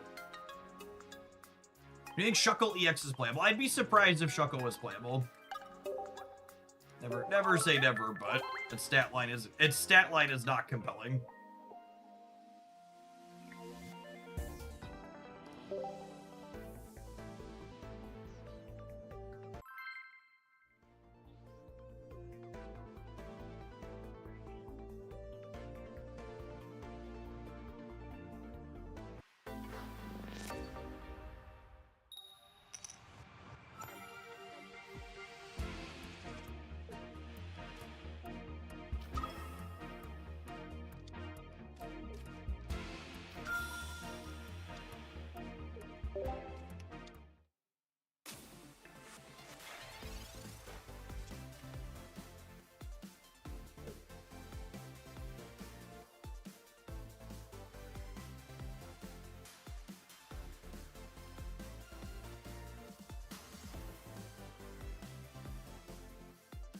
Shuckle EX could be good opener for a grass deck that wants to build a 2 or 3 energy mon. Yeah, maybe with Decidueye, I could see that. Maybe it's a fine EX into EX.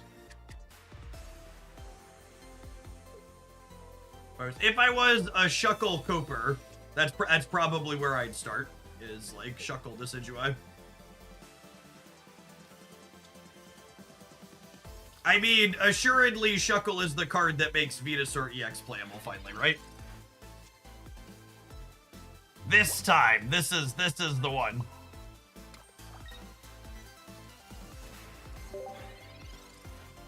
Definitely not Cope.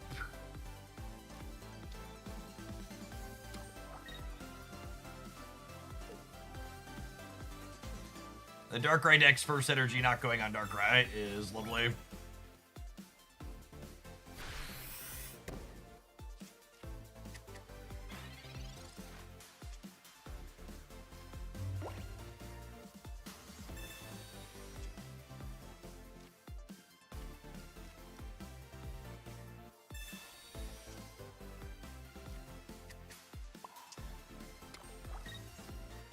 And putting a cape on something.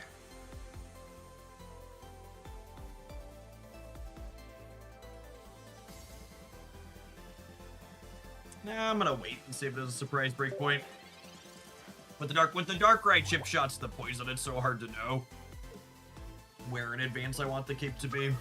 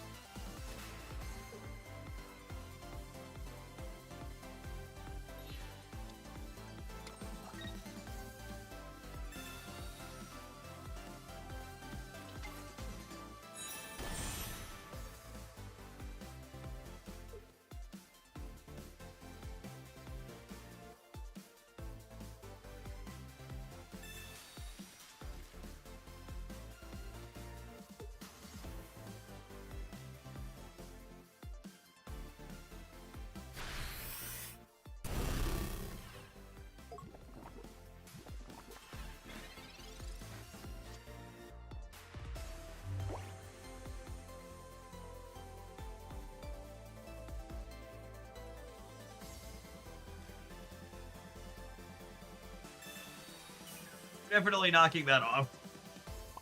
We're definitely putting this energy here.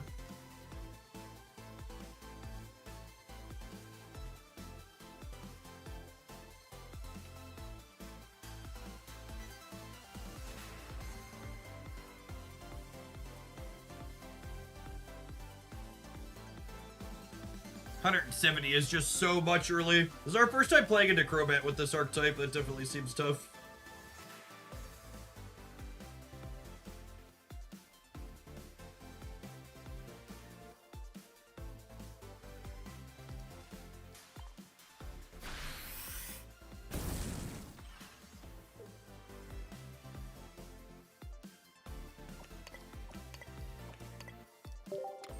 I can't win with them keeping the Crobat in play, so I think the line here is we Lugia to finish the Crobat, and then we leave out the Lugia, and we hope to find an Executor EX to finish. Which is kind of another plus to Executor in spots like this. When we're forced to move into the Lugia early, Executor only needs 1 energy to attack, so it can be an okay follow-up. It's not like another 3 energy thing to build behind. I guess I'll need to redraw the Leaf at some point. Alright, there's the Executor. Got 2 draws at Leaf. Lyra in the deck too, and another Research. This is honestly, I was talking about not knowing where I wanted the cape to go. I probably should have caped just so there was 1 less card in my deck when they red carded me inevitably.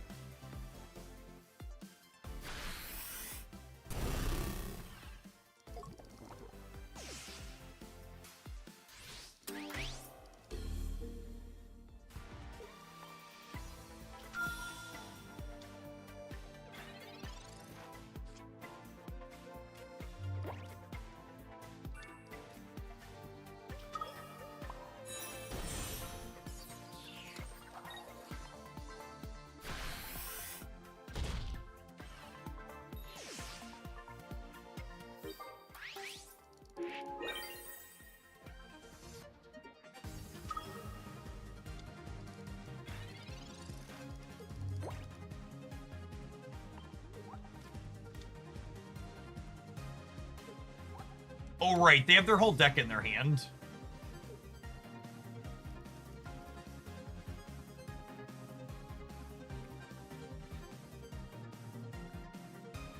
So we know they have Crobat Candy.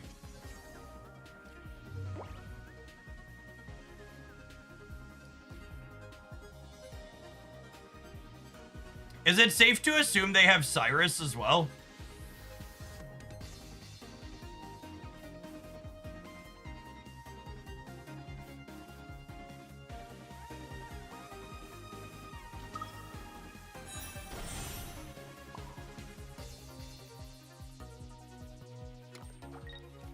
They probably have a copy of Mars also. Yeah.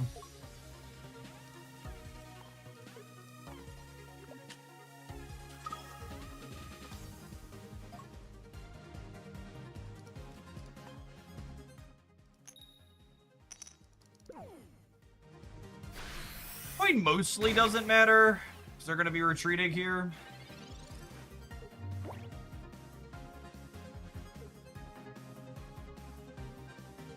How does paper Pokemon handle players running out of cards in their deck? Is it just like this where nothing happens, or do you lose there? I forget, it's been so long since I played.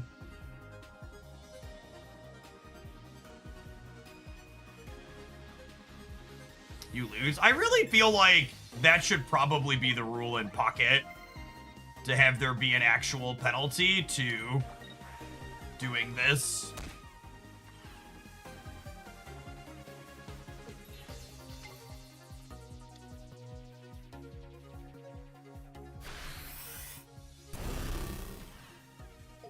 As is, there's really no drawback, yeah.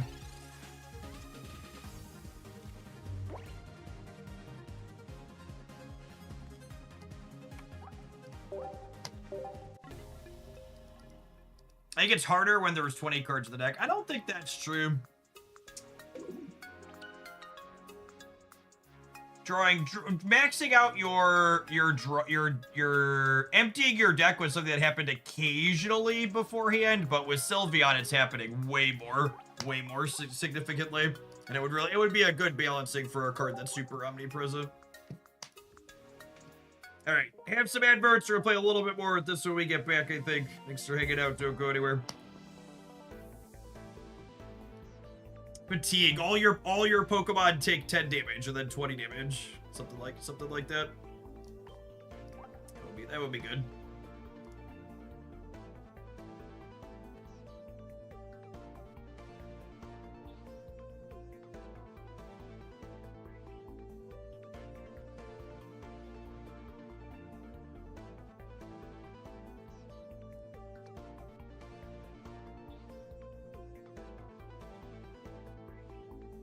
Duel Links had 20 card decks that it had you lose when you ran out of cards. Yeah, it just kind of makes sense.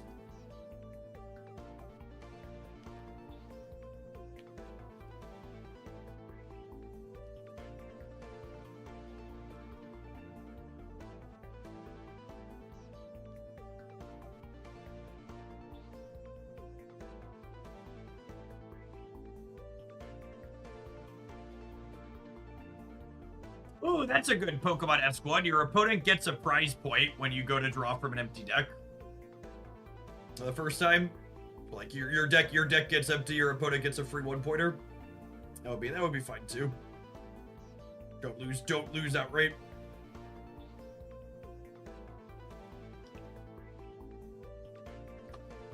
I'm out of water. I'm gonna run and fill my drink. Be right. All these guys go.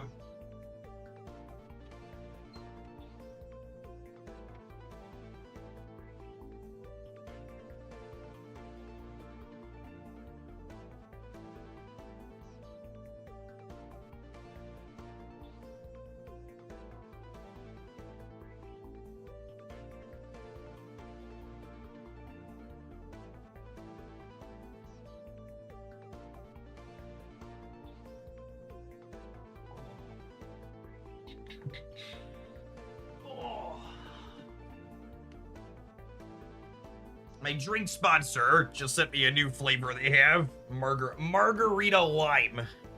It's very delicious, gamers.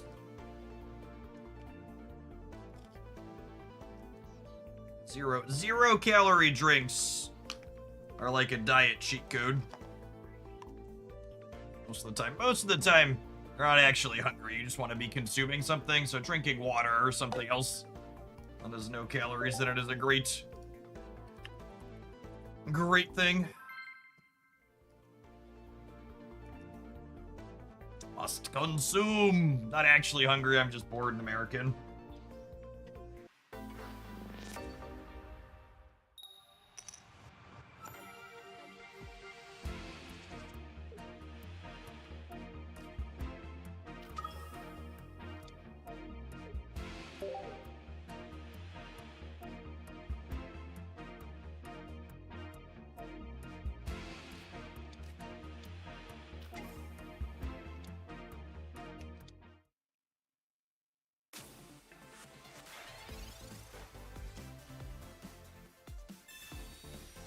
Snorlax, Lugia.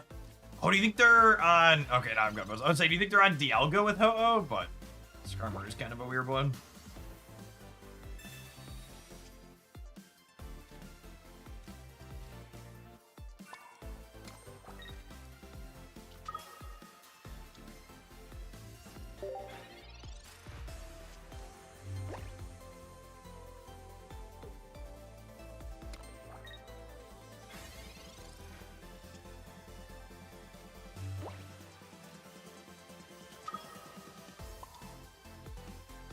This is another card that seems like it's potentially very decent on Lyra. This could be a decent secondary payoff for Ho-Oh as well, honestly.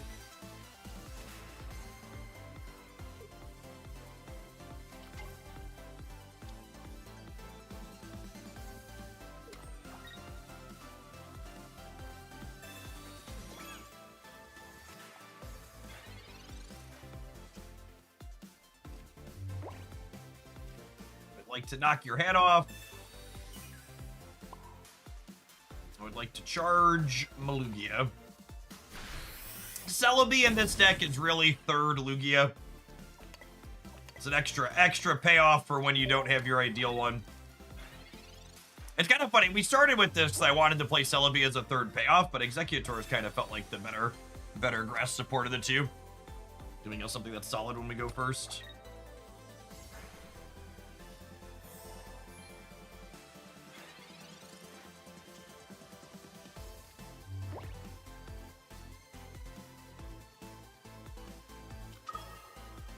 Could Arceus fill that gap?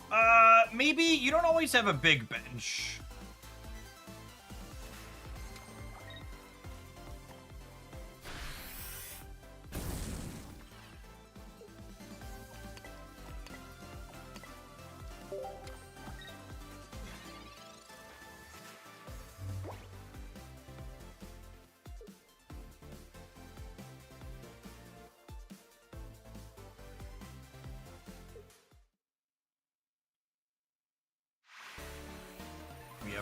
We've assembled our monster.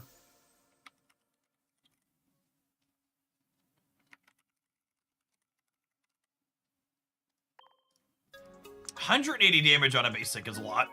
Discarding 3 energies is a real cost. But man is 180. I know you have to assemble this 1-2, right? But at the same time, what's the way to put it? At the same time, it's less than assembling a stage 2, right? Hey, Traffic, welcome. Appreciate the kind words from folks since we've been back. You can expect some regular deck highlights. I think we'll probably do some deck roundups early next week too. But we're gonna mix Pocket back into the stream schedule. It's not gonna be every single day, but at least a few days a week, I think.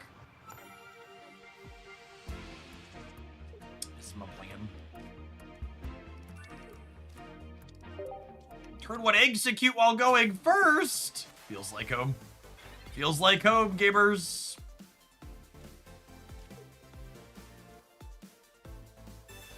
I'm gonna vibe on this research, so they're less likely to red card or Mars me, and if they do, it's less good against me.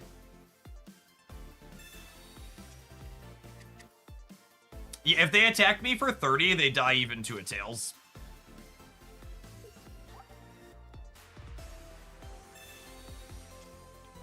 Oh, this card seems really good.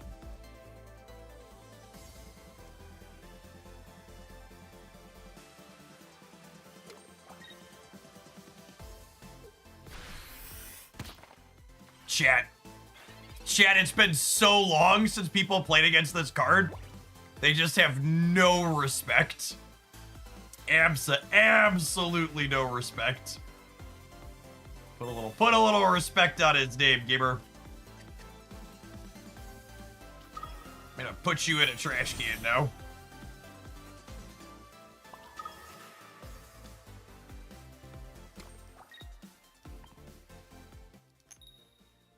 Oh no, Tails! Fine, we still got your number. Good night.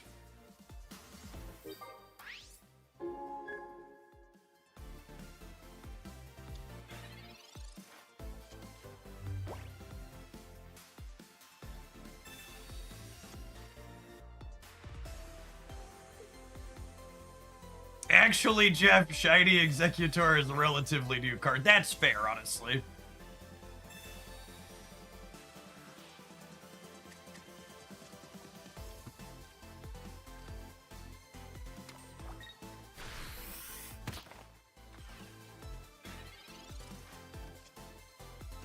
Alright, so they're dead on the spot to...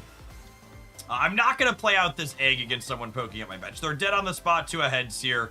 And even if we flip tails, we would have Lyra to be able to pivot the Ho-Oh out after Osiris.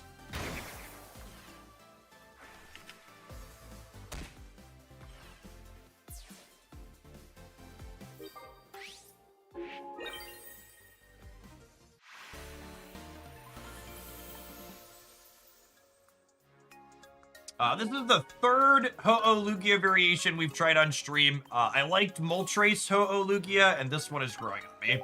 I really did not. We tried Zeraora with Pichu, and we tried Zeraora with Magnezone. I really didn't like either of those. Having the one knockout point Pokemon feels very clunky. Makes how you line things up not feel great. Hey, thanks, Grunk. Actually, just mentioned earlier, I just hit my final weight loss goal, clipped under 170 on the scale for the first time since before I had children.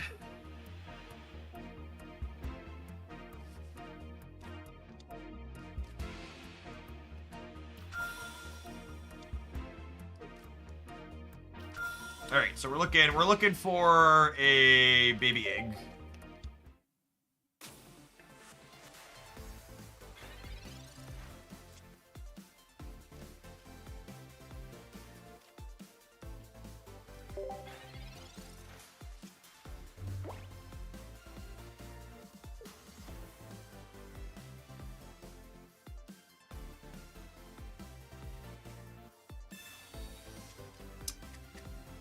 How do you beat an Oricorio? So there's these 3 lines in the lower left, and then this red button. It gets you out of any game with Oricorio very quickly.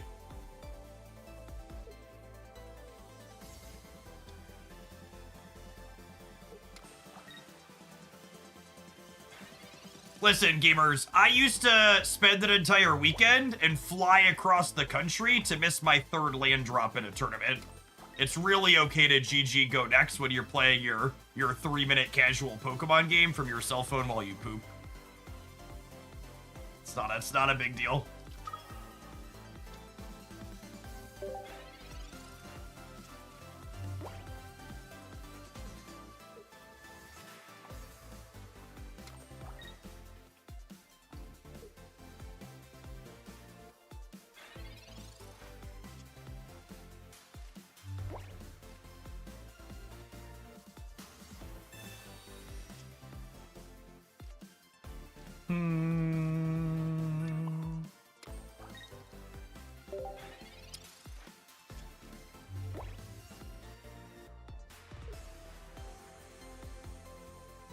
I appreciate you being a streamer that pivots well when it comes to playing what's enjoyable and fun. As much as I'm enjoying Snap and Shadowverse, I've been having fun watching you play Pocket again. Honestly, we're going to play some Shadowverse this afternoon to close. Let's play it a little off stream. I know I was a little frustrated last time we played that game, but it's still fun too. I think the second half of 2025 is just going to be the Hooglandia variety card game arc. I'll just dip in and check out stuff and play different things. When they're fun, we'll play more of them. When they're not fun, we'll play less of it.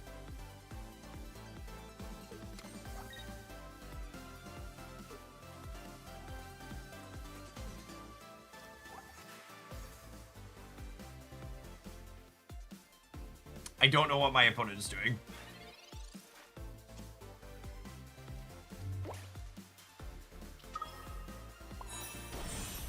We'll take a freebie, I guess.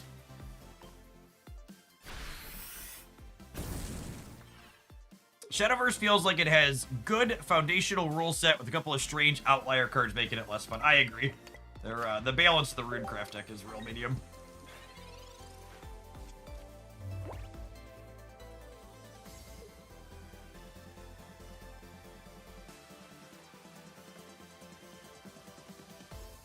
I did see the new Digimon card game. I applied for their closed beta, so we'll see if we get into that. But yeah, that's one of the other ones I was talking about. We're gonna dip in and try some different things.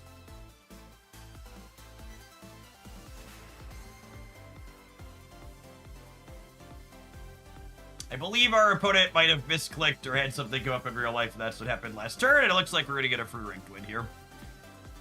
Them's the beats sometimes.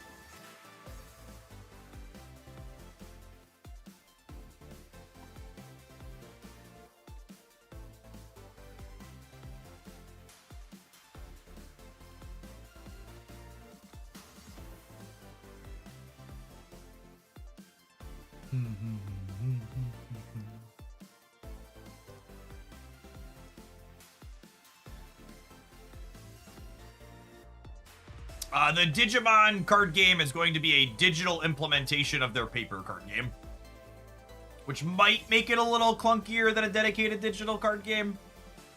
We'll see. I've heard legitimately nothing but good things about the reboot of the paper card game. So I haven't tried it because I don't really have time to play different card games in person, but the convenience of an app will definitely give it a go.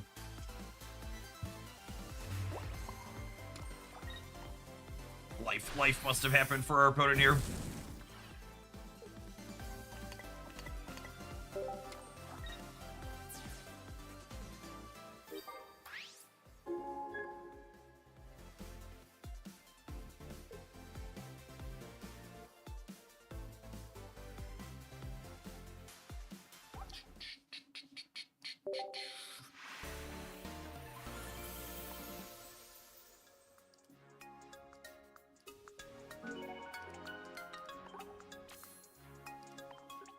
We've gotten through most of Ultra 2 today so far. Just playing Ho-Oh-Lugia stuff. I'm gonna be honest, I didn't have very good expectations for Ho-Oh-Lugia going in today, and I feel like my view on it's relatively positive. I feel like my takeaway from playing Ho-Oh-Lugia stuff for the last 4 hours is I would be surprised if there's not something competitive with it. I don't know what the details look like. Like, I don't know if the Moltres build is good or this egg build is good, but the numbers on Lugia are good. I feel confident to say. Twilight Storm, thank you for the 19 months. I appreciate that. Welcome back. I can't lead execute against a Metal Energy because they could be Scrubbery.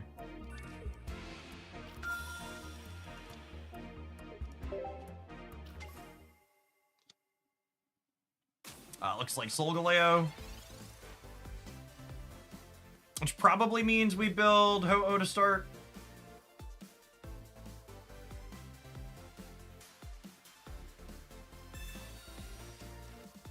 They did all of the Gen 2 starters dirty. Typhlosion might be playable. Pretty sure all the other ones are trash. Typhlosion's probably trash as well, realistically, but it's slightly less trash than Chikorita and Totodile.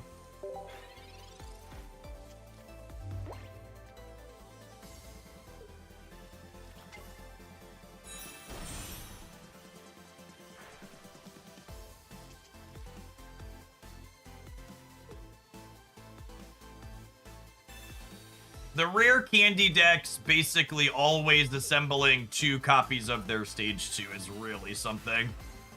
I don't know what it is, but it's something.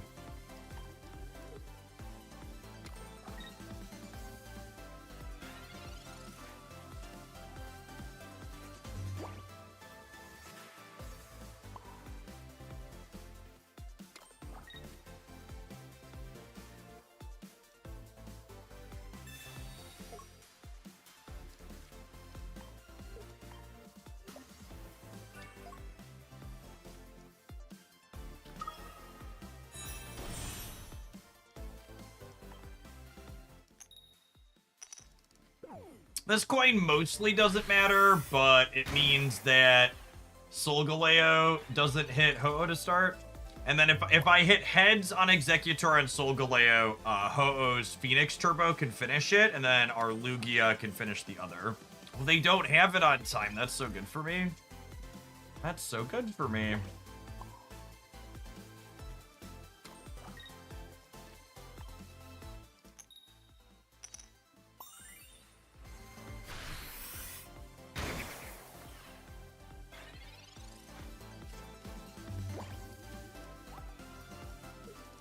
Assuredly, they have it this turn, right? Sylveon, Candy, or whatever else. Wow, okay.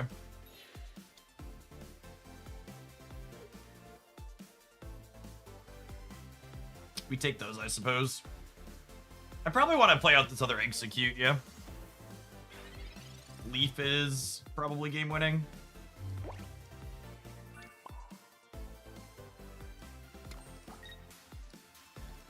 This heads probably wins the game, actually. Yeah, because once that happens, we only need 1 EX knockout from here.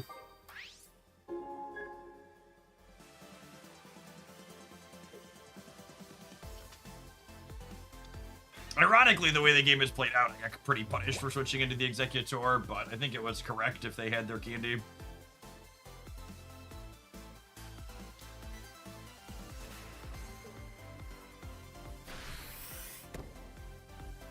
We are just poor, sad, abilityless Pokemon chip.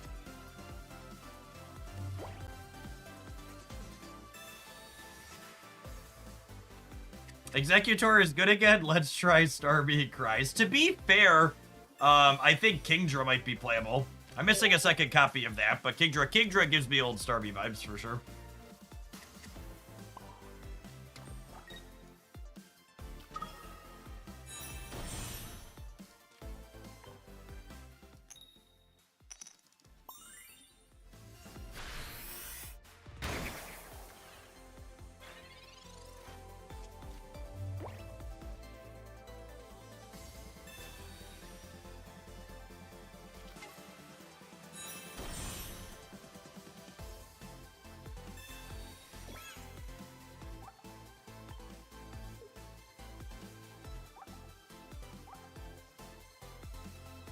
Oh, that's cute. Leftovers undoes its self-damage.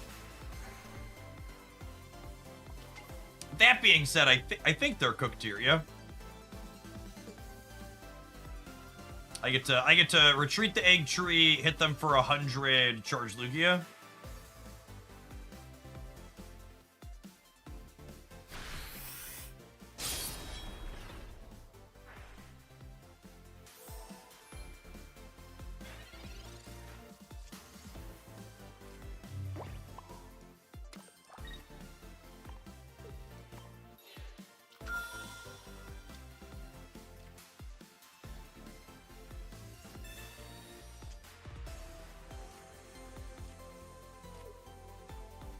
Just play this out to get it out of my hand.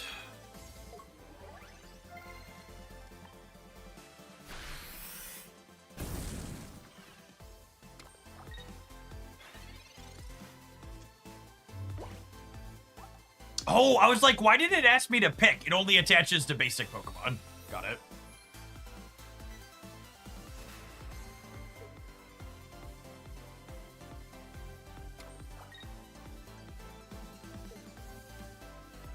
Like, that's weird.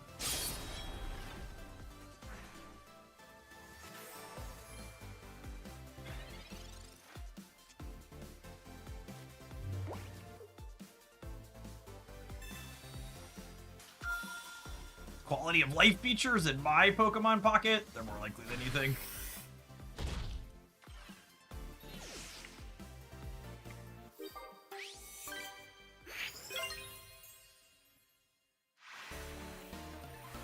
The username was Final Boss. Does that mean it promotes us to Masters?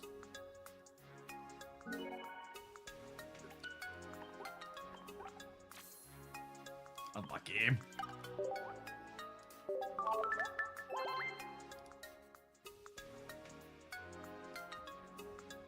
Do you think people think they're clever when they show up in chat for the first time and point out the deck is all EX Pokemon and dies to Oricorio? They must think they're clever, right?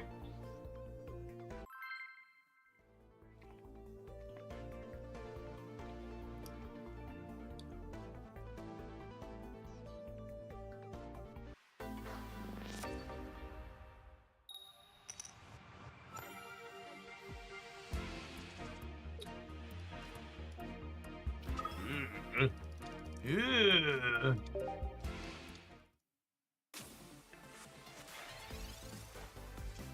A fellow execute enjoyer.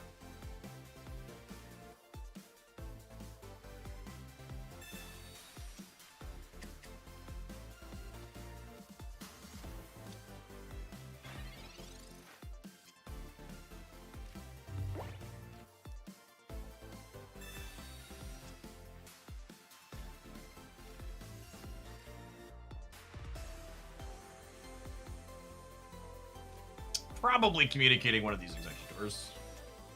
We could be communicating both of them, honestly. Really want to dig for a little egg. Yep, absolutely. We go again.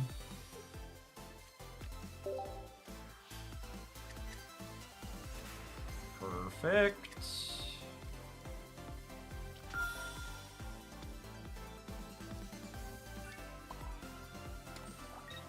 I put the first energy on Ho to leave me with options here. Realistically, next turn we're probably Leaf into Executor attack, but there's permutations of things they could do here that make me want to just charge the Ho to start.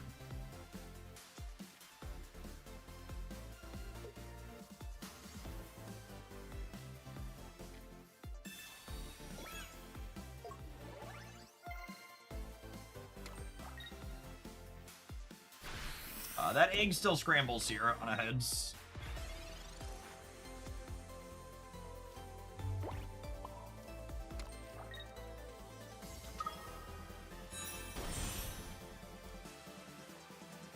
Call me Will, check, because this coin is always heads.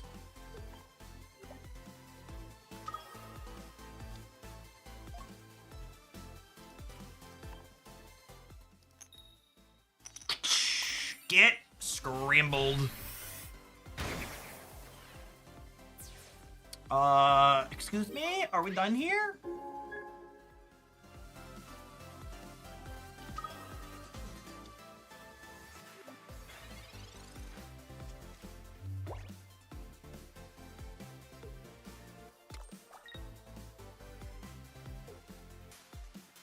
Oh, I missed that they had psychic energy too.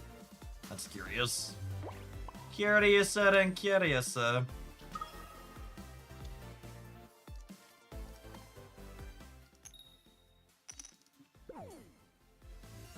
It's okay. It's okay, Executor. You can take your turn off. You hit whatever.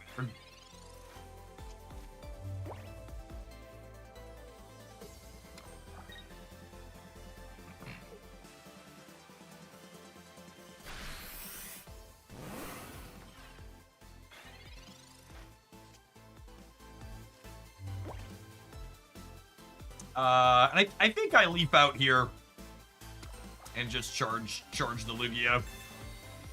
Just put their back to the wall. And they can't heal out of it.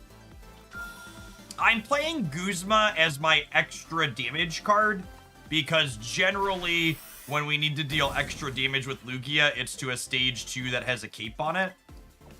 And then Guzma also has some defensive utility of letting us strip things like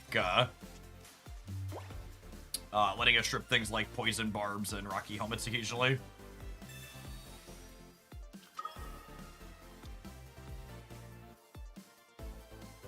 Okay, do you have like some healing here too? No, you just wanted to execute to finish what it started. That's fair, honestly.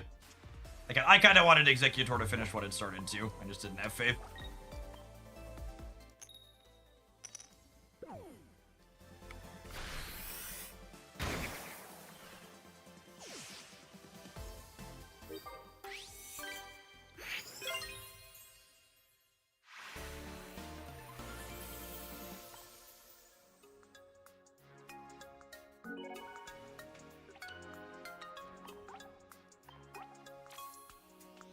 A 5-win streak? Fancy. Look at how fancy we are.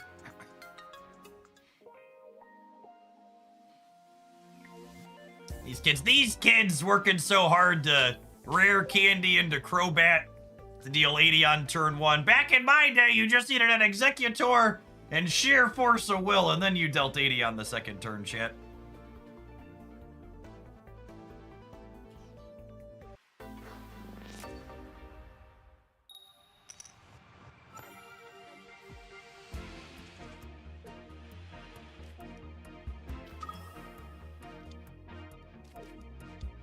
I'm gonna vibe on the Celebi for now.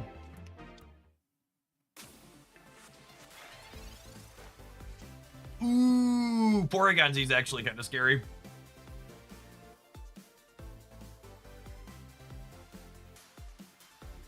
Porygon Z makes our 3 energy attacks cost 4. You know what it doesn't impact, though? It doesn't impact Celebi.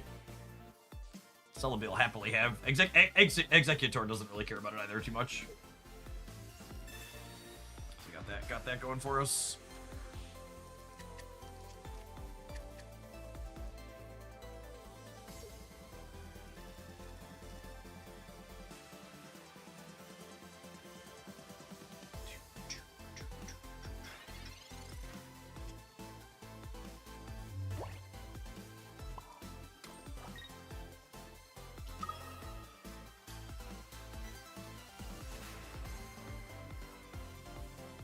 Oh man, you know what we might end up doing here?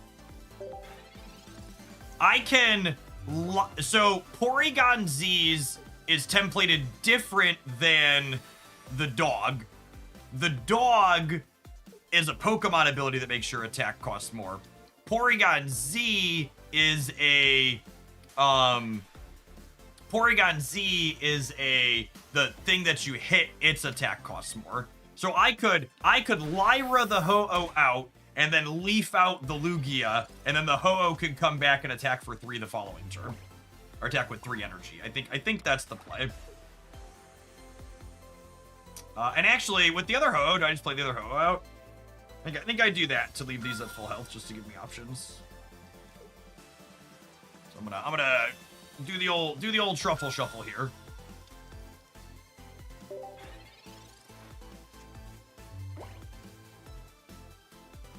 Watch them, like, Rare Candy, Kingdra, Misty flip heads, and then lock this Ho-Oh up. That would be really bad for us.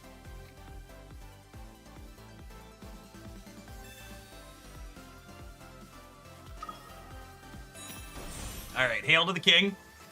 I think this card's potentially playable. I don't have a second one yet, but once we do, we're going to play with it for sure on stream.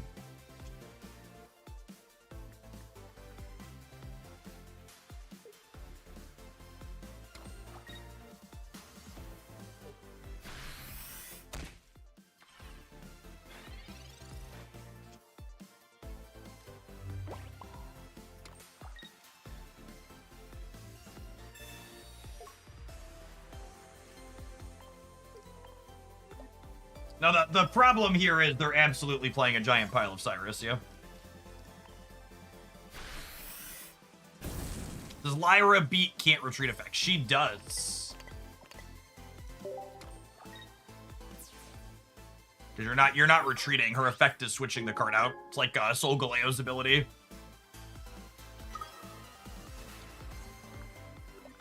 If they have Cyrus plus a cape, they could get us here. Cyrus to pull this up and lock it in, and then Cape to survive the Lugia hit. They have neither of those things.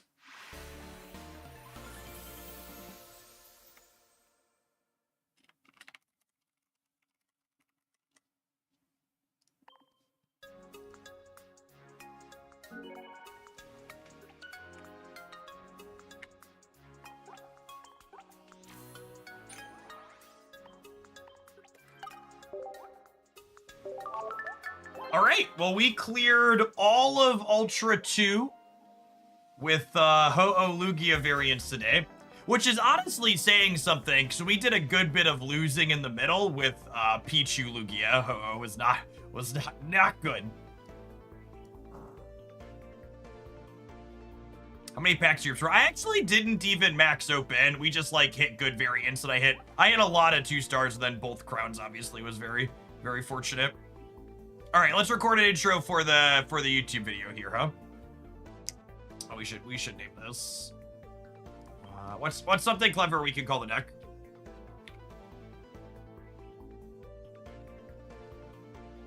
What's something clever we can call the deck?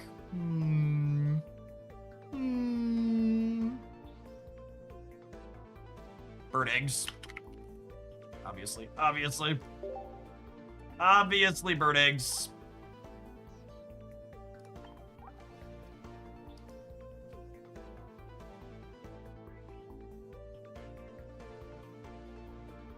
So today's deck list started with the idea that we could play Celebi as a third Lugia or additional payoff for Ho-Oh to be charging up, because while Celebi needs a grass energy to attack, it counts all the different types of energy on it. So if Ho-Oh charges it up twice even, you're hitting for massive amounts of damage every single turn. Then, because we need grass energy for the Celebi, we're playing mono grass. So it's like, okay, what else can we do here? How can we solve other problems with the Ho-Oh decks that felt like they've had? In enter classic card from Genetic Apex, or the new shiny version here, Executor EX, a card that absolutely loves going first, which really feels like one of the problems I've been trying to solve with Ho-Oh. You know, Ho-Oh is a card that really likes first energy advantage, and Executor balances that nicely by liking first evolution advantage and giving you some really efficient quick game runs where you evolve and flip a coin and clear something for 80 right away.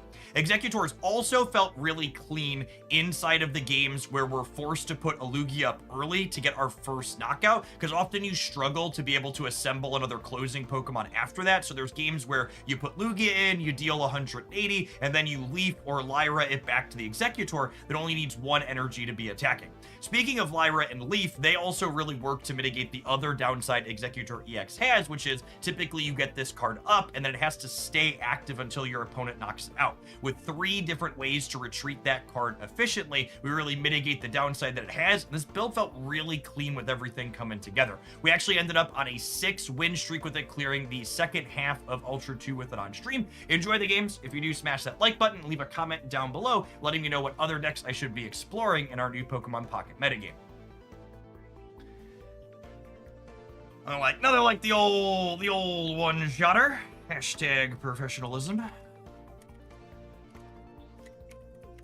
That was maybe a little bit on the long side. I usually like to try and keep them under 90 seconds. I think that was probably closer to 120. But we'll see. We'll see.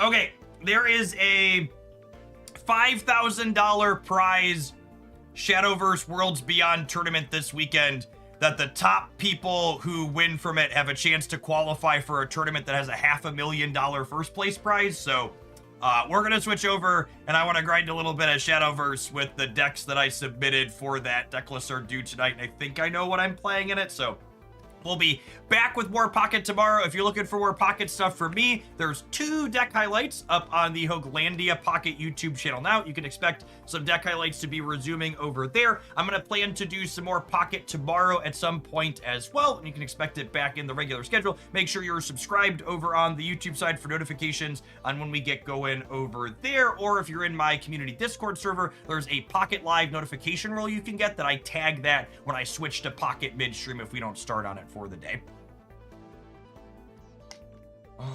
Alrighty, no, I need to save. Sweet. All right, I'm going to roll an advert on Twitch. If you want to watch on the YouTube side, I'm going to go live on the Hoaglandia Shadowverse Worlds Beyond channel over there. Thanks for hanging out. Don't go anywhere.